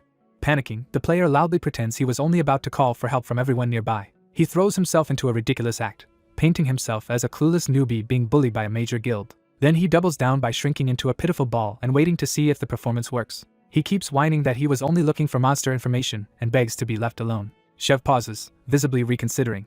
The player internally congratulates himself for looking pathetic enough to seem harmless. Chev asks if that is really all there is to it. Then he decides there has simply been a misunderstanding and says this trembling fool does not seem like the same person as the informant, which makes the player rejoice inwardly. He starts to celebrate the success of his deception and prepares to wrap up the act. Before he can finish, Chev abruptly offers him a 5 billion signing bonus, turning the encounter in a completely unexpected direction. A Red Bull's recruiter opens by offering an absurd 5 billion signing bonus and every luxury the guild can provide. He keeps piling on benefits, trying to overwhelm Mask with money and status. The blonde recruiter acts as if refusal would simply mean the offer went to the wrong person. Mask nearly breaks at the thought of joining his dream guild, the Red Bulls. The story shifts into the Red Bulls arc. Once the fantasy passes, Mask laughs off the ridiculous scale of the offer. He insists people cannot just be bought, even as his face betrays how tempted he is. His resolve wobbles for a second as he calculates how much food that money could buy. The recruiter abruptly asks what Mask would do in the same situation. He seriously asks whether Mask would join the Red Bulls if offered the same deal. Mask rejects the idea outright and demands to know why this is suddenly being asked. The recruiter drops the playful tone and warns that refusal means he will treat Mask as an enemy. He makes the threat explicit, saying he would kill Mask on the spot as a rival. Mask stays silent even under the threat. The recruiter gets his answer anyway when Mask calmly refuses again. Mask declares he will not borrow anyone else's strength and would rather die than abandon his solo path to become the strongest. That answer finally makes the recruiter take him seriously. Mask promises that when he does become the strongest, the first people he will crush are the Red Bulls. Instead of fighting, the recruiter casually sits down and changes the subject to the scenery. When Mask demands an explanation, the recruiter reveals the real reason he came, the Red Lake. That name immediately catches Mask off guard. The recruiter explains that the Red Bulls confirmed the lake is real and that monsters have been spawning around it at an explosive rate. ManhwaCapped cannot understand why a supposed rival would share such valuable information with him. The recruiter crushes his ego by saying the Red Bulls never considered him a true rival in the first place. He tells ManhwaCapped not to flatter himself. Then he boasts that the Red Bulls are the strongest guild and bow to no one. He says they only shared the lead because they respect ManhwaCapped's stubborn solo spirit, not because they need him. With that done, the recruiter prepares to leave. ManhwaCapped broods in silence as the chance encounter seems to end. Then he suddenly identifies where the Red Bulls must be headed: Salt Mountain. By tracing the main quest route and the territories they are avoiding, he deduces that Salt Mountain is their destination. He throws the guess back at the recruiter, trying to make him nervous. The recruiter snaps back, offended at being called younger and less experienced. Instead of getting angry, the recruiter bursts out laughing at how badly ManhwaCapped misread him. He says the outburst only confirmed how gullible ManhwaCapped is. He bluntly tells ManhwaCapped he looks like the kind of fool who gets scammed often. That insult finally hits a nerve. ManhwaCapped explodes in rage while the recruiter and his entourage retreat, still amused. Left alone, the recruiter admits to someone over a call that his recruitment attempt failed. He reports that ManhwaCapped would rather die than join them, so pushing harder would have killed him for real. Even so, the recruiter is not done thinking about him. He admits he is now curious to see how far ManhwaCapped can really go alone. Elsewhere, a red-haired superior dismisses the failure and tells him to let it go. He immediately starts trying to justify himself, insisting he was not being soft. The narration makes clear that when he returned, he was thoroughly scolded anyway. The scene shifts to the ominous red lake itself. At the lake, ManhwaCapped keeps grumbling that no one around him is smarter than he is. His skeleton companions are excited by the strange place, but he is too irritated to share their curiosity. He snaps at them to focus and wonders why a red lake is supposed to matter so much. A memory surfaces of someone once inviting him to touch the lake because it looked cool, while he had only cared about grinding monsters. He recalls dismissing the place as just another high-level hunting ground full of bosses to farm. Another memory mocks him for being a boring game addict who never appreciated anything else. As his skeletons panic nearby, ManhwaCapped realizes the red lake feels strangely familiar. He orders the skeletons to stop panicking and form up. Then he senses a new presence and instantly becomes alert. Something is approaching fast across the lake, confirming they are not alone. He identifies the newcomers as a small party of a warrior, 2 mages, and a priest, and suspects an ambush. He quietly tells his skeletons to prepare. Taking command, he decides to act on his signal. He begins a countdown as the strangers close in. The tension rises as he reaches the next count. His skeletons hold steady for the final beat. He starts the order to attack, but the charging party suddenly drops to their knees instead of fighting. ManhwaCapped is thrown off by the unexpected surrender. The terrified group recognizes him and begs him to save them. He demands an explanation. They reveal they need help hunting a level 120 corrupt grey cockatrice. When he asks for confirmation, they eagerly say yes. They explain they are only the 2nd division of the Golden Brothers Guild. The Golden Brothers are supposedly a major guild nearly on par with the top 30. But before the man can finish his self-pitying explanation about their low status, ManhwaCapped cuts him off. He orders them to summarize the situation in under 3 sentences. The group scrambles to comply under his pressure. Their leader reduces it to the essentials: fail to kill the cockatrice, get expelled from the guild, so please help. When ManhwaCapped refuses, the whole party clings to him and begs not to be abandoned. Desperate, they offer money. That finally makes him pause and ask how much. Their first offer is only 20,000 gold, and he dismisses it as worthless. They plead that it is everything they have and promise him all the monster rewards too, wearing down his resistance. He complains, but admits he needed to deal with corrupted monsters eventually anyway. He sets the terms clearly: 20,000 gold plus all rewards from the kill. The party erupts in gratitude, and he immediately tells them to transfer the money first. As he walks off toward the hunt, they can only stare at him in disbelief. Their leader thanks him with a smile that feels a little too eager. That gratitude triggers a darker memory. He remembers the same man once begging another master for more time to repay a debt. The memory reveals the truth behind their desperation. They were debt slaves working in Apollo's slave farm. Anyone who failed to repay Apollo was dragged there and brutalized into labor. Apollo coldly considered their plea and decided to offer them a different way out. He promised them another chance. That chance was to kill ManhwaCapped. When they protested that ManhwaCapped was too strong, Apollo offered them top-grade equipment. He made it clear he did not care how they did it, only that ManhwaCapped died. He added a final threat if they failed. Apollo promised they would rot in the slave farm forever if they could not kill him. With nowhere left to run, the trapped party hardened themselves for betrayal. Their plan was simple: wait until ManhwaCapped was busy fighting the monster, then rush him all at once and catch him off guard. Before they can act, the corrupt grey cockatrice crashes into the lake with overwhelming force. The party freezes as the monster's presence dwarfs their courage. The cockatrice dives straight at ManhwaCapped, forcing everyone into the real battle. The monster reveals itself fully as the level 120 corrupt grey cockatrice. ManhwaCapped dismisses it as an annoyingly loud chicken while the party nervously prepares their own scheme behind him. He tells them his plan is to strip away the monster's armor first, and that they must handle the rest afterward. He plants his hand into the lake and channels power through the terrain. Activating muscle modification, he launches himself forward with enhanced speed and force. He rockets across the lake straight into the cockatrice's attack range. He stays low and controlled as he closes the distance. The shockwave from the clash rattles the watching party. They realize too late that the monster is not a melee beast at all. The cockatrice is a ranged monster, and it counters by firing a barrage of spikes. ManhwaCapped slips through the volley instead of retreating. He schemes across the lake, using the momentum to reposition for a counterattack. He flips past the monster's line of fire and turns the exchange in his favor. Mocking the cockatrice as slower than he remembers, he declares that it is the one falling behind. His blade and blue energy begin shattering the monster's armor piece by piece. He carves across its limbs in a rapid sequence of cuts. Then he drives a heavier strike into its body, blasting more armor away. The cockatrice screams while ManhwaCapped repeats that it is too slow to catch him. A lattice of blue slashes tears through the remaining plating. Watching in disbelief, the party realizes he really is stripping the cockatrice's armor exactly as promised. ManhwaCapped remains calm in the middle of the chaos, completely in control. The party is stunned by how easily he is dismantling a monster that terrified them. ManhwaCapped judges that the body armor is nearly gone, and only the head remains protected. He moves in for the finishing blow, jokingly saying farewell to the chicken. At that exact moment, the party leader gives the betrayal signal. The mages and priest unleash a coordinated blast toward ManhwaCapped's back. He notices the attack a split second too late. The explosion engulfs him and the cockatrice together. Believing the trap worked, the party immediately calls for a second strike. Another blast slams into the same spot. They follow with a third hit without hesitation. Then a fourth explosion pounds the area, as if trying to erase him completely. Smoke and dust swallow the battlefield, and the party wonders if they finally killed him. For one brief moment, they celebrate, convinced they are free from slavery at last. But ManhwaCapped had expected the betrayal all along. He reveals he suspected them from the beginning. Their story never matched their equipment, because people claiming poverty should not have been carrying such high-grade gear. He also points out the absurdity of being forced to fight like a frontline warrior despite being a necromancer.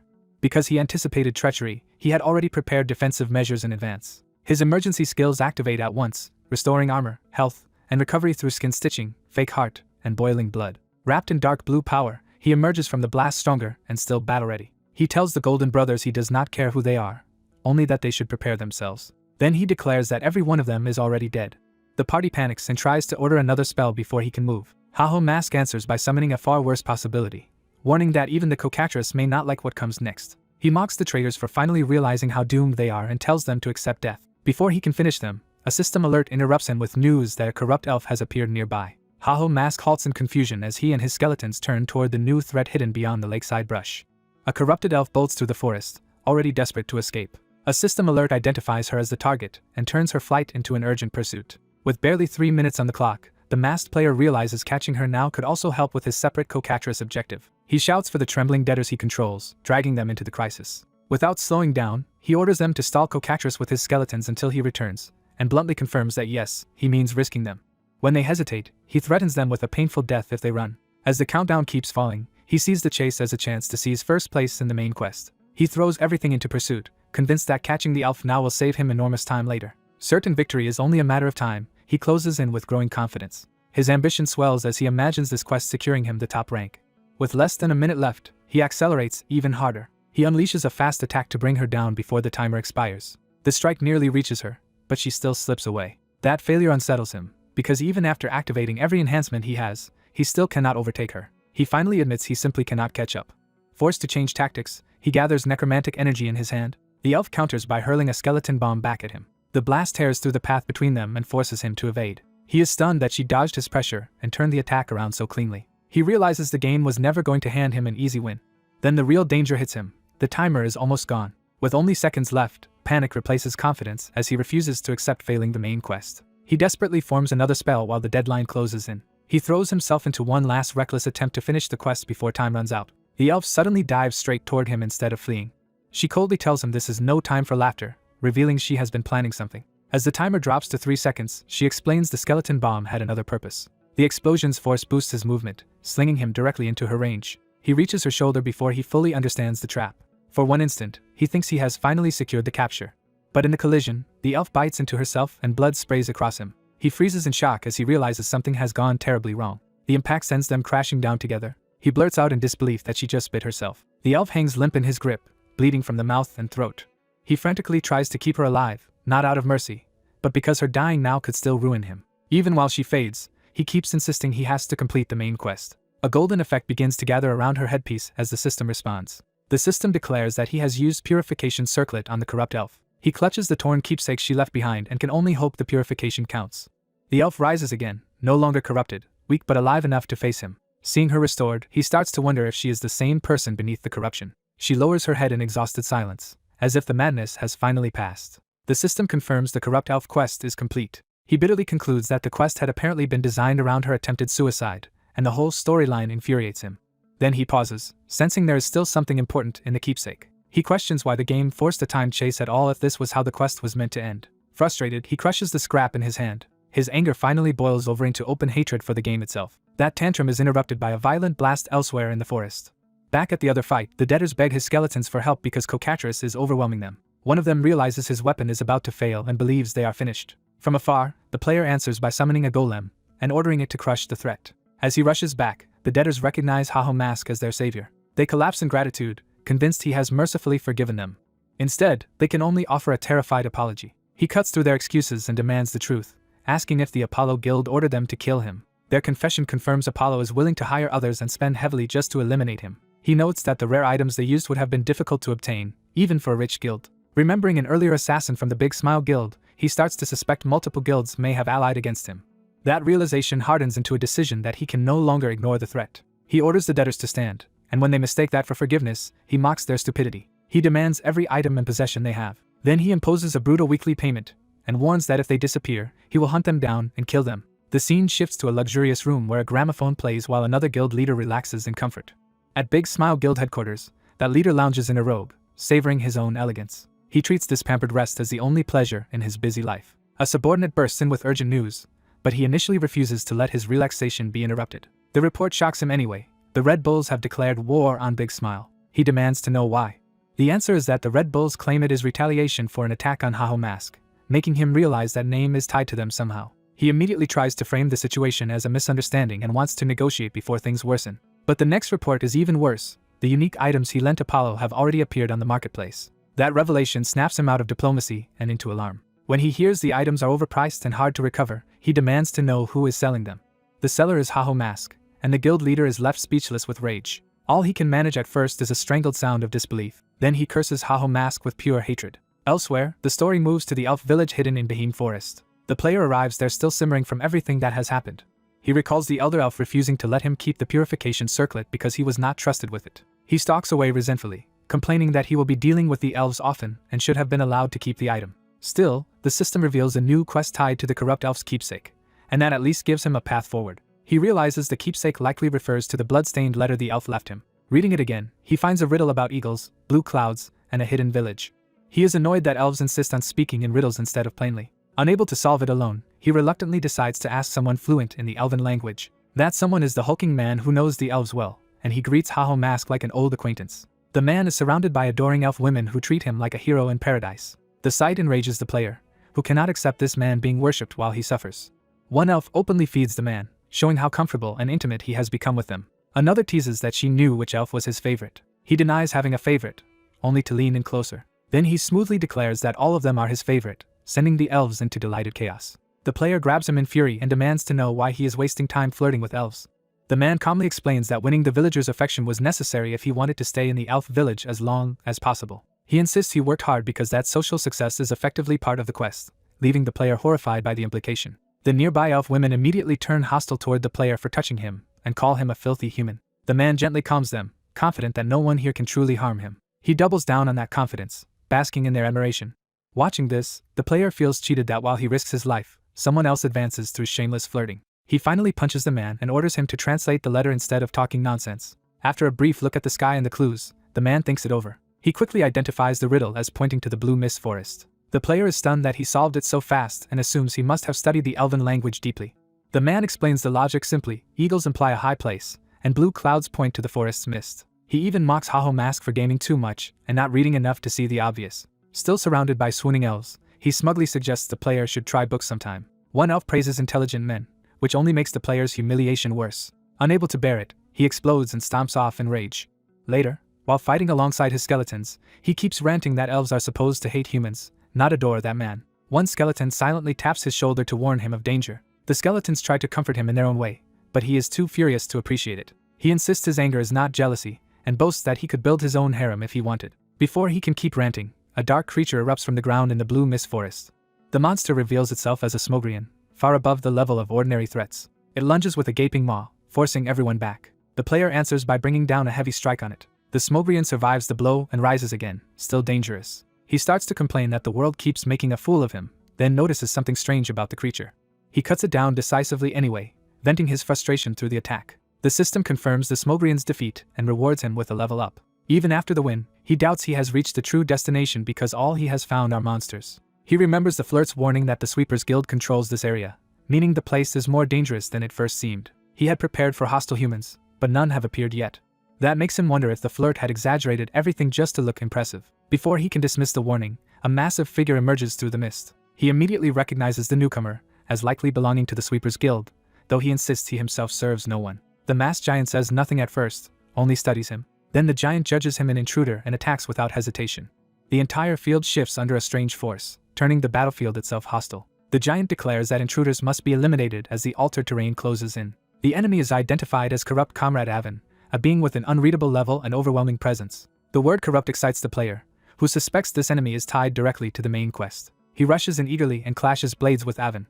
The exchange is fierce, but the player still treats it like a challenge he can solve. Avon remains expressionless and unmoved under the pressure. The player calls for the big one and swings again, trying to overwhelm him with force. He orders his skeleton warriors to join the attack. One skeleton is instantly smashed aside before it can help. Avon tears through the summoned warriors with brutal ease. The system reports that the skeleton warriors have been destroyed. Furious at losing his summons, the player retaliates with a stronger slash. He keeps carving into Avon's body, trying to shred him apart through sheer damage. For a moment he scoffs that the giant is not as strong as expected.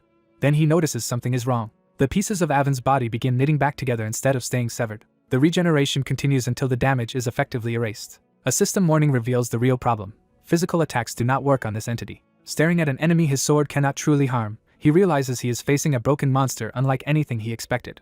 A cry warns that a skeleton mage has appeared in the forest. The white-haired fighter closes the distance before the enemy can act. He tears through the mage with a brutal opening strike. The skeleton mage is instantly destroyed, confirming his overwhelming speed and power. Even with that easy kill, he bitterly recalls the real problem ahead. His next opponent ignores physical attacks and evades magic. Facing that impossible enemy again, he searches for any way to win. He admits to himself that defeating this foe feels nearly impossible. What makes it worse is that this monster never existed in his previous life, leaving him without prior knowledge to rely on. He realizes a direct fight should be suicidal, yet keeps preparing anyway. Instead of retreating, he decides to gamble everything. He commits to going all out, and launches himself into battle. To force an opening, he summons red skeleton warriors empowered by the Madness Helm. He layers on curse abilities meant to slow and corrode the target. The summoned warriors swarm the masked brute from every side. The enemy remains unreadable under the assault, showing no panic. With one sweeping counterattack, the brute annihilates the entire squad. The hero is stunned that all of his skeleton warriors were erased in a single blow. The monster plants himself and prepares to crush the real threat next. He dives in from above, forcing the hero to block a crushing strike. The hero answers with a wide slash, but the brute still presses forward.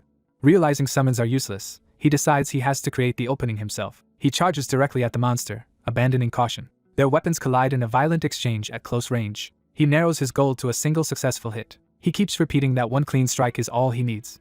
He shifts his body to bait the enemy into overcommitting. The brute's blade passes close as the hero slips into position. The hero gathers cursed energy around his weapon for a decisive trap. He drops from above in a furious attack, trying to pin the monster down. At the last moment he calls for a golem to assist. A stone barrier rises beneath the brute and locks him in place for an instant. Using that opening, the hero brings his cursed blade down. The brute counters by stabbing himself through the body to catch the hero at point-blank range. The hero is badly hurt and coughs blood from the exchange. The damage leaves him reeling and nearly spent. But he reveals that the self-inflicted wound was exactly the opening he wanted. His curse finally takes hold, temporarily restricting the brute's movement. With the target bound, he follows through on his promise to fight without holding back. He calls in multiple skeleton mages to unleash a concentrated bombardment. The trapped brute is engulfed by overlapping blasts of fire. The hero clenches his fist, betting everything on the explosion finishing the job. He coldly seals the attack with a final command to detonate. The bombardment erupts into a massive inferno that tears through the battlefield. When the flames peak, both fighters are left gasping in the aftermath. The hero admits the attack is killing him too, but he endures it to end the fight. The system declares the quest complete and grants him the title Corruption Destroyer, making it seem like he has won. He hurriedly drinks a health potion, grumbling that the monster's design was absurdly unfair. As he tries to recover, he senses movement and realizes the danger is not over. The sudden sound snaps him back to full alert. The masked brute emerges from the flames still standing. The hero is horrified that even that attack failed to kill him. Knowing he can barely continue, he sees the enemy preparing one last strike. Before the brute can finish him, a precise blow destroys part of the monster's head. The ruined giant staggers while the hero and his red skeleton companion stare in shock. The hero can hardly believe the monster just stabbed himself, and then survived the fire. As pieces of his mask fall away, the brute begins speaking about the corruption consuming him again. For the first time, the monster's human mind surfaces through the corruption. He reveals that he was once a member of the secret order, just like the hero. He explains that during a mission he was captured by the force behind the corruption and tortured. That torture broke him and turned him into a brainwashed weapon. He confesses that after becoming a monster, he slaughtered countless people despite once joining the order to protect them. Overwhelmed by guilt, he begs to be punished for his weakness and failure to keep his honor. The hero stands over him in silence as the confession sinks in. Instead of condemning him, the hero tells him he was the strongest opponent he has ever faced. He adds that this means the man must have been extraordinary even before becoming a monster. Then, with blunt simplicity, he asks whether the ones behind the corruption are simply the real enemies to kill. He even offers to use the purification circlet to heal him, assuming that must be why the item was entrusted to him. The dying man laughs softly, moved that the hero still chooses compassion. Relieved, he decides to entrust his final hope to this good-hearted junior. The hero is caught off guard as blood splashes across him. A blue spectral figure appears, entrusting the rest to the hero. The spirit addresses him as Junior, confirming their shared order lineage. The fallen man's sword drops to the ground as the system announces a new quest called Inheritance. The hero realizes that even this dying request was hidden inside the game as another quest. Fed up with how cruelly the world gamifies tragedy, he curses the game itself. Elsewhere, a woman begins questioning why ManhwaCapped is working with the Red Bulls instead of her. She stands over a bloody battlefield, already treating him as something she should possess. She resents that he chose another side when she believes she could have given him everything he wanted. Her subordinates nervously address her as they watch her fixation deepen. One of them asks why she cares so much, having assumed she was only recruiting talented players. A hidden observer explains that this is not recruitment at all, but obsession with ManhwaCapped himself. The subordinate senses danger in her mood and tries to suggest retreat, addressing her as Thunder Queen Shiru. Before he can finish, another armored man appears beside her and asks to speak privately. The nearby subordinates are startled that he approached without any of them sensing him. The newcomer calmly adjusts his glasses, unfazed by their alarm. When Shiru questions why she should talk to a stranger, he immediately takes control of the conversation. He leans in close enough to unsettle her and force her attention. Then he offers exactly what she wants most, the chance to get rid of ManhwaCapped. That promise finally makes her smile. Her expression turns openly predatory as she considers the offer. Back with the hero, he is given Abin's sword as the dead man's keepsake. He reaches for the blade and quietly repeats Abin's name. Elsewhere, another order member mourns Abin as a good friend. The hero reflects that he had been worried because he could not contact him. The grieving comrade thanks the hero for at least bringing back the truth of what happened. He insists the hero keep the sword. The hero hesitates, feeling awkward about using a dead man's keepsake. Then the item window appears and reveals that Abin's sword is a unique weapon with exceptional stats and a defense-piercing effect. The hero's grief instantly gives way to stunned excitement at how absurdly strong the weapon is. The owner gently tells him to accept it for Abin's sake, and the hero awkwardly agrees. He clenches his fist, thrilled by the unexpected windfall. His restraint breaks and he celebrates like he has hit the jackpot. He thanks Abin enthusiastically and jokes that this sword will save him from buying one for a long time. He starts happily planning what to do with the money he no longer needs to spend. That celebration is cut short when a crowd suddenly surrounds him outside. The mob immediately attacks, shouting for ManhwaCapped to die. While blocking their blows, he protests that he is not even wearing the mask and has no idea who these people are. His companion Roman contacts him through the system and checks if he is still alive. Roman bluntly explains that a dark web bounty has been placed on him for 100 million gold. The sheer amount leaves the hero stunned. Elsewhere, the mysterious negotiator repeats the phrase about getting rid of ManhwaCapped, pressing Shiru for her reason. He explains that ManhwaCapped is dangerous because he is a variable. To make his point, he compares the situation to chess. In his analogy, ManhwaCapped is a pawn that ignores the rules and moves however he wants. Because he breaks the system's order, the man argues that eliminating him is only logical. He adds that several guilds have already joined the hunt and claims that if the Thunder Hunters join too, ManhwaCapped can be removed easily. As he tries to treat her silence as agreement, Shiru abruptly attacks him instead. She slams him into the ground before he can finish speaking. The blow leaves him coughing blood and shocked by her answer. Back in the chase, the hero accuses these hunters of being tied to the same people who stole his previous boss kill. Shiru dismisses his complaint with mocking pity. She declares that she does not work with thieves who steal what belongs to her, making clear she sees ManhwaCapped as her property. The negotiator realizes his attempt to recruit her has completely failed. He activates a defensive skill to recover from her attack. Using that opening, he sweeps out a powerful counter to force space between them. He retreats at high speed while the others watch from above. Shiru tries to pursue him immediately, but she stops her people, saying the chase would be pointless and ordering Hatch to contact every guild instead. Meanwhile, the hero briefly appears again in his ManhwaCapped persona, still moving ahead of the hunt. Shiru notes with interest that there are many competitors after him now. She openly claims ManhwaCapped as hers and warns that anyone who touches him dies. She tells her subordinates to spread that threat to everyone. The negotiator apologizes while continuing his escape. He reports that the talks with the Thunder Hunters failed and offers to accept punishment. He even asks whether he should go kill Haho Mask alone to make up for it. His superior refuses, saying it is no longer good for them to act so openly because they are meant to remain hidden trump cards. The superior says the pieces are already in motion, so they only need to wait and watch. He adds that time itself is on their side. Surrounded by screens of past incidents, the mastermind concludes that time ultimately favors them. He turns his attention back to the board and wonders what their pawn will do next. As the hero keeps running, Roman urges him not to let the pursuers catch him. The mastermind watches with quiet amusement. The hero snaps that the endless pursuit is getting infuriating. Roman reminds him that of course people keep coming, because anyone who catches him stands to gain 100 million gold. The hero demands to know who he could possibly have offended badly enough to trigger this. After a moment of thought, he admits there are actually quite a lot of people who might want him dead. Still, he concludes that the most likely culprit is Chai Seol-yin. He reasons that she is rich enough to ignore the money, but too prideful to hire others for something personal, which makes the situation even more frustrating. Roman panics that they cannot keep playing this game at this pace and demands the hero take responsibility for the commissions he accepted. The hero refuses to back down, answering that no one is stopping him from continuing. Faced with an auction prompt for a wyvern skull, Jae-hyun spends what he has anyway because he would rather risk everything than die without learning who is targeting him. He throws himself back into the chase, driven by the need to uncover the mastermind behind the attacks on him. When danger erupts, he immediately calls for his golem. A massive stone golem rises, startling the nearby hunters and confirming the fight has escalated. Even as others panic, Jae-hyun stays focused, deciding to strengthen clay play and use Haho Mask to escape the pressure closing in on him.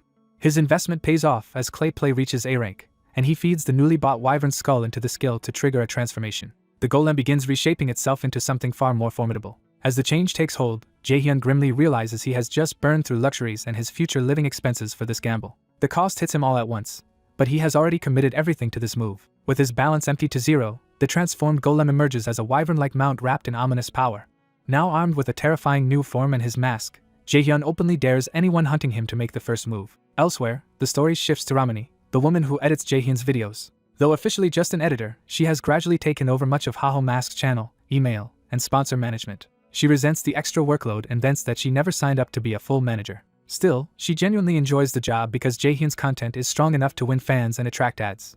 Back in the game, Jae-hyun cools down slightly while riding his transformed golem, though the situation still irritates him. The hunters below keep shouting for Haho Mask to come down, convinced they can eventually corner him. Jae-hyun dismisses them as leeches who are too weak to matter individually but numerous enough to keep stalling his progress. He admits he will have to deal with the root cause eventually and starts considering a more direct solution. He decides to send a message instead of continuing to be chased. The recipient is the Thunder Hunters Guild. He formally requests a private audience with their leader, the Thunder Queen Shiru. The woman who answers that summons is Chai Seol-yin. Her arrival is heralded by glowing butterflies, giving the meeting an eerie, controlled atmosphere. The butterflies gather as if the forest itself is making way for her. Jae-hyun waits atop his wyvern golem as Seol-yin approaches through the moonlit woods. He notes that she finally came, making clear this meeting has been overdue. Seol-yin reminds him that when he sought her out before, she ignored him, and Jae-hyun immediately recognizes her as Chai Seol-yin. Seeing her again drags up memories of the woman who tormented him before his regression. Her calm smile only sharpens the contrast with the hatred he still carries. He remembers her as someone who also pushed his former party into betraying him. Although he wants to kill her on the spot, he forces himself to hold back long enough to get answers. He asks directly whether she is the one who placed the new bounty on him. Seol-yin treats the question as absurd and flatly denies being behind it. Jae-hyun refuses to accept that easily, convinced only someone like her would pull a stunt this ruthless. He accuses her of abandoning her guild and taking everything for herself, exposing how deeply personal his resentment runs. His anger finally spills over as he charges her with always ruining other people for her own gain. Seol-yin remains still under his rage, letting him reveal how badly he wants someone to blame. Then she coolly asks whether her answer would matter to him at all. She points out that he had already decided not to believe her, no matter what she said. Her words strike Jae-hyun because they echo something he heard before his regression. That familiarity makes him hesitate and realize this conversation may connect to events that happened before his timeline reset. Seol-yin gathers herself, as if deciding how much to reveal. She tells him that not long ago an unknown ranker came to see her. That person claimed Jae-hyun was disrupting the situation and proposed that the top 30 guilds should exclude him. Seol-yin recalls the demand clearly, including the threat to erase him from the game entirely. Jae-hyun is shaken because this proves the conspiracy against him existed even before his regression. Seol-yin insists she would not bother with something so petty and notes that whoever interfered with his main quest was targeting more than just him. Jae-hyun quickly concludes that the same hidden group must be bold enough to obstruct Thunder Hunters as well. His suspicion settles on the pair he has already been tracking in the shadows. Seol-yin notices that he now believes at least part of what she says and calls out his earlier hostility. Jae-hyun admits he only believes half of it, which is still enough to change the tone of the meeting. He concedes that she probably is not the mastermind behind the current incident. Seal Yin immediately pivots and invites him to join her guild. The offer only infuriates him more, and he starts to reject her before she cuts to the real issue. She admits she does not know why people so often hate her, but she is used to it. Jaehyun listens in wary silence as she frames herself as someone constantly misunderstood. Then she says she is making this offer for his sake, not hers. She warns that he cannot stand alone against someone rich enough to place 100 million gold bounty on his head. Her solution is simple. If he comes under her banner, she can officially protect him without forcing him to obey her. Jaehyun almost laughs at the audacity of the proposal. He rejects her outright, saying he would rather die than join her guild. Seal Yin presses him, arguing that this is not the time for stubborn pride, but he refuses to bend. He declares that he will become the strongest through his own power because that is a promise he made to himself. For the first time, Seal Yin looks genuinely caught off guard by his conviction. She mocks the dream as childish, and Jaehyun snaps back that it changes nothing. Instead of arguing further, she tells him to do his best. Smiling, she warns that she is also one of the contenders for the top and that he should prepare himself. Jaehyun leaves unsettled, realizing she just declared herself both a rival and a threat with perfect composure. He flies away on the wyvern golem, putting distance between himself and her unnerving offer. Seal Yin watches him go with a cheerful wave, as if the confrontation had been pleasant. As he departs, Jaehyun reflects that Seal Yin had also seemed normal before his regression, which means something changed before that point. He concludes that some hidden event must have happened before his original timeline collapsed. For now, he pushes that mystery aside and decides to crush the people behind the bounty first. That resolve is interrupted when Ramani urgently contacts him about a wanted poster. She reveals that anyone who kills Haho Mask will receive a reward of 100 million gold. Jaehyun is horrified, while Ramani notes that the bounty will keep everyone watching him and asks if some powerful backer is involved. He says it is not a sponsor but another person entirely. All he can really call her is one crazy woman. The scene shifts to Missandra Castle, where another thread of the story begins. A weak young player is being beaten down in an alley, already on the verge of collapse. The thugs demand he hand over his quest, making clear they intend to steal his progress. They justify it by saying he cannot clear it anyway and that they will simply take the reward for themselves. When he protests, they answer with more violence. Their leader decides a few more hits will make him surrender. Before the blow can land, someone catches the attacker's fist. The gang turns in confusion and finds a white-haired stranger standing between them and their victim. The stranger asks the trembling boy if he is questman Git. The boy confirms his name is Git but has no idea what that title means. The stranger realizes the future he remembers has not happened yet, but decides that does not matter. He tells Git that he is coming with him for a while. The gang objects, butting in with threats and demanding to know who this newcomer thinks he is. The stranger answers by knocking all three of them away in a single sweeping strike. With the thugs flattened, he casually adjusts himself as if the fight barely counted. Git stares in shock, realizing the man saved him effortlessly. The stranger notices Git's curiosity and addresses it before the boy can even ask. He introduces himself only as a good-natured passerby. The alley falls quiet around the unconscious thugs as Git tries to process what just happened. The stranger's awkward pause makes clear he is not actually interested in a proper introduction. Git bows deeply and thanks him for saving his life. But even in relief, Git's hands still shake from how close he came to losing everything. He admits that without this intervention, his quest would definitely have been stolen. Overwhelmed, he thanks the stranger again, only for the man to cut straight to the point. He identifies the stolen target as the Ruins Dungeon Exploration quest and explains that clearing it dispels the block field behind the dungeon. Git is stunned that a stranger knows the details of his quest better than he does. The stranger immediately demands that Git hand the quest over to him. Git is dismayed to realize his savior may be the same kind of opportunist as the thugs. Ignoring the boy's feelings, the stranger enters the Missandra Ruins dungeon with Git in a mandatory two-person party that will fail if either leaves or dies. The stranger breaks down in exaggerated frustration at being dragged into this arrangement. As they move through the ruins, Git sobs that he finally thought he could clear a quest for once, only for it to be taken from him again. The stranger loses patience and tells him to stop crying already. He harshly says that if Git hates being robbed, he should become strong enough to stop it himself. Git tries to answer through tears, struggling to explain himself. Then he suddenly lashes out and strikes the stranger, insisting the quest is useless anyway. He explodes in frustration, saying he has tried everything and none of it ever mattered.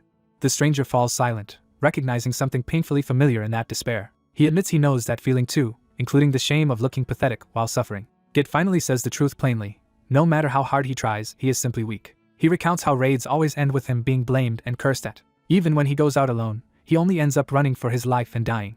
So he gave up on greatness and drifted through minor village errands until he accidentally met the hidden conditions for this quest. That is how he obtained a rare dungeon quest that dispels a block field and likely grants a title, making it the first thing in the game that ever felt meant for him. For the first time, Git felt chosen instead of discarded. To him, the quest was proof that even someone like him could still matter. The stranger asks whether Git thinks he wanted to have a quest like that stolen from him too.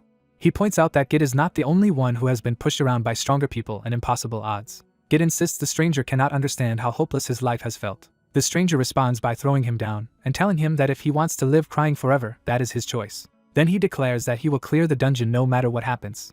He starts to walk away, but stops before leaving Git behind completely. Without turning around, he tells Git that a weak life up to now does not mean he has to stay weak forever. Git can only stare after him, caught between humiliation and the first spark of hope. He realizes the stranger never truly intended to kill him for the quest, and had only been acting like a brute to force a reaction out of him. Left alone for a moment, Git wonders what he is supposed to do now that the stranger has really gone ahead. He considers logging out and abandoning everything again. But the memory of the stranger's terrifying pressure convinces him that running away will only leave him with more regret. He decides he has no choice but to keep going. Trying to stay out of the way, Git heads toward the dungeon entrance and promises himself he will wait quietly. Instead, he comes face to face with a giant insect monster. He freezes in total panic, unable to move or think. His scream echoes through the ruins and alerts the stranger. The stranger rushes back just as Git collides with him in blind terror. While the monsters close in, the stranger angrily demands that Git get off him and stop panicking. Git is already being lifted toward a giant bug's maw and shrieks that he is about to be eaten. The stranger cuts through the pursuing monsters while Git runs in pure hysteria beside him.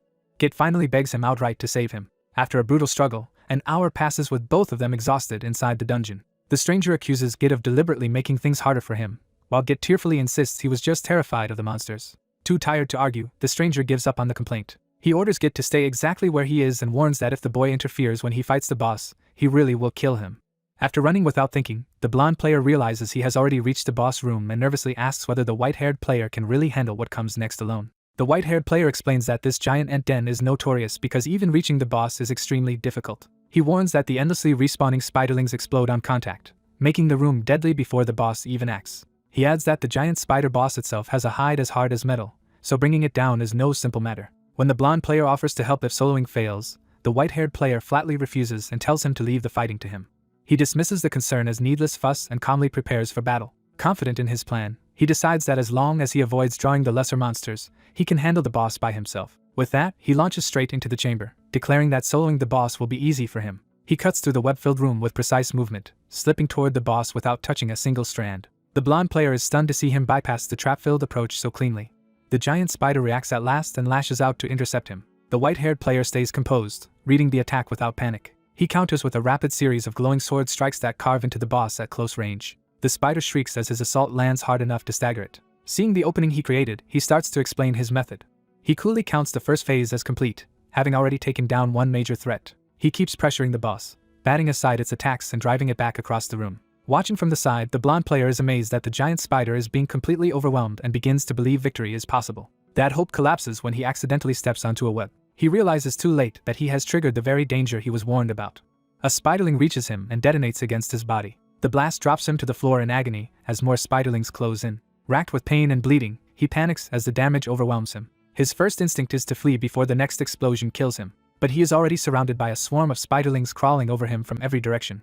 Faced with certain death, he freezes and accepts that this may be the end. Another explosion erupts around him, and he braces for death. Instead, the white-haired player appears over him, having rushed back to shield him while insulting him for being dead weight. The blonde player cannot understand why the man he burdened would still come back for him, but he is ordered to stop talking and run for the entrance. Pinned under exploding spiderlings, the white-haired player snarls that if the quest fails because of this, he will not forgive him. Even while being swarmed, he keeps threatening the blonde player to move, forcing him to act. The blonde player stares in shock as blood sprays, realizing the other man is taking the damage meant for him. He finally runs, breath ragged, escaping down the corridor while the battle continues behind him. But his retreat is clumsy and desperate, driven more by fear than resolve. As he runs, self-loathing catches up with him, and he asks himself why he is always so pathetic. He admits that all he ever seems to do is cause trouble for others and then run away from the consequences. His despair deepens when he stumbles, as if even fleeing is beyond him. He crashes to the ground and can barely keep himself moving. While struggling to rise, he bitterly wonders why running is the only thing he ever does. He breaks down completely, crying over his own weakness. Yet even through the tears, he tells himself he has no choice because he believes there is nothing else he can do. Old insults resurface in his mind, reminding him how others have always treated him as useless. He remembers being told to quit entirely because he would never amount to anything. The memory sharpens into a cruel lesson that he should know his place and live as a failure. Crushed by that history, he can only apologize to no one in particular for being what he is. Then another remembered voice cuts through the self-pity, mocking him for apologizing while continuing to live weakly. That voice challenges the idea that a weak past has to define the rest of his life. The words leave him silent, forcing him to confront himself instead of his fear. He slowly lifts his head, beginning to consider a different choice. His eyes catch on a cocoon hanging in the spider nest, and an idea forms. A spiderling crawls over the cocoon, confirming the danger is still active around it. Before it can matter, the white-haired player slices the cocoon open. He complains about the nuisance even as he cuts through the webbing and clears the way. He reveals that he had no real option but to save the trapped player, because the quest would have ended if that person died. Deciding to turn the situation to his advantage, he prepares to summon skeletons to hold the room. He is interrupted by a sudden shout from the blonde player. The blonde player, now holding a torch, deliberately calls the spiders toward himself instead. Though terrified and shaking, he commits to becoming the bait. He tells the white-haired player to stop worrying about him and use the opening to kill the boss. The white-haired player tries to dismiss the plan and send him away, but the blonde player refuses to back down. For the first time, the blonde player decides to use the one thing he has always been good at, running away, for someone else's sake. He frames it as repayment, saying that if the boss dies because of this, their debt will finally be even. The white-haired player is left momentarily speechless by that answer. He reminds the blonde player that one rescue does not erase all the times he had to save him before, but the point still lands. Even while mocking him, he admits that this reckless courage is better than watching him collapse in tears again. The blonde player takes that as permission and charges in, confessing that he is still terrified but moving anyway. While the white-haired player resumes his assault on the boss, the blonde player begins drawing the spiderlings away with fire. He gets hurt almost immediately, proving he is still weak and vulnerable. But instead of breaking, he accepts that weakness and keeps going. The fear in his body turns into exhilaration as he swings the torch through the swarm and realizes this trembling finally means he is fighting, not fleeing. After the chaos peaks, he collapses from exhaustion. Barely able to breathe, he waits for the result. A system message appears announcing that the Masandra Ruins dungeon has been cleared. The blonde player is stunned that he actually made it through, even if he feels he only handled the dirty work. Still, the victory leaves him with a quiet sense of pride. He dares to think that maybe he really has grown a little. The white-haired player glances back at him amid the fading blue system effects. He admits he did not expect the two of them to clear the dungeon together, and concedes that the blonde player has some real ability after all. That unexpected praise embarrasses the blonde player even as the white-haired one keeps his usual teasing tone. The mood shifts when a hostile player appears, mocking them and implying that any reward should be shared by force. He demands the dungeon reward, specifically the Dispel Block field title. The white-haired player answers the threat with a calm question about what happens if he refuses. The thug makes it clear there is only one consequence. He grabs the blonde player and threatens to kill him if the title is not surrendered. Instead of begging for his life, the blonde player shouts for the white-haired player never to hand over the reward they earned. The thug answers that defiance with a brutal punch. The blonde player is thrown aside, but the attack does not break his resolve. The thug looms over him and insists he should understand his place and obey. Even bloodied, the blonde player barely reacts, as if this kind of violence is nothing new to him. He taunts the thug by saying that compared to the spiders from earlier, these punches feel like nothing. Enraged, the thug swings again. The white-haired player suddenly interrupts, offering to hand over the title himself. The blonde player is shocked, unable to believe what he just heard. The white-haired player clarifies that the thug can have the title only if he is strong enough to take it. The thug laughs at what sounds like an impossible challenge. He starts mocking the idea that one person could oppose them all, but is cut off mid-sentence. He realizes too late that something has appeared behind him. A summoned skeleton army materializes, surrounding the hostile group in an instant. The blonde player finally understands where the sudden reinforcements came from. He identifies the white-haired player as Haho Mask, the famous solo player known for skeleton summons. The others immediately connect the dots and realize they are facing the only solo player with that signature power, a fighter said to rival entire guilds alone. The white-haired player stands revealed in full, no longer hiding the aura of a named player. When one enemy asks why someone of that rank would be here, he dismisses the question as none of their concern. Then, with a smile that makes the threat worse, he tells them to hand over everything they have. Their confidence breaks into panic. A system reward appears in his hand, showing he has obtained an ownerless war watch from the defeated enemies. As he walks away with the spoils, he mocks them as nobodies who always try to act tough. The blonde player watches him leave and realizes the man he took for merely strong is actually a famous named player. Awkwardly, the white-haired player finally responds to the gratitude still hanging between them. The blonde player bows and sincerely thanks him for both the rescue and the shared dungeon clear. He admits that without that help, he never would have completed the quest, not in body or in spirit. Having said what he needed to say, he tries to leave the title behind for the one who truly carried the fight. The white-haired player stops him and insists that the title belongs to him. When the blonde player protests that he does not deserve it, he is told he needs at least that much if he wants to stop getting beaten down so easily. He presses further, asking whether the blonde player intends to keep playing the game. The question hits hard enough to leave the blonde player speechless and emotional again. He wipes at his face, trying and failing to hide the tears. At last he answers that he will keep going and work hard, while the white-haired player dryly points out that he is crying again. The story then shifts, hinting that what looked like a clean ending is about to lead into a new complication. In a comedic aside, the white-haired player is suddenly treated like someone's pet, and he reacts with immediate disbelief and outrage. Back outside, he changes clothes and shakes off the dungeon tension. He decides his darker outfit is more comfortable and better suited to what comes next. He reflects that he had considered lying low because of the bounty on him, but after revealing himself, he concludes that hiding is pointless now. Instead, he focuses on what he gained from the whole incident. He judges that the newly titled Rare Quest Collector, Questman Git, may become useful to him later. As the blonde player tearfully thanks him again for the title, he privately doubts whether the man will actually live up to that name. With the block field dispelled, he turns his attention to the next objective. He heads toward the city tied to the next stage of the main quest, intent on pursuing his real goal. That next destination is revealed as the Cursed Territory, the beginning point of the second chapter of the main quest. The new map opens at Ricky Town Square, already crowded with players. A black-haired player arrives and realizes he has reached the newly unlocked area. He is surprised that the block field only just fell and yet the town is already packed with competitors. Someone snaps him out of his daze before he can keep staring. A blonde woman named Nuppy warns him that everyone here is a rival now.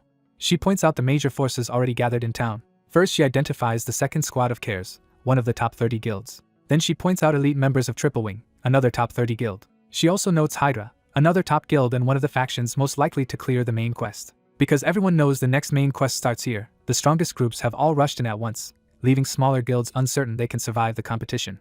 Into that tense crowd, a new figure steps forward with quiet confidence. He orders people to move aside, immediately drawing attention. The crowd recognizes him at once as Haho Mask. Rumors spread through the square that he was the one who brought down the block field and that he always clears things alone. Hearing the whispers, he notes to himself that there are already plenty of people here. He also realizes that news of his role in dispelling the block field has drawn every opportunist and scavenger in the area. Some onlookers insist no one could be that capable without secret backing from the admin. Others agree that someone this effective must be supported by a hidden patron rather than talent alone. He dismisses the gossip internally, knowing he really did come this far through his own skill. Then the rumor takes an absurd turn when someone calls him Chai Sil-Yian's pet, leaving him too stunned to respond. As rumors spread through the crowd, people conclude that two powerful guild masters are both fiercely protective of Haho Mask, turning him into the center of a dangerous rivalry. The gossip escalates into disbelief that someone could make two top guild leaders fight over him at all. In everyone's imagination, Haho Mask becomes an absurdly coveted figure whose value seems high enough to drive elite leaders mad. When the rumors turn crude, Haho Mask snaps and violently shuts them down. He keeps beating the source of the gossip while furiously denying that he belongs to anyone. Still enraged, he demands to know who started spreading the rumors in the first place. Before he can continue, a stern stranger cuts in and forces the scene to stop. The newcomer identifies himself as Sarabo of the Secret Order and warns everyone not to interfere with an important quest. Haho Mask immediately recognizes Sarabo as a hidden story NPC and realizes this must be the trigger for the next main quest. He calms himself at once and shifts from brawling to listening, deciding to follow the quest instead. Sarabo waits for the crowd to settle, then prepares to formally begin the event. He reveals that this cursed territory is being used by a corrupted being for experiments. Because of those experiments, monsters and parts of the land itself have been cursed, so the first objective is to lift the curse. Haho Mask realizes the setup matches what he knew before regressing, confirming he has reached a familiar turning point. He recalls that the next step should be a hunt for a cursed monster called the goat-headed chimera. Confident in his prior knowledge, he tells himself the monster is manageable because he already knows its spawn point and fighting style. Sarabo prompts the crowd to identify the target needed for the quest. Haho Mask answers immediately, certain he is ahead of everyone else. Sarabo continues the formal announcement, building suspense around the monster's true name. Then the name lands wrong for Haho Mask when Sarabo reveals the real target is the Evil Eye. The crowd panics at the revelation that the Evil Eye is level 150 and carries a passive area curse, making the quest seem nearly impossible. Sarabo adds that not everyone present will get to bring the target back. He raises 4 fingers, setting a hard limit on who will be allowed to continue. Only 4 teams will be chosen for the opportunity. The restriction shocks the players, who realize most of them will be shut out no matter what. Sarabo makes the stakes harsher by declaring that anyone not on a successful team will be excluded from the Secret Order's future plans. The crowd erupts because failing here would also mean losing access to the main quest line. Sarabo remains cold and tells them participation is optional, but anyone who refuses can forget about future progress. The players hesitate, trapped between fear of the quest and fear of being left behind. That hesitation breaks as people start moving, ready to compete for a place. The whole crowd surges forward at once, desperate not to miss the chance. Everyone tries to claim the first move, turning the quest into a scramble. One overeager player crashes into Haho Mask while trying to push past him. The collision jolts Haho Mask into sudden alarm. He senses immediately that something is wrong with the flow of events. For the first time, he seriously considers that the future may have changed and that his old knowledge may no longer be reliable. That possibility terrifies him because his greatest advantage has always been knowing what comes next. He forces himself to stop panicking and think instead of spiraling. Regaining control, he decides there are only 2 explanations for the discrepancy. He narrows the problem down to either his regression changing events or his past information having been wrong from the start. The first possibility is that his very return altered the future. The second is that the information he trusted from his previous life was inaccurate. He starts searching for which explanation fits this situation. His attention shifts to the teams already rushing toward the cursed territory. He watches the leading group move out ahead of him. One of those teams reports that they have already reached the cursed zone and are beginning the main quest immediately. At the same time, another faction quietly declares its own objective, eliminating Haho Mask. A hostile presence closes in on him before he can react. A goat-headed chimera suddenly appears and roars into the battlefield. A nearby player panics at the monster's arrival. The front line buys time while urgently asking the mages whether their spell is ready. The mages answer that they need only a little longer to finish charging. The chimera barrels forward as the countdown tightens. The defenders cling to the last second they need to survive. The spell finally reaches completion. A full-charge lightning strike slams into the chimera with overwhelming force. The monster convulses under the blast. It collapses, and the system confirms the goat-headed chimera has been eliminated. The team leader immediately orders everyone back into formation for the next target. One frightened player breaks down, begging to go home rather than face more chimeras. He also despairs that beginners are being forced into a main quest against top guilds. His companion tells him to complain while watching the real monsters elsewhere. In the distance, a lone fighter is already drawing multiple chimeras toward himself. That fighter launches into the air to meet them head-on. He tears through a chimera with a blinding blue slash before it can land a hit. He follows with another cut that carves through a second one just as cleanly. A third chimera is severed in the same relentless sequence. He lands lightly after the chain of kills. Behind him, the three monsters collapse almost at once. The watching players are stunned that one person just killed 3 goat-headed chimeras alone. That display silences the whining, because it proves some players can handle the quest by themselves. The frightened player can only admit his envy. He longs to play with the same ease and confidence as that overwhelming swordsman. Meanwhile, the quest timer keeps ticking down, adding pressure to everyone still struggling. The lone swordsman pushes himself to move faster than before. Then he accelerates again, beyond what the others can even follow. He turns his body into a storm of motion and cuts through the battlefield in a blur. Another chimera is split apart before it can even finish reacting. Yet even while winning, ManhwaCapped is disturbed that the battle is unfolding differently from the information he remembers. He starts wondering who is targeting him from the shadows and whether another hidden player is responsible for the change.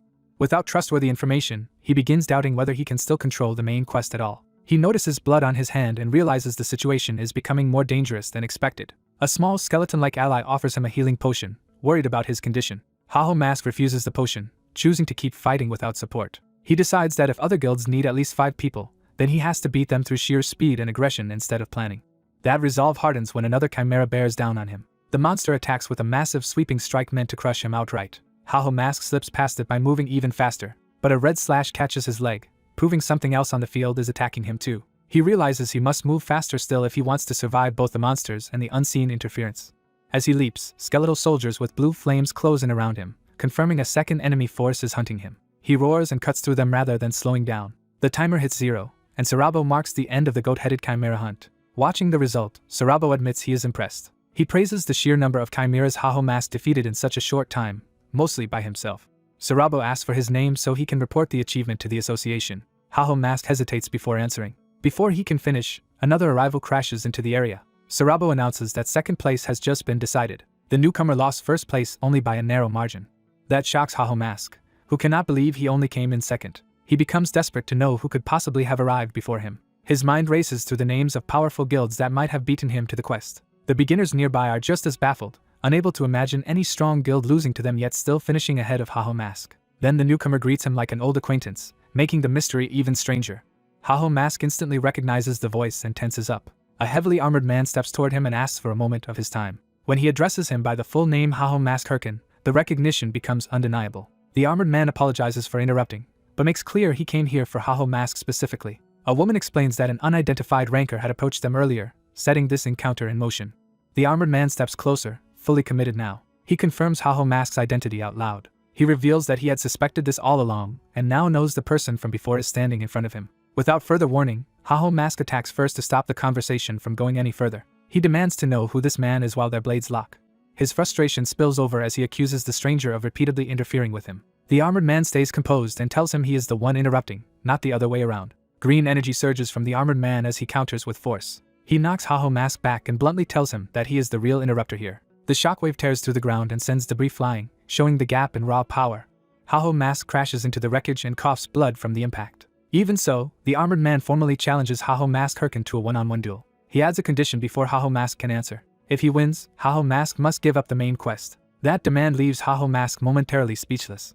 Then his anger hardens into resolve. The armored challenger stands over him with complete confidence. ManhwaCapped accepts inwardly because this is exactly the kind of direct confrontation he wanted. The challenger smiles, satisfied that he got the response he was aiming for. From a distance, the beginners watch in confusion as the two move off to settle things elsewhere.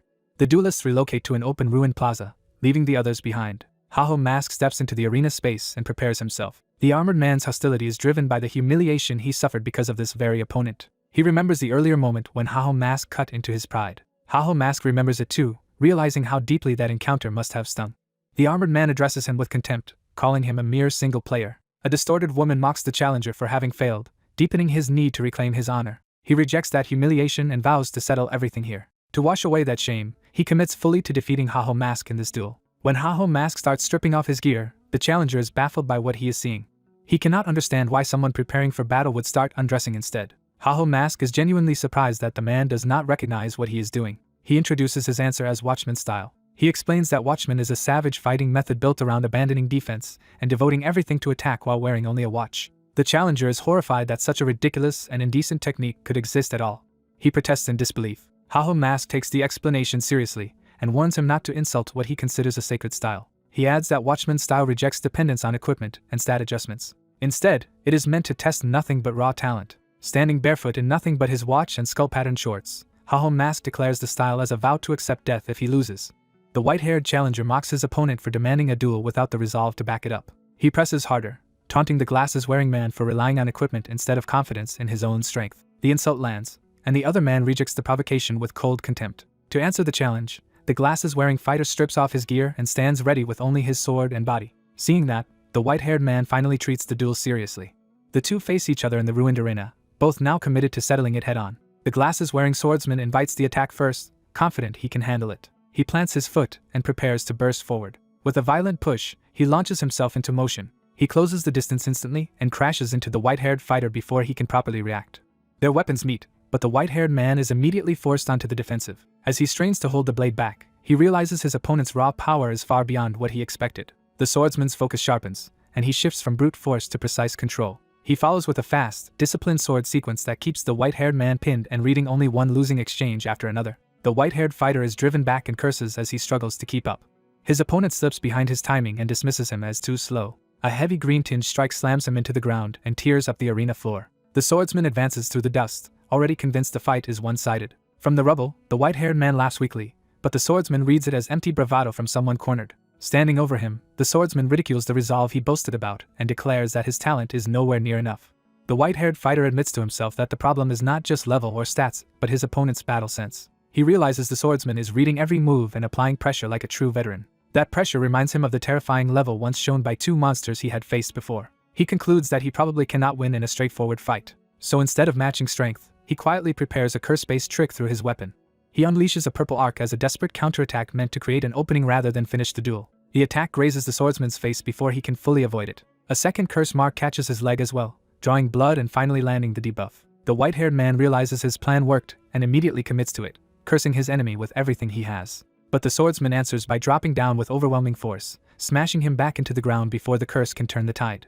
He dismisses the tactic as boring the moment he recognizes it. While the white-haired man coughs blood, the swordsman sneers that a mere debuff is nowhere near enough to challenge him. He raises his massive sword and declares the duel finished. Even so, the white-haired fighter refuses to accept defeat. Still smiling through the pain, he reveals a hidden skeleton bomb as his real last move. The bomb detonates in a burst of purple smoke and force. The swordsman shields himself and immediately recognizes it as a final attempt to blind him and steal one more chance. He assumes the white-haired man will use the smoke to attack from concealment. But when the smoke spreads, he cannot find his opponent anywhere. He lunges toward a suspicious point in the haze, thinking he has located him.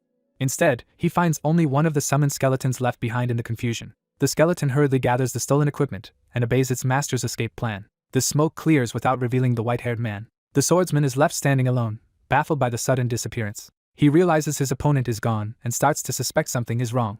A call comes through his device asking what he thinks he is doing, and he answers as if he is still fighting ManhwaCapped. The caller tells him to check ManhwaCapped's YouTube channel immediately. The truth is framed like a joke. The so-called duel was really a performance built around his half-naked appearance. His own taunting line is replayed online, but the stream turns it into ridicule over him acting tough in only underwear. The broadcast reveals that while he was distracted, the skeleton simply took his equipment and ran. Millions of viewers are openly laughing at the live humiliation of Underwear Man, while he still has not noticed what the audience has been watching. When he finally sees the stream, he is horrified that this has been happening in real time.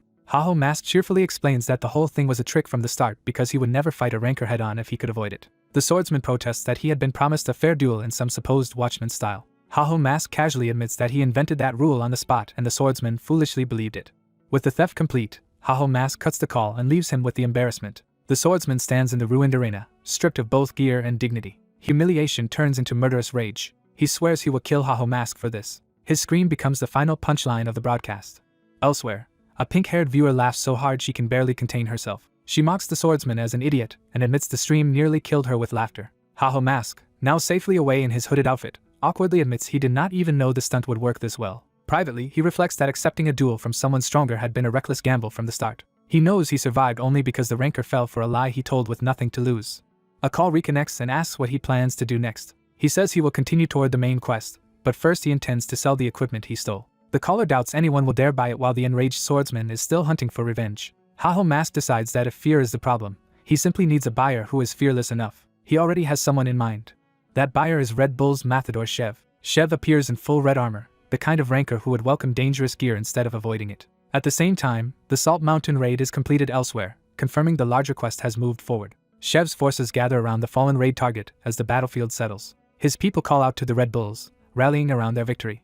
Shev answers with his usual swagger, basking in the triumph. A red-haired ally praises the result and says they can finally leave the tiresome mountain behind. Shev confirms that his trade with ManhwaCapped also concluded successfully and that the timing was perfect because he needed equipment. His ally worries that buying such gear could drag him into needless trouble. Shev only grins, saying a little danger makes things more fun. That thrill is interrupted by a sudden attack from a new arrival. The red-haired woman shouts Shev's name as the strike lands. Shev recovers quickly enough to recognize that his own appetite for excitement has invited exactly this kind of problem. The attacker reveals herself by dropping in with overwhelming force. It is the Queen of Thunder, and Shev immediately understands that she has come over the equipment. Shev asks whether this random attack is meant as a declaration of war. The Queen of Thunder ignores the framing and demands the item outright. She states that the equipment ManhwaCapped stole from the glasses-wearing ranker was sold to Shev. Because the item is expensive and its origin is obvious, she reasons that only she or Shev could have been the buyer, and since no one contacted her, ManhwaCapped must have chosen him. She presses him to confirm it. Shev admits she figured it out, though he treats her deduction lightly. He refuses to hand it over and tells her that if she wants it so badly, the Thunder Hunters can try to make their own deal elsewhere. He adds that ManhwaCapped contacted him first, so the choice was never hers to begin with. That jab hits a nerve, and he realizes he has touched on something personal. Shev mockingly tells her to stop complaining to him, and asks ManhwaCapped herself if it matters that much. Her strange answer catches him off guard. She quietly admits the problem is exactly ManhwaCapped. She cannot approach him because he dislikes her, and resented her involvement with the reward before. Shev starts to react, only now understanding the implication. Then he bursts out laughing, and she coldly warns him that if he keeps laughing she will kill him.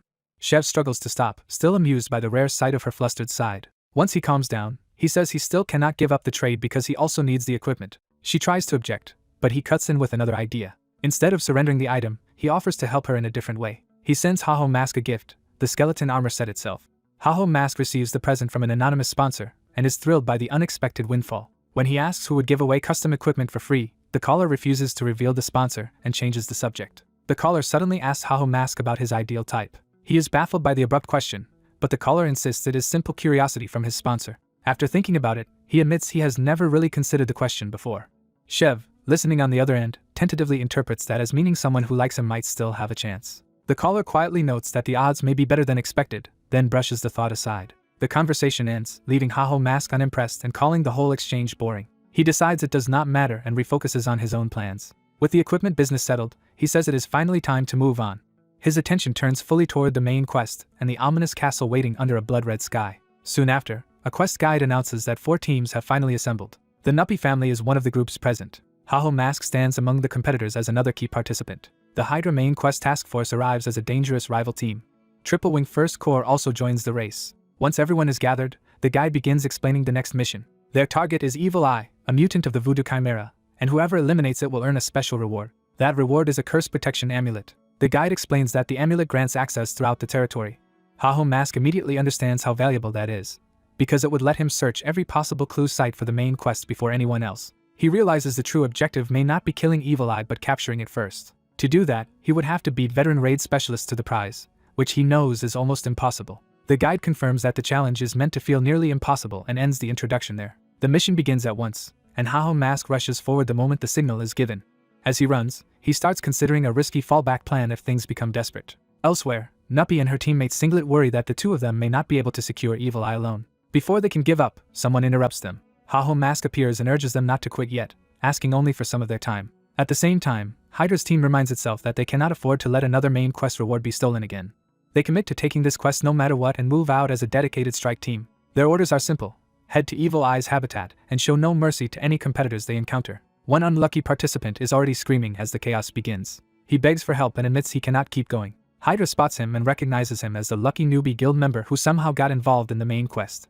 They decide his identity does not matter. To them, all competitors are targets to be eliminated, and they sneer at how quickly weaker players abandon their training when real danger appears. One of them even expects Hahomas to agree with that harsh view. Instead, the terrified rookie is forced back to his feet by his own teammate. Nuppy bitterly wonders how they ended up saddled with someone so unreliable. The answer is a scam contract, and the memory of that disastrous arrangement hangs over them. That memory leads back to an earlier moment when Hahomas proposed an alliance to Nuppy's group. He openly acknowledged that they wanted the main quest too. Then he bluntly pointed out that they did not have the strength to defeat Evil Eye by themselves. He offered a deal. He could handle Evil Eye, but he needed their help dealing with the other competitors first. The silver-haired rogue proposes a deal. If the group helps him eliminate rival parties, he will personally take down the Evil Eye. The blonde leader hesitates but demands to know why they should trust someone making such a dangerous offer. He pressures them by pointing out that they have no better option if they want to survive. The group falls silent, forced to weigh his ruthless logic against their lack of alternatives. At last the blonde woman accepts the alliance, admitting they have no other path forward. Even as she agrees, she warns him not to betray them. He throws the warning back at her, making it clear the distrust runs both ways. When she asks how such a small group could possibly help remove competitors, he dismisses the concern and claims he already has a use for them. He suddenly reveals the truth of his plan. They are not partners in battle, only bait. The group is stunned as they realize they have been tricked into a far more dangerous role than promised. A field opens and drags them into the cursed altar, the habitat of the Evil Eye. Inside, a horned demonic creature waits, radiating the threat they had been led toward. The rogue is pleased to have found the Evil Eye's lair sooner than expected. The others collapse under the oppressive atmosphere while he casually asks if this is really the target they wanted. As he mocks the gloomy mood, the group finally explodes and blames him for dragging them into this nightmare. They remind him that he burst into their lives, beat them down, and forced them into his schemes. The blonde woman lists one humiliating ordeal after another, furious that he kept gambling with their lives. She adds that he even made them flee through explosions from atop a golem, none of which seemed related to defeating rivals. He admits that those stunts may not have directly served the stated goal. Then he shamelessly argues that the chaos was fun and conveniently wiped out other guilds anyway, pushing the blonde woman from anger into murderous rage. Her companion restrains her and tries to calm her down by saying the competition is over now. The group starts to think their role is finished, and that they only need to wait for him to kill the Evil Eye. Instead, the stone golem abruptly hurls them into the arena with violent force. They tumble down the steep altar floor while the rogue remains above, having thrown them directly into danger. Bruised and furious, they struggle back to their feet. The blonde woman shouts that they already fulfilled their side of the bargain and demands that he keep his promise. He pretends to think it over, provoking her even further until she vows to kill him herself. She starts charging up toward him in pure fury, ignoring the monster behind her. That reckless anger nearly gets her killed when the Evil Eye suddenly attacks from behind. She finally senses the danger and turns an alarm. From above, the rogue gives a single instruction, telling her to move left. She obeys just in time, and the monster's massive strike crashes past instead of crushing them. The group scrambles away, shocked by how narrowly they escaped. They realize their bodies moved almost automatically, as if guided by something beyond panic. The blonde woman recognizes the sensation from the brutal training he forced on them earlier. Understanding dawns on her, and she decides they should advance on the monster instead of retreating. When the others hesitate, she orders them to stop arguing and follow her lead. Even while moving, she admits the whole situation is unnervingly strange. The rogue explains that they are getting hit because fear makes them panic instead of reading the attack properly. He bluntly calls them cowards and says their own panic is what keeps getting them hurt. To demonstrate, he tells them to watch an attack all the way through. His lesson ends with the key point: only dodge after fully reading the strike. The Evil Eye launches another devastating blow, but this time they track it instead of flailing. The blonde woman and her allies move with far more control, slipping into position around the monster. Breathing hard, she realizes the impossible is actually working. She commits to the opening and drives in with her blades while her black-haired ally follows with his sword. Their coordinated counterattack tears into the monster and draws blood. The Evil Eye reels as the strike lands cleanly. The beast crashes to the ground, apparently finished by the very bait it meant to kill. The black-haired young man stares in disbelief while the blonde woman finally sees what the rogue had been trying to force out of them. The rogue praises them just enough to say they were capable all along if they truly tried. The blonde woman realizes his cruel training and manipulation may have been aimed at awakening that ability from the start. He confirms that simply reaching this place proved they had talent, though he admits he did not expect the method to work so well. She briefly softens and thanks him, ashamed that they spent the whole time complaining without understanding. He instantly ruins the moment by reminding her that he never promised they could defeat the Evil Eye for him. He only promised he would defeat it. With smug satisfaction, he insists he never broke the agreement. As the group protests that the Evil Eye is already dead, a system warning reveals that the blood of a sacrifice is spreading. The altar responds to the spilled blood and begins activating a deeper ritual. Dark organic growth erupts from the structure like roots or veins. Those cursed tendrils rapidly spread across the arena, transforming the battlefield. The group can only stare as the altar changes into something far more sinister. They realize the thing they killed was only a sacrificial vessel feeding a larger presence. The rogue repeats that he kept his promise, because his true target has only now appeared. He finally reveals that the real opponent was never the bait monster, but the being behind it all. The true evil eye manifests, a far more terrifying entity whose level cannot even be measured. The group is horrified to understand that what they defeated moments ago was merely a prelude. The real evil eye opens a grimoire and begins casting from a ritual circle. System alerts stack up as multiple curses erupt at once, culminating in a fear outbreak that overwhelms the party. The group is seized by terror and screams as the curse invades both mind and body. The blonde woman tries to order a retreat, but fear has already robbed them of control. She discovers in horror that her body will not move at all. The rogue cuts through the spreading curse with blue power, shielding the others and dismissing the attack as unimpressive. He tells the evil eye that its curse skill is too weak to affect him. The evil eye is visibly shaken that its fear curse failed. Seeing the opening, the rogue decides it is finally his turn and activates a new ability. He triggers slot on and begins equipping himself for the real fight. A full set of skeletal armor forms around him in a surge of blue energy. Masked and armored, he charges the evil eye with open confidence. He rushes through the altar's attacks at high speed, closing the distance in a blur. The first exchange begins as he slips past a heavy strike. He counters with a sweeping blue slash that tears through the enemy's defenses. His assault continues upward in a chain of rapid strikes that carves into the altar's core. The evil eye tries to answer with more incantations from its grimoire. He cuts the casting short, mocking the monster for thinking such simple attacks could stop him. But the evil eye had prepared another trap beneath him.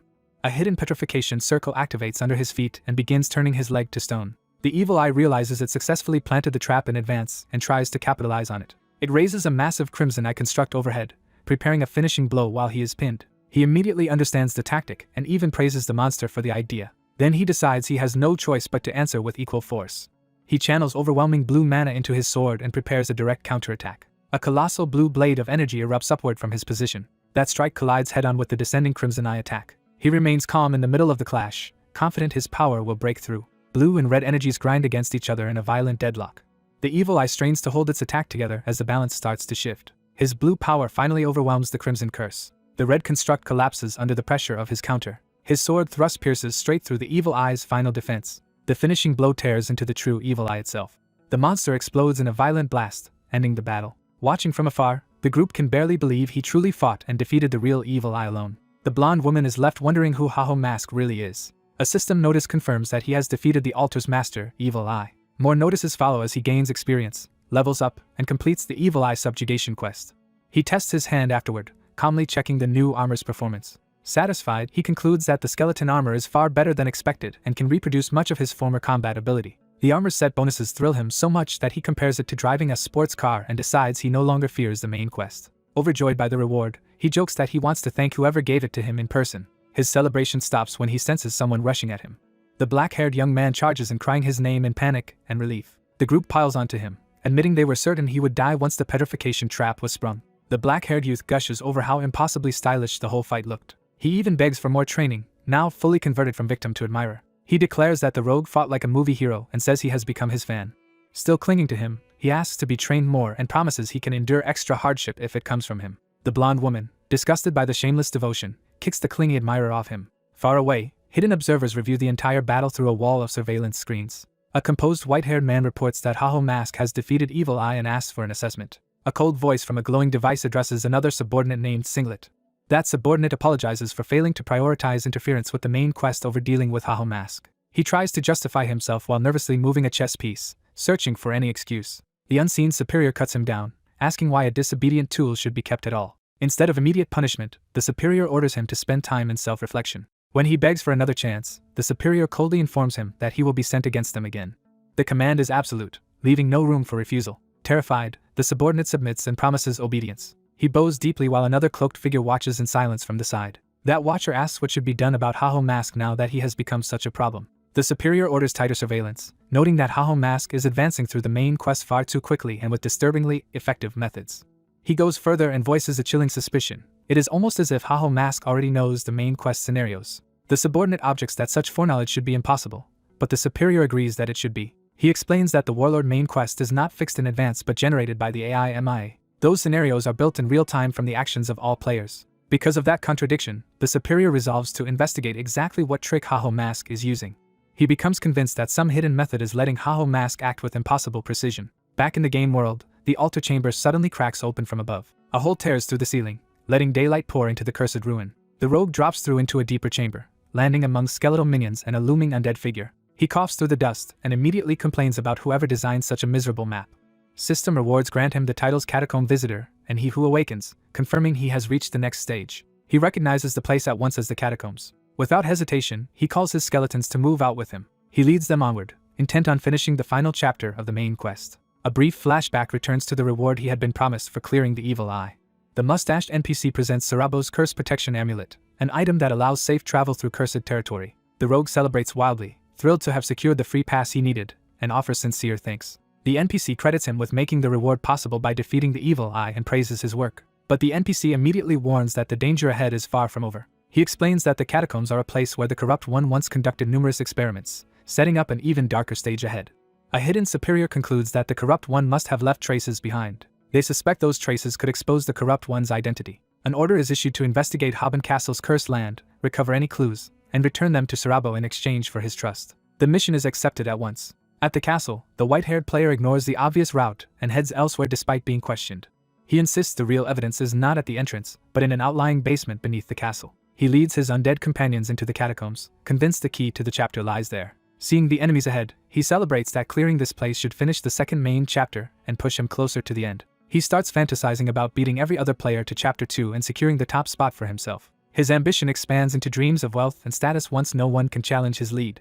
The fighting begins, and his summoned skeletons cut down the first monsters while the system confirms the kill. He calmly urges his summons onward, pleased with the pace. More enemies fall in quick succession, bringing him experience as his army tears through the catacombs. Watching their performance, he praises their movements like a coach refining a winning team. His undead formation keeps carving through the dungeon, while a robed skeleton supports them from behind.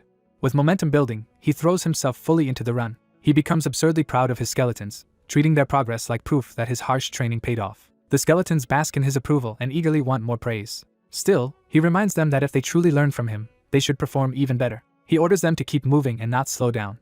As they rush ahead, he boasts that at this rate the catacombs will be cleared in no time. He laughs at his own confidence, certain the run is under control. Almost immediately, he senses he may have spoken too soon. Half an hour later, the maze-like catacombs have him doubting whether they are circling the same area. An hour later, he is still forcing confidence, pushing the group onward even though he is no longer sure of the route. 3 hours pass, and the joke becomes clear: he is hopelessly lost. Frustrated, he starts smashing through walls to force a path forward. As he tears through stone, he rages that the route he expected still refuses to appear. He panics that all this wasted time will let rival guilds catch up to him. He bitterly reminds himself that this is exactly why he formed alliances against stronger competitors in the first place. He regrets not bringing a mage, realizing detection magic would have solved the navigation problem. Even so, he refuses to share this dungeon with others and decides to keep struggling alone. While he hesitates, enemy skeletons start dismantling his own summons piece by piece. He explodes in anger, less over the danger than over the cost of the equipment his summons are dropping. After venting, he forces himself to calm down and think instead of raging. He decides to retrace the situation from the beginning and look for a rational answer. At that moment, the system announces he has earned a new title, which catches him off guard. The title turns out to be directionally challenged, and the insult only deepens his fury. Before he can dwell on it, a sealed door begins to open deeper in the catacombs. His group approaches the newly revealed chamber, and finds a far more ominous presence waiting inside. A monstrous undead stirs and demands to know who has disturbed it. The armored jailer rises fully awake, furious that its rest has been interrupted. Instead of fear, the player recognizes the boss as the fool responsible for his misery and locks onto it with hatred. The jailer begins threatening him, but he cuts the speech off before it can finish. He slams down into the chamber and tells the boss to stop talking. The jailer tries to continue its introduction, only to find itself ignored again. He shuts it down a second time and closes the distance without hesitation. Now certain this boss is behind the terrible map design, he vents every hour of frustration at it and declares it dead. The jailer tries to warn him not to interrupt again. Instead, it retaliates with a burst of purple power that blasts him backward. He lands in a crouch, shaken but still glaring at the boss. The jailer's anger turns personal as it rants about being humiliated by a mere human despite once being a commander in life. To restore its pride, it summons a mass of deceased soldiers into the chamber. It laughs and presents its undead army as proof that he should finally be afraid. He answers that display with complete boredom, refusing to give the reaction the boss wants. The jailer is thrown off when he dismisses the summons as unimpressive weaklings. He counters by proving he can raise the dead as well. Blue necromantic energy surges out as he calls forth his own skeleton army. The jailer realizes too late that it is facing another necromancer. With quiet confidence, he addresses his summons like a commander taking the field. He orders his skeletons to rush the enemy army. The jailer can only stare as the balance of the battlefield shifts against it. Its own ghoul army is immediately met and overwhelmed by his forces. His elite skeletons carve through the enemy ranks with disciplined swordplay. The jailer watches in disbelief as its supposedly overwhelming numbers are pushed back instead. He explains that the outcome should be obvious because every one of his summons is copying his movements. That means the skeletons are fighting with the combat instincts of a former ranker-level warrior rather than as mindless mobs. He tells the jailer that raw numbers mean nothing when its side is made of amateurs. The jailer calls him arrogant, but he only grows more certain of his advantage. Then he reveals the real trap. The boss has ignored its footing while surrounded by bodies clinging to its legs. The jailer suddenly finds itself obstructed by both allies and enemies and cannot make its army respond properly. He casually explains that the boss's own troops are simply too stupid to handle the situation. Humiliated, the jailer lashes out in rage. It unleashes a violent shockwave to throw everything off and prove a human should not be able to corner it like this. Even while reeling, it insists it can recover and shake off the setback. Abandoning command, the jailer decides to finish the fight personally. He watches the boss's charge with unnerving calm. Before the jailer can strike, blue arcs flash through the air and sever its armored body apart. Its pieces crash to the floor while he remains standing untouched. He steps on the fallen remains and pins the boss in place.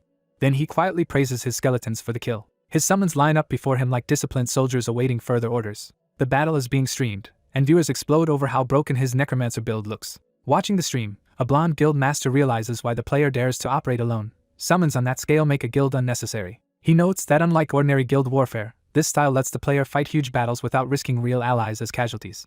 He points out the key moment when both friend and foe were clinging to the jailer's legs. He explains that ManhwaCapped quickly understood the enemy aggro system was primitive and exploitable. By sticking skeletons onto the boss, he forced the enemy army to chase the jailer itself and created a favorable battlefield almost instantly. The blonde observer concludes that his judgment was right and that ManhwaCapped is destined to become a major force. When his companion questions why he sounds pleased about a rival, he admits that as a guild master he should worry, but personally he enjoys the rise of a worthy competitor.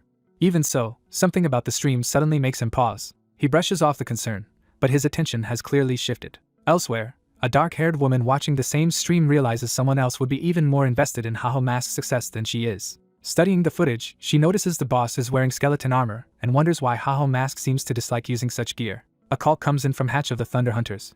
She answers and immediately suspects the item she sent has been handled carelessly. She thinks that if he dislikes the armor, that only makes it more necessary for him to keep wearing it, since she never asked for repayment. The call leaves her silent for a beat as she listens. Hatch urgently reports that something major has happened. Her temper flares at once, and Hatch braces himself for another verbal beating before even explaining.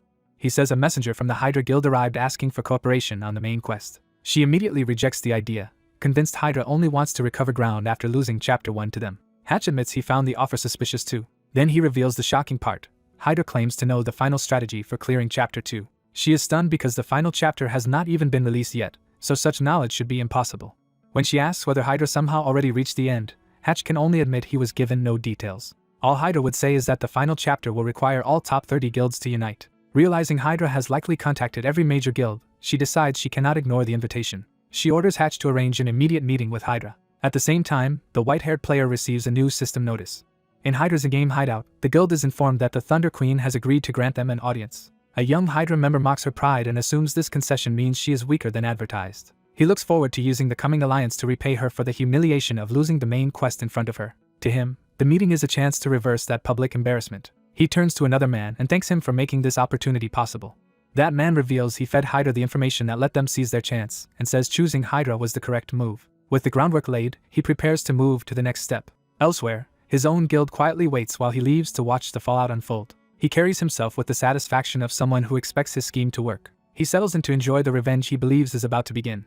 Back in the catacombs, the white-haired player shows the investigator the crest taken from the jailer's armor. The investigator instantly recognizes the emblem and is alarmed by what it implies. When asked, the player explains they found it on a monster in the catacombs. The memory of the jailer confirms the emblem's connection to that armored undead. The investigator grabs him in panic before he can spread the information further.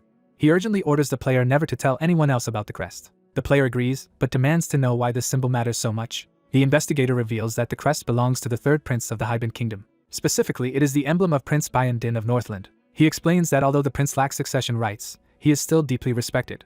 The prince is known as a gentle, capable man who cared for the kingdom and strongly supported the Raiders Association. That only makes the discovery more baffling, since such a man should have no reason to be tied to the catacombs. Still, the investigator concludes that if the prince's crest was found there, the odds are high that he is the corrupt one behind the incident. The player is stunned for a moment by how neatly that accusation fits the evidence. Then he abruptly decides this is actually excellent news.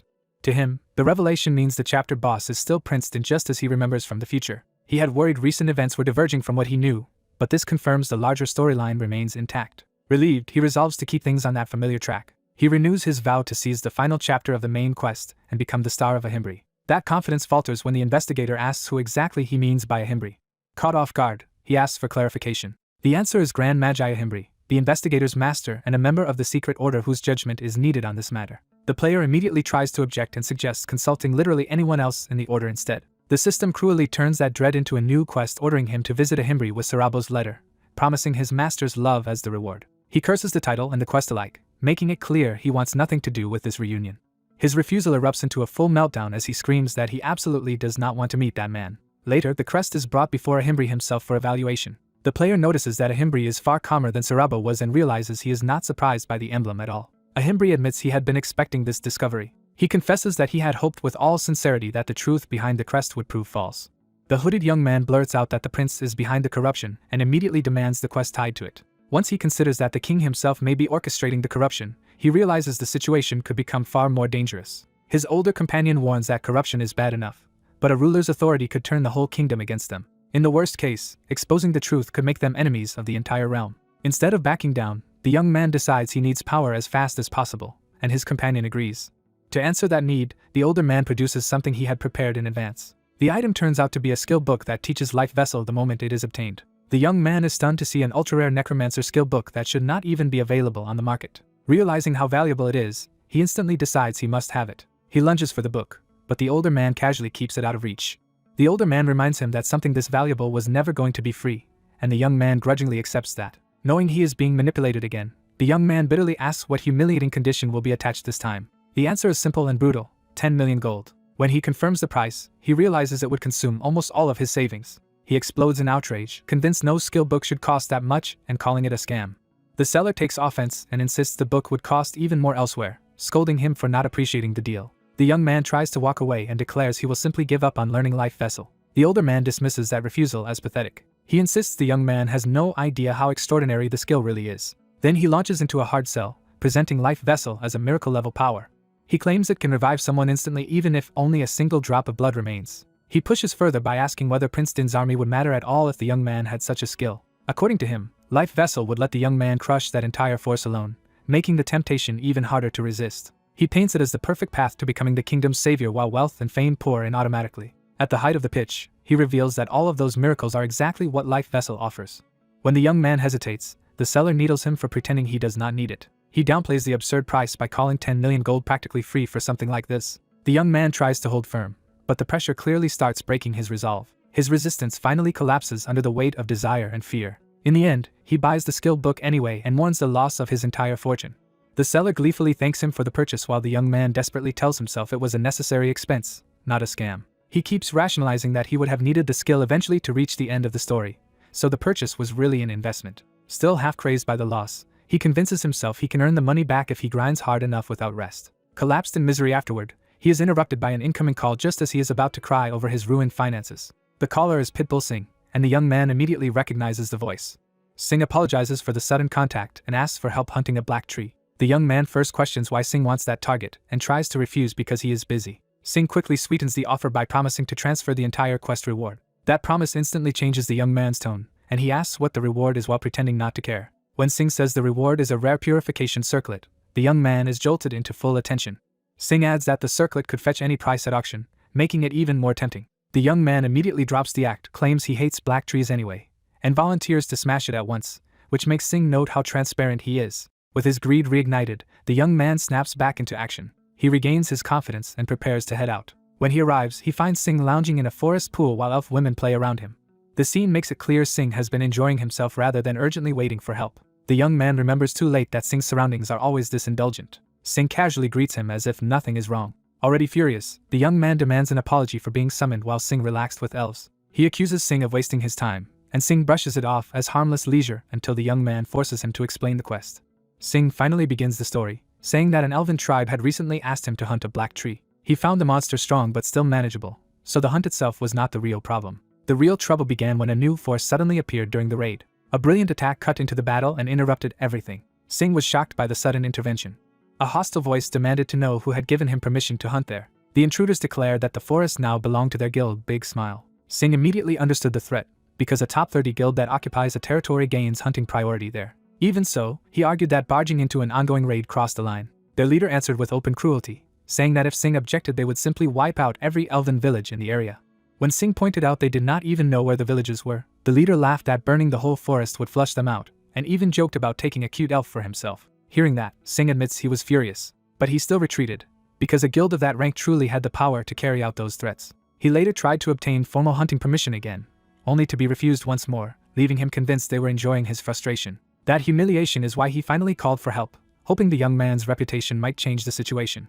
Instead of sympathizing, the young man starts laughing at the idea that Big Smile is the guild occupying the Black Tree Forest. He explains that he already found them irritating, and now they have conveniently handed him a reason to act. With a bright smile, he promises Sing that he will help very thoroughly. The memory ends there as the present catches up. Back in the forest, Big Smile's members are still waiting around and joking about how entertaining it is to torment Sing.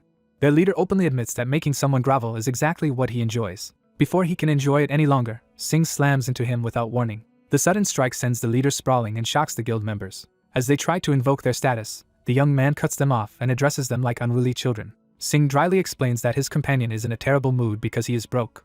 Leaning into that mood, the young man gives them 10 seconds to hand over every bit of wealth they have. Sing, caught between concern and disbelief, checks whether his companion is actually alright. The young man pretends not to understand the question. He insists he feels perfectly fine, even while crouching over the bodies of the men he just destroyed. Sing points out that he has not merely beaten Big Smile's people but completely wrecked them. He also notices that the young man has stolen their war watches as loot. Sing warns that Big Smile will definitely come for revenge, but the young man welcomes that outcome. He is delighted by the prospect of collecting even more war watches from whoever comes next, and Sing can only call him insane. As they walk away from the bodies, Sing warns that this recklessness will bring real trouble, but the young man brushes him off. One of the surviving guild members uses his war watch to send out an emergency call, reporting that Haho Mask is in Biri Forest. The young man notices the signal too late and realizes what has happened. He immediately decides the easiest way to erase the problem is to finish off the Black Tree and end the quest before reinforcements matter. The Black Tree falls quickly, and the system confirms its defeat, experience gain, and gold reward while Sing remarks on how fast it was. With the quest complete, the young man cheerfully turns to collect the promised reward. Before he can press the issue, an elf girl rushes in and throws herself at Sing. More elves swarm Sing with praise for saving them, while the young man protests that he fought too. One elf responds to him with open hostility, calling him a filthy human. He starts to snap back at the insult. Instead, the elf tosses him the purification circlet and tells him to take it and leave. The moment he confirms it is indeed the expensive circlet, his anger vanishes and he loudly declares his love for Sing, making everyone note again how easy he is to read. As Sing is surrounded by grateful elves, the young man happily weighs whether to sell the circlet for cash. Sing watches him in speechless disbelief. The young man thanks Sing sincerely as he prepares to go. Sing thanks him back for accepting such an awkward request despite the danger of crossing a high-ranked guild. He offers his hand in genuine gratitude. Sing admits he could not have completed the quest without that help. The young man is briefly caught off guard by the sincerity. Then he hides it behind a small, embarrassed laugh. As they move to shake hands, he jokes that the gratitude sounds rich coming from the man who once warned him not to act creepy. He immediately ruins the moment by demanding more money if Sing is truly grateful, then turns to leave. Sing watches him go, still surrounded by the elves he protected. One elf asks whether this is the same man Sing fought before and assumes they must have reconciled. Sing denies they are friends, but quietly admits he is glad things turned out this way. The young man walks off feeling reassured by the profit he made. With multiple war watches and a purification circlet in hand, he thinks he will not need to worry about money for a while.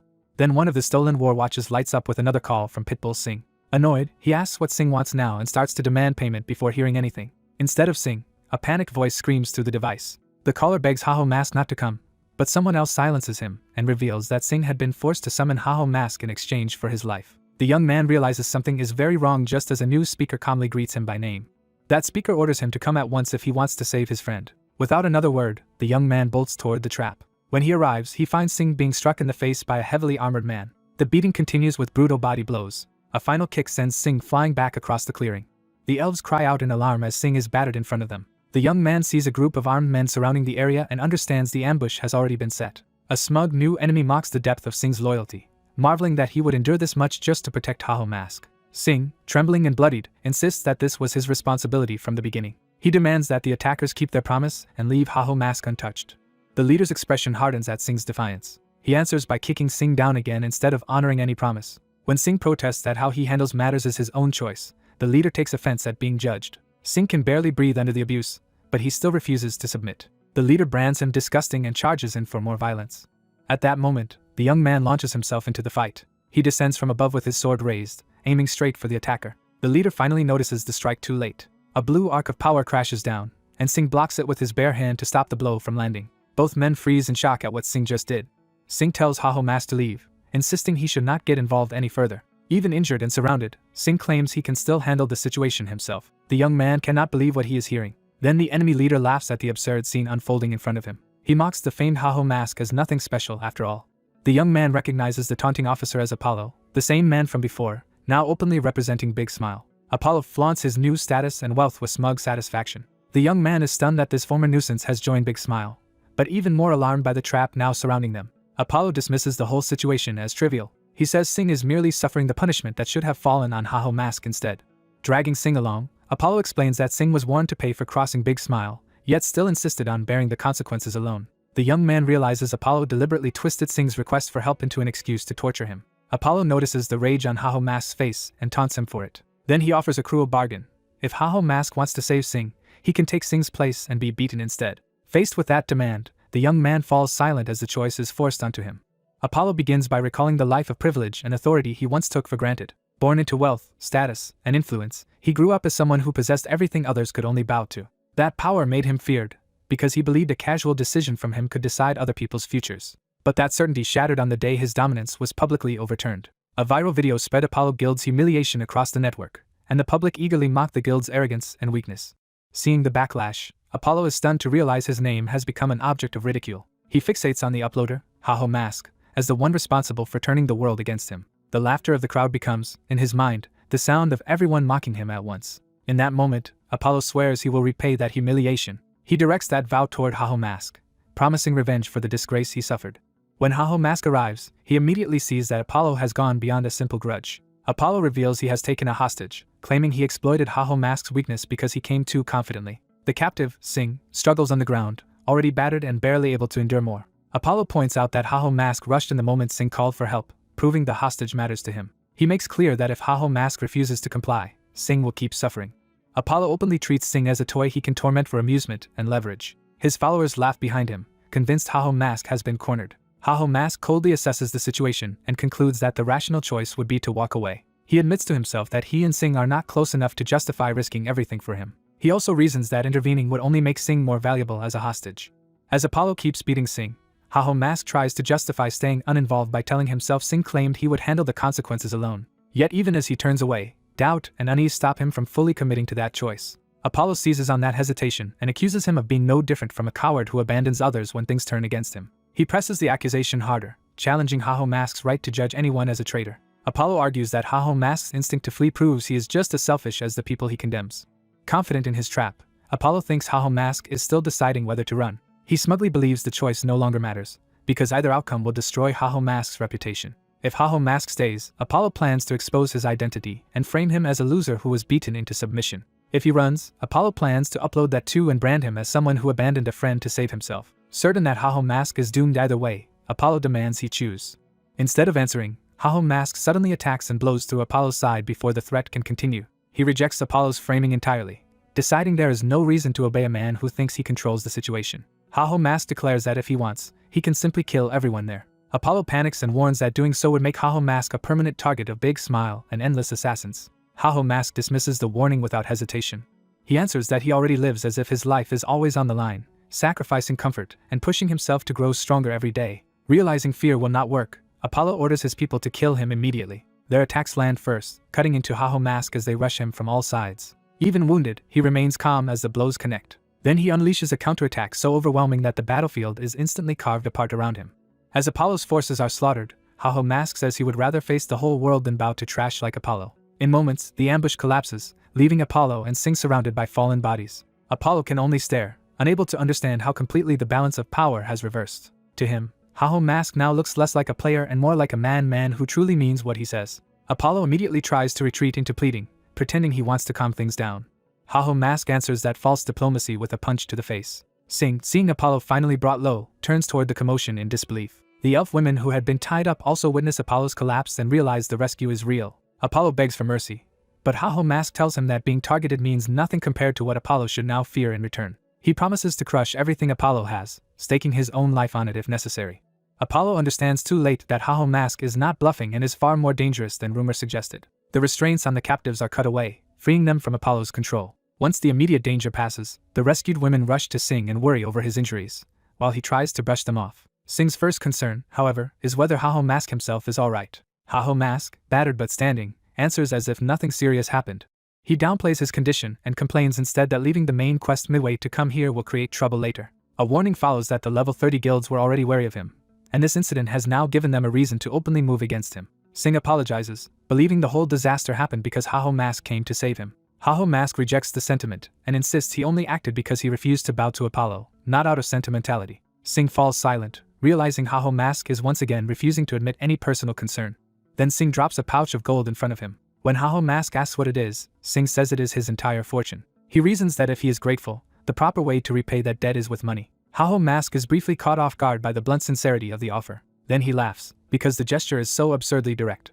But he also tells Sing that the amount is nowhere near enough to cover what just happened. Sing responds by hardening his resolve rather than backing down. Elsewhere, Apollo's superiors realize he crossed the line the moment he tried to use threats and coercion to secure power. Faced with the fallout, one subordinate asks whether they should place a bounty on Haho Mask. The answer is immediate and ruthless. Silence everyone who knows and bury the scandal, because the guild's prestige is now the real problem.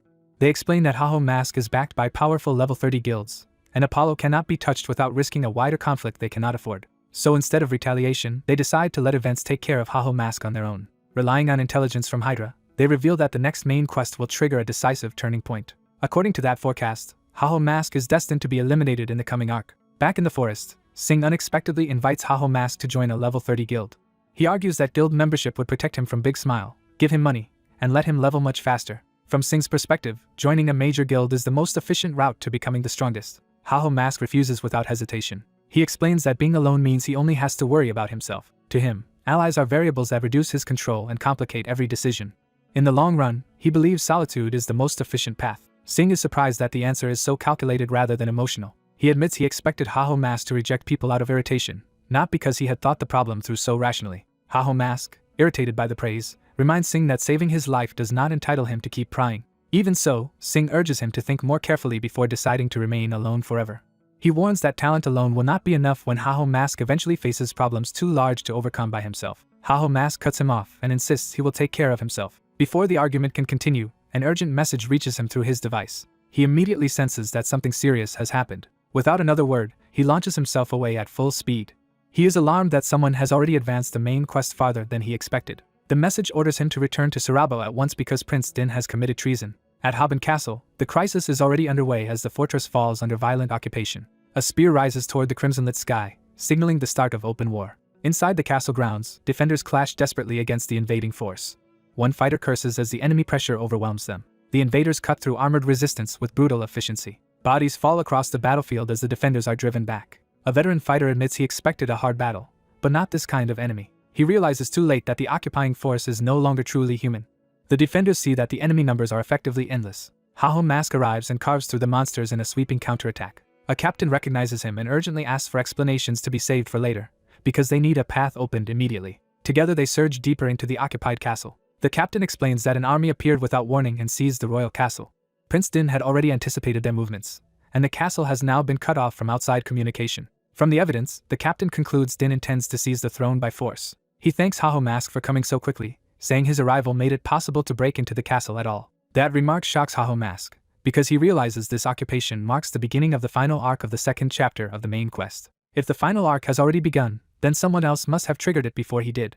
He demands to know who advanced the story that far. Inside the throne hall, the answer becomes clear as Hydra stands present among the forces surrounding the royal family. The sight stuns the others, who cannot believe Hydra is involved. Haho Mask is especially shaken, because Hydra had recently failed a key raid and should not have been able to reach this stage first. At the center of the hall stands a monstrous armored knight, enforcing Prince Din's rule through sheer violence. A wounded captain of the guard begs Prince Din to stop before the kingdom is destroyed. Prince Din mocks the plea and treats the accusation of cruelty as hypocrisy from the very system that denied him. He argues that taking the throne through strength is no cruelty at all. To Din, the true injustice was being barred from kingship simply because he was born third. He declares that since the world refused to recognize his worth, he will destroy that world instead. Din reveals he has already ordered monster armies to attack every fortress in the kingdom. He boasts that the entire nation will soon be consumed by fire. He frames the coming catastrophe as punishment for a kingdom that failed to choose him. The wounded guard still begs him to reconsider, even as he is dragged back. Realizing the situation is hopeless, Sarabo orders everyone to retreat at once. The injured prince protests, unable to accept fleeing while his kingdom collapses around him. But the strongest knight in the kingdom, Agardo, stands with Din, making direct victory impossible. As they withdraw, Saraba warns that if Din is telling the truth, every fortress must be warned immediately. He says they need to order all defenses reinforced before the monster armies overrun the realm. The surviving group races through the castle to escape and spread the warning.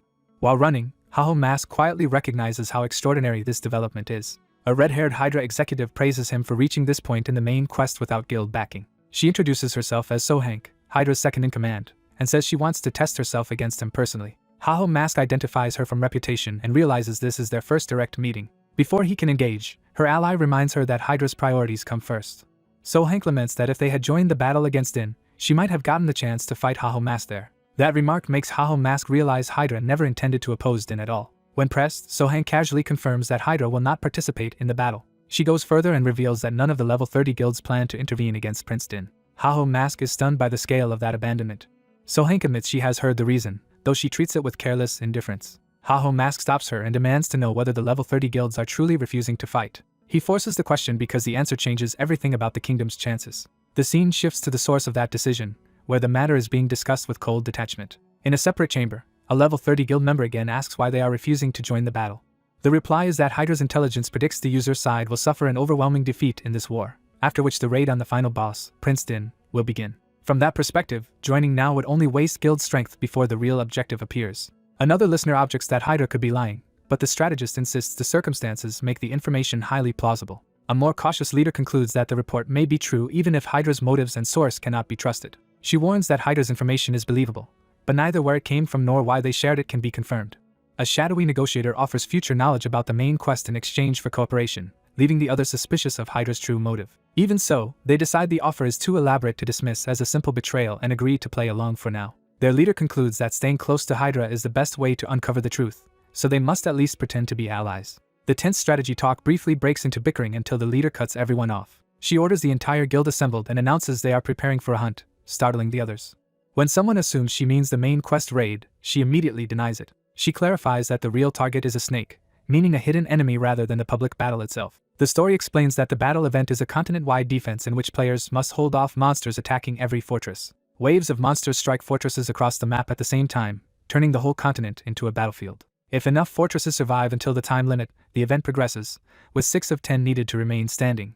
Only then does the final boss raid appear, making the defense phase the gateway to the true objective. Although the event looks entertaining on the surface, it hides a deadly trap. The trap is that the event lures players into underestimating how dangerous it really is. Each wave strengthens the monsters, and by the 4th wave most ordinary users can no longer handle them. Past battles turned into massacres once the later waves arrived.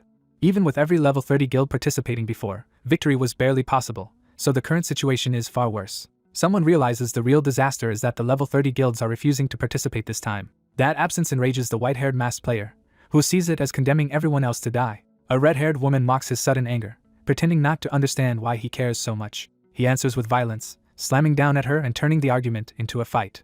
Rather than back down, she welcomes the clash and treats his attack as an invitation. He accepts the challenge without hesitation and dares her to continue. They exchange a rapid flurry of blows, either gaining an immediate edge. The duel escalates into a violent shockwave that throws them apart across the corridor. The woman enjoys the fight, revealing she has been itching for a real battle. The masked man learns that her frustration comes from being restrained by someone she calls the Prophet. She decides to indulge herself a little longer and activates a device on her wrist. The glowing device signals that she is about to use a skill or system function. Seeing that, the masked man immediately recognizes what she is trying to do. Before she can finish, he activates his own interface first. At that exact moment, the battle event begins across the continent and emergency notices appear everywhere. A countdown starts, and one panicked player realizes they are already late to the invasion. The red-haired woman is dragged away by an ally who insists they must leave immediately for the battle. She reluctantly gives up the duel, annoyed that the fun is ending just as it began. As she departs, she promises the masked man a proper rematch later.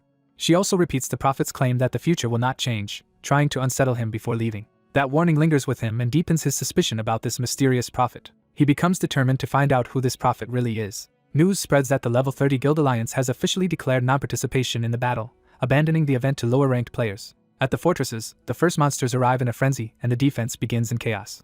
Explosions erupt as defenders meet the opening assault with force. Commanders shout orders to fire, reposition tanks, and brace for the next strike as the battle line forms. At Surya Castle, the local alliance representative Shane appears confident and self-satisfied in command. Because the current wave seems manageable, Shane starts believing this battle will be an easy victory after all. His confidence turns into smug delight. He privately celebrates the situation as ideal for himself. Since the top guild stayed away, he rushed to a beginner fortress where the danger seemed low and the rewards easy. He boasts that he gained the representative title through level alone and is now earning money and experience for doing almost nothing. He even thanks the absent level 30 guilds for handing him such an effortless opportunity. That smug mood lasts only until the battlefield suddenly changes. Without warning, stronger monsters break through and the defenders are thrown into panic as the fortress starts collapsing. Among the new arrivals is a black lamia, far beyond what this fortress expected. No-tailed dragons appear as well, sending players fleeing in terror. The defenders realize these monsters are field boss level threats even individually, let alone together. Shane is jolted out of his arrogance as his men call desperately for guidance.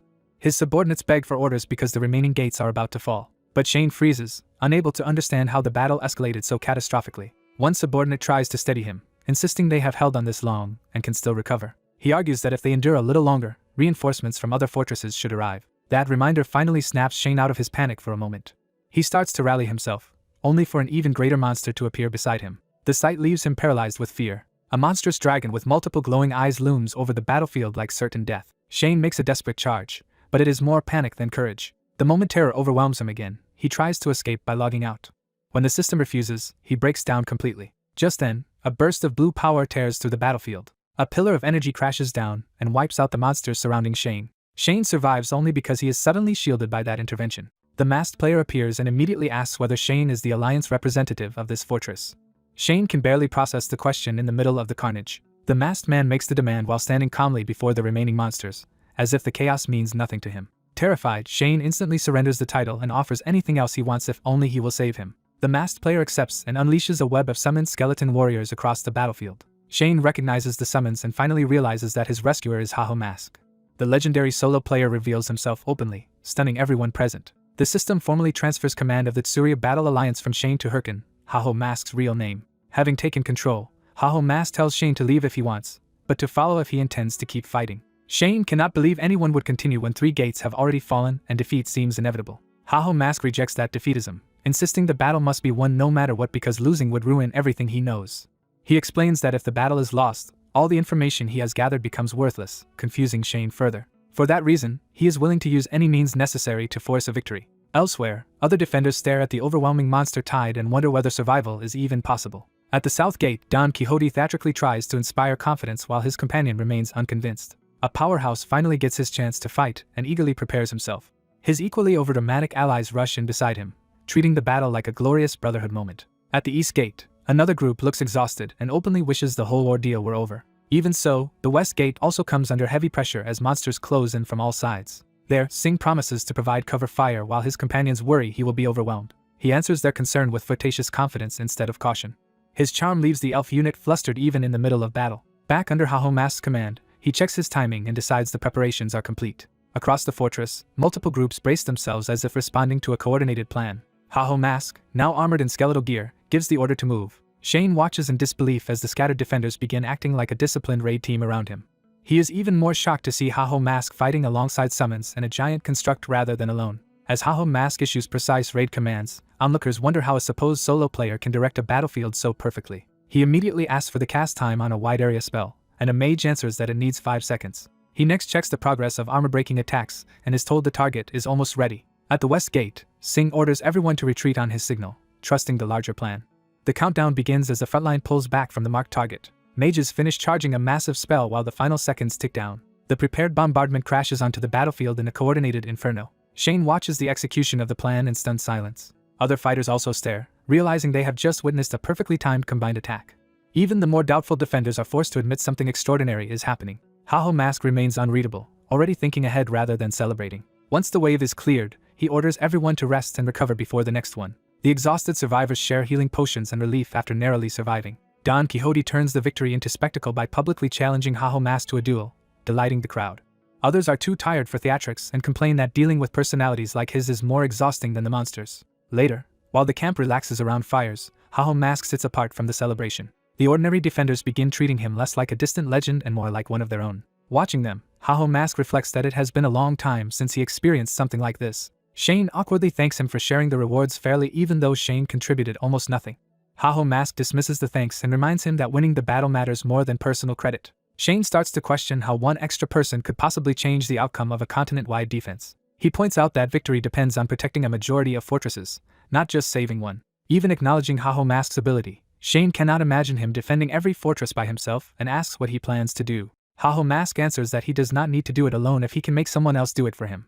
He hints that he already has a specific example in mind. The story then shifts back to the Queen's private meeting with the level 30 guild representatives. The blonde guild leader jokes that her invitation suggests relations are improving between them. The Queen shuts down the flirting and makes clear she summoned him for serious business only. She confirms that his guilds agreed to skip the battle in order to watch Hyder's movements from the outside.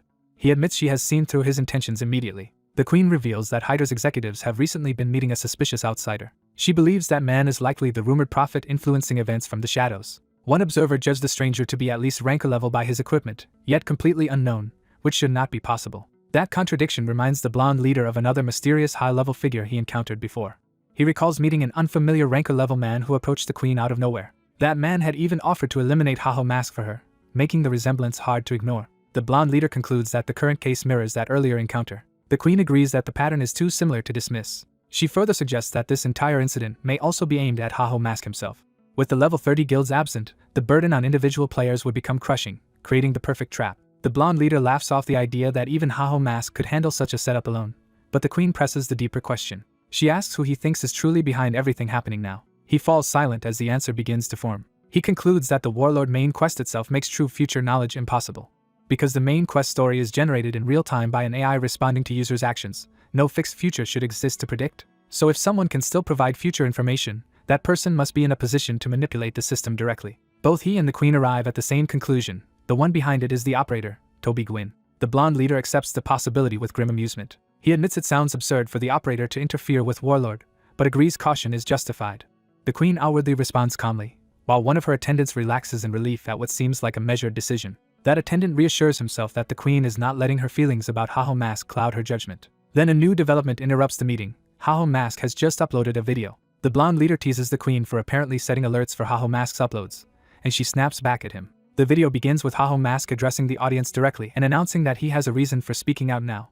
A masked strategist interrupts the guild leaders with an unexpected proposal to recruit volunteers. He explains that the recent battle has shattered public order and left ordinary people exposed. With monsters still rampant, some users have turned predatory toward other users while others exploit shortages for profit. He argues that these opportunists are becoming a second crisis on top of the monsters themselves. So he asks for help under the banner of restoring order, even from those who claimed they would stay out of the battle. When someone asks whether volunteering pays, he bluntly says there is no reward, then hints he still expects them to come. He needles them by suggesting they will join anyway if only to stop him from monopolizing the main quest. After delivering that provocation, he leaves the room while pretending he would rather they stayed away. The remaining leaders are baffled by the strange broadcast until one of them suddenly realizes the trap hidden in it. The blonde guild master immediately commits to joining, treating the volunteer call as the perfect loophole. His ally confirms that the masked man has just handed them an excuse to enter the conflict without breaking their word. By framing their involvement as maintaining public order, they can fight after all while preserving their earlier stance. The hooded observer worries that if the masked man truly orchestrated this, they are walking into his design. Shira dismisses that hesitation and refuses to let her guild be manipulated into yielding. Her companions back her, insisting that strength alone matters to them, not whether someone is a user.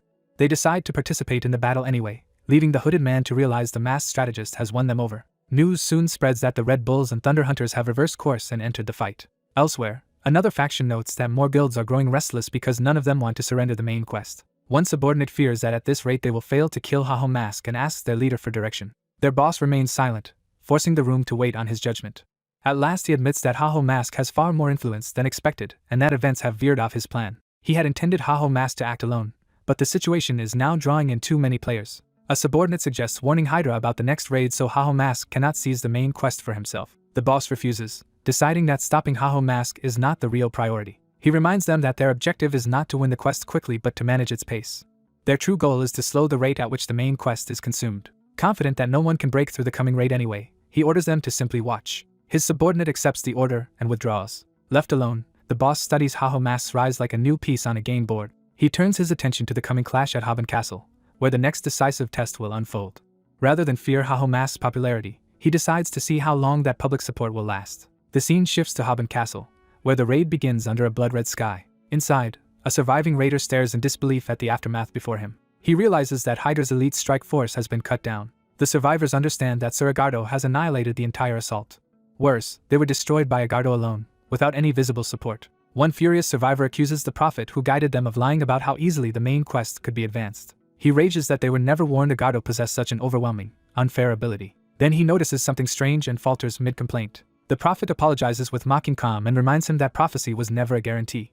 Before the man can react, Agardo strikes him down. The survivor is thrown aside, helpless before the knight's effortless superiority. Broken on the floor, he can only stare at the monster he helped unleash. Agardo closes in, making it clear the slaughter is not over yet. The prophet treats the massacre as a failed strategy rather than a tragedy, still thinking in terms of outcomes. He casually asks his unseen master whether he will be blamed, only to be interrupted by a new arrival. A blonde volunteer bows deeply in gratitude, turning the disaster into an opportunity. He publicly credits the Thunder Hunters for supplying free potions and equipment that allowed the battle to be completed safely. Using that success, he immediately asks to join their side. The Thunder Hunters accept applications on the spot, and the masked strategist notes that events are going even better than expected. Their spokesman celebrates that they entered the battle without losses and even repaired their public image in the process. Shiru, however, is more concerned that Hydra has still made no visible move despite supposedly cutting ties with them. The spokesman urges her to enjoy the gains for now instead of worrying ahead. Their conversation is cut short when a system alert suddenly appears before them. The raid announces that the wave of fallen enemies has been repelled and the final page of the battle is beginning, with Sir Agardo as the target. Shiru immediately realizes Hydra lied when they claimed this battle was an unavoidable defeat for users. Before they can process that revelation, a violent impact sends one of their attendants flying. The group is told that Hydra has been annihilated, and the blow was no accident. The messenger's words leave the Thunder Hunter stunned. The blonde girl pieces together that Hydra must already have known about the raid on Sir Agardo. She concludes that while everyone else was occupied in the public battle, Hydra secretly launched their own raid. That hidden attempt ended with Agardo slaughtering them all by himself. The Thunder Hunters struggle to believe even a fully prepared Hydra could be wiped out so completely. The blonde girl hesitates, knowing there is more to explain. At that moment Mask arrives and reveals that Agardo can only be defeated through a special method. His sudden appearance shocks the Thunder Hunters. He addresses Shiru directly, recognizing her as the Queen of Thunder. Then he offers a proposal to her and Shev regarding the raid on Sir Agardo. The focus returns to Haben Castle as the final confrontation looms. Another guild's failure against Agardo is announced, and the battlefield begins resetting for the next challengers. Watching the stream, onlookers are shaken that even Triple Wing could not leave a scratch on him. As Mask, Shiru, and the Red Bulls arrive, the crowd wonders how anyone could possibly bring Agardo down. The tension among the spectators rises as the impossible challenge becomes real. The Thunder Hunters step forward to join the attempt. The Red Bulls arrive as well, confirming that the strongest holdouts have all gathered. Mask stands beside them, completing an alliance no one thought possible. Together they approach the sealed entrance to the castle's inner chamber. Even their allies are confused by how these former rivals ended up on the same side. Outside observers can hardly believe the three factions have truly agreed to cooperate. The public hails the combination of Thunder Hunters, Red Bulls, and Mask as the ultimate alliance. Mask cuts through the noise and tells them it is time to move. Shiru and the Red Bulls agree to hold the rear as promised, leaving the main strike to him. He reflects that out of 30 guilds, only these two answered his call for volunteers. Because the others were swayed by the prophet, he decides he can trust only these allies for the Agardo raid. He also makes clear that he will face Agardo alone at the front. The blonde girl protests, unable to accept that one man could succeed where all of Hydra failed, but he insists he will do it. He explains that he knows the strategy, and if he wins they can share the rewards, while if he falls they can use what he reveals. Shira sees that the offer costs her little and begins to consider it seriously. With the agreement settled, they enter the chamber and advance toward Agardo. Agardo waits alone before the throne, radiating the same oppressive certainty that destroyed Hydra. Mask formally calls out the white-eyed knight, Sir Agardo. He steadies himself, fully aware of the danger in front of him. He admits inwardly that Agardo far surpasses him in raw power, but identifies him as only the guardian standing before the true objective. To reach the real Prince of Depravity raid, he must first bring down this mini-boss. As the duel begins, the allies behind him realize the decisive moment has arrived. The Red Bulls ask Shira how she would handle an enemy immune to physical, magical, and holy attacks, and warn that charging blindly is suicide. Mask ignores that caution and launches himself straight at Agardo. He opens with a direct sword strike aimed at Agardo's body. His allies are horrified that he chose a frontal assault instead of testing the enemy first. Agardo meets the attack head-on without flinching. Their blades clash in a burst of blue and red force. Mask lands and immediately presses forward instead of retreating. His allies realize he actually connected and even cut Agardo's shoulder while evading the counterattack. The wound tears through Agardo's armor, proving the hit was real. For the first time, Agardo visibly bleeds. The watchers are stunned that Mask's attack actually worked. Mask taunts Agardo, saying the borrowed body he is using has had its fun and that the game is over. He warns that what comes next will hurt. Agardo remains standing, but the injury confirms his invulnerability has been breached. The allied leaders stare in disbelief at the impossible result. Mask presses the psychological advantage, telling Agardo the borrowed body's time is finished. He follows by promising even more pain. Across the stream, Viewers freeze as they witness the first real damage anyone has dealt Agardo. Shock spreads through the audience as people realize Haho Mask has done what no guild could manage. The duel accelerates, and the crowd starts wondering whether he has discovered Agardo's hidden mechanic. Another clean strike lands, drawing more blood from Agardo. Haho Mask smiles, now certain his method is working. Viewers begin connecting what they are seeing to the legendary idea of a solo raid strategy. Public excitement explodes as Haho Mask's feat turns him into an instant sensation. Even people far from the battlefield start chanting his name as the stream spreads everywhere. His image becomes a citywide spectacle, and admiration quickly turns into worshipful hype. Inside the castle, the duel continues in a blur of clashing steel. The allied leaders watch as Haho Mask and Agardo trade rapid blows at a level beyond ordinary raiders. Shira concludes that his confidence was justified and suspects the substance on his blade is the key to the raid. Haho Mask confirms she cannot identify it just by looking. He explains that Agardo's immunity comes from a corrupted conviction that he must never fall while protecting the prince. Normally, the only answer would be to find the Sword of Oath that was granted to him upon becoming a knight, and strike him with it. That sword's special property forces all attacks to deal fixed damage, something even Agardo cannot ignore. But searching for that weapon during the raid would be slow and dangerous, especially with other threats interfering. So instead, Haho Mask is using a later game item that reproduces the Sword of Oath's effect. That substitute is Black Sap, a rare drop from the Black Tree. A blade coated with black sap gains the same fixed damage property, and Haho Mask reveals he is currently the only one who knows this shortcut. Armed with that secret, he declares that Sir Agardo belongs to him, and resumes the assault. Agardo absorbs the pressure and steadies himself despite the accumulating wounds. The two fighters reset their distance, each measuring the other again. Haho Mask notices a subtle change in Agardo's expression and stance. Agardo abandons his reckless offense, and raises a guarded defensive posture. The allies immediately recognize that he is no longer willing to simply tank the hits. They realize this means the fixed damage is stacking and slowly forcing Agardo onto the back foot. For the first time, they believe Haho Mask can actually win. Haho Mask, however, reads Agardo's caution as a dangerous sign rather than a simple advantage. A defensive Agardo gives him fewer openings, which could make finishing the fight much harder. He mocks Agardo for getting scared and challenges him to try surviving the next move. Then he unveils another tactic by summoning blue flamed skulls into his hand. His armament skill activates, calling forth skeleton soldiers that will wield the weapon he chooses. Surrounded by undead troops armed for the same strategy, Haho Mask vows that he will still win. He sends the skeleton soldiers charging at Agardo in a coordinated wave. Agardo meets the undead assault with his sword, cutting into the front line as they close. The skeleton soldiers continue pressing him from multiple angles, forcing him to defend against repeated fixed damage strikes. Agardo answers by unleashing a sweeping lattice of red energy, blasting through the swarm and threatening to wipe out Haho Mask's new advantage. The undead soldiers close in, convinced they have their prey surrounded. Haho Mask bursts through the encirclement before they can lock him down, cutting a path through the swarm. He keeps his momentum and drives straight toward the true threat instead of wasting time on the lesser enemies. A wide crimson slash tears through the battlefield as he clears space and forces the enemy line apart. Even while the lesser undead reel, Sir Agardo notices the assassin suddenly shifting his attention behind him. Agardo turns to answer the move, sensing the real attack coming from his blind side. Haho Mask appears above him and reveals that Agardo's reaction has come too late. He dives in with a finishing strike, aiming to end the duel before Agardo can recover. Agardo's sword is knocked away in the clash, making it seem as if the knight has been decisively beaten. For a moment Haho Mask believes he has forced an opening too perfect for Agardo to survive. But Agardo blocks the killing blow with his bare armored hand, sacrificing his body instead of his life. Using that instant, Agardo counters at point-blank range with brutal precision. His counterattack drives through Haho Mask's torso and leaves him impaled. Haho Mask spits blood as the shock of the reversal hits him. The onlookers freeze, realizing the duel may have just turned against him.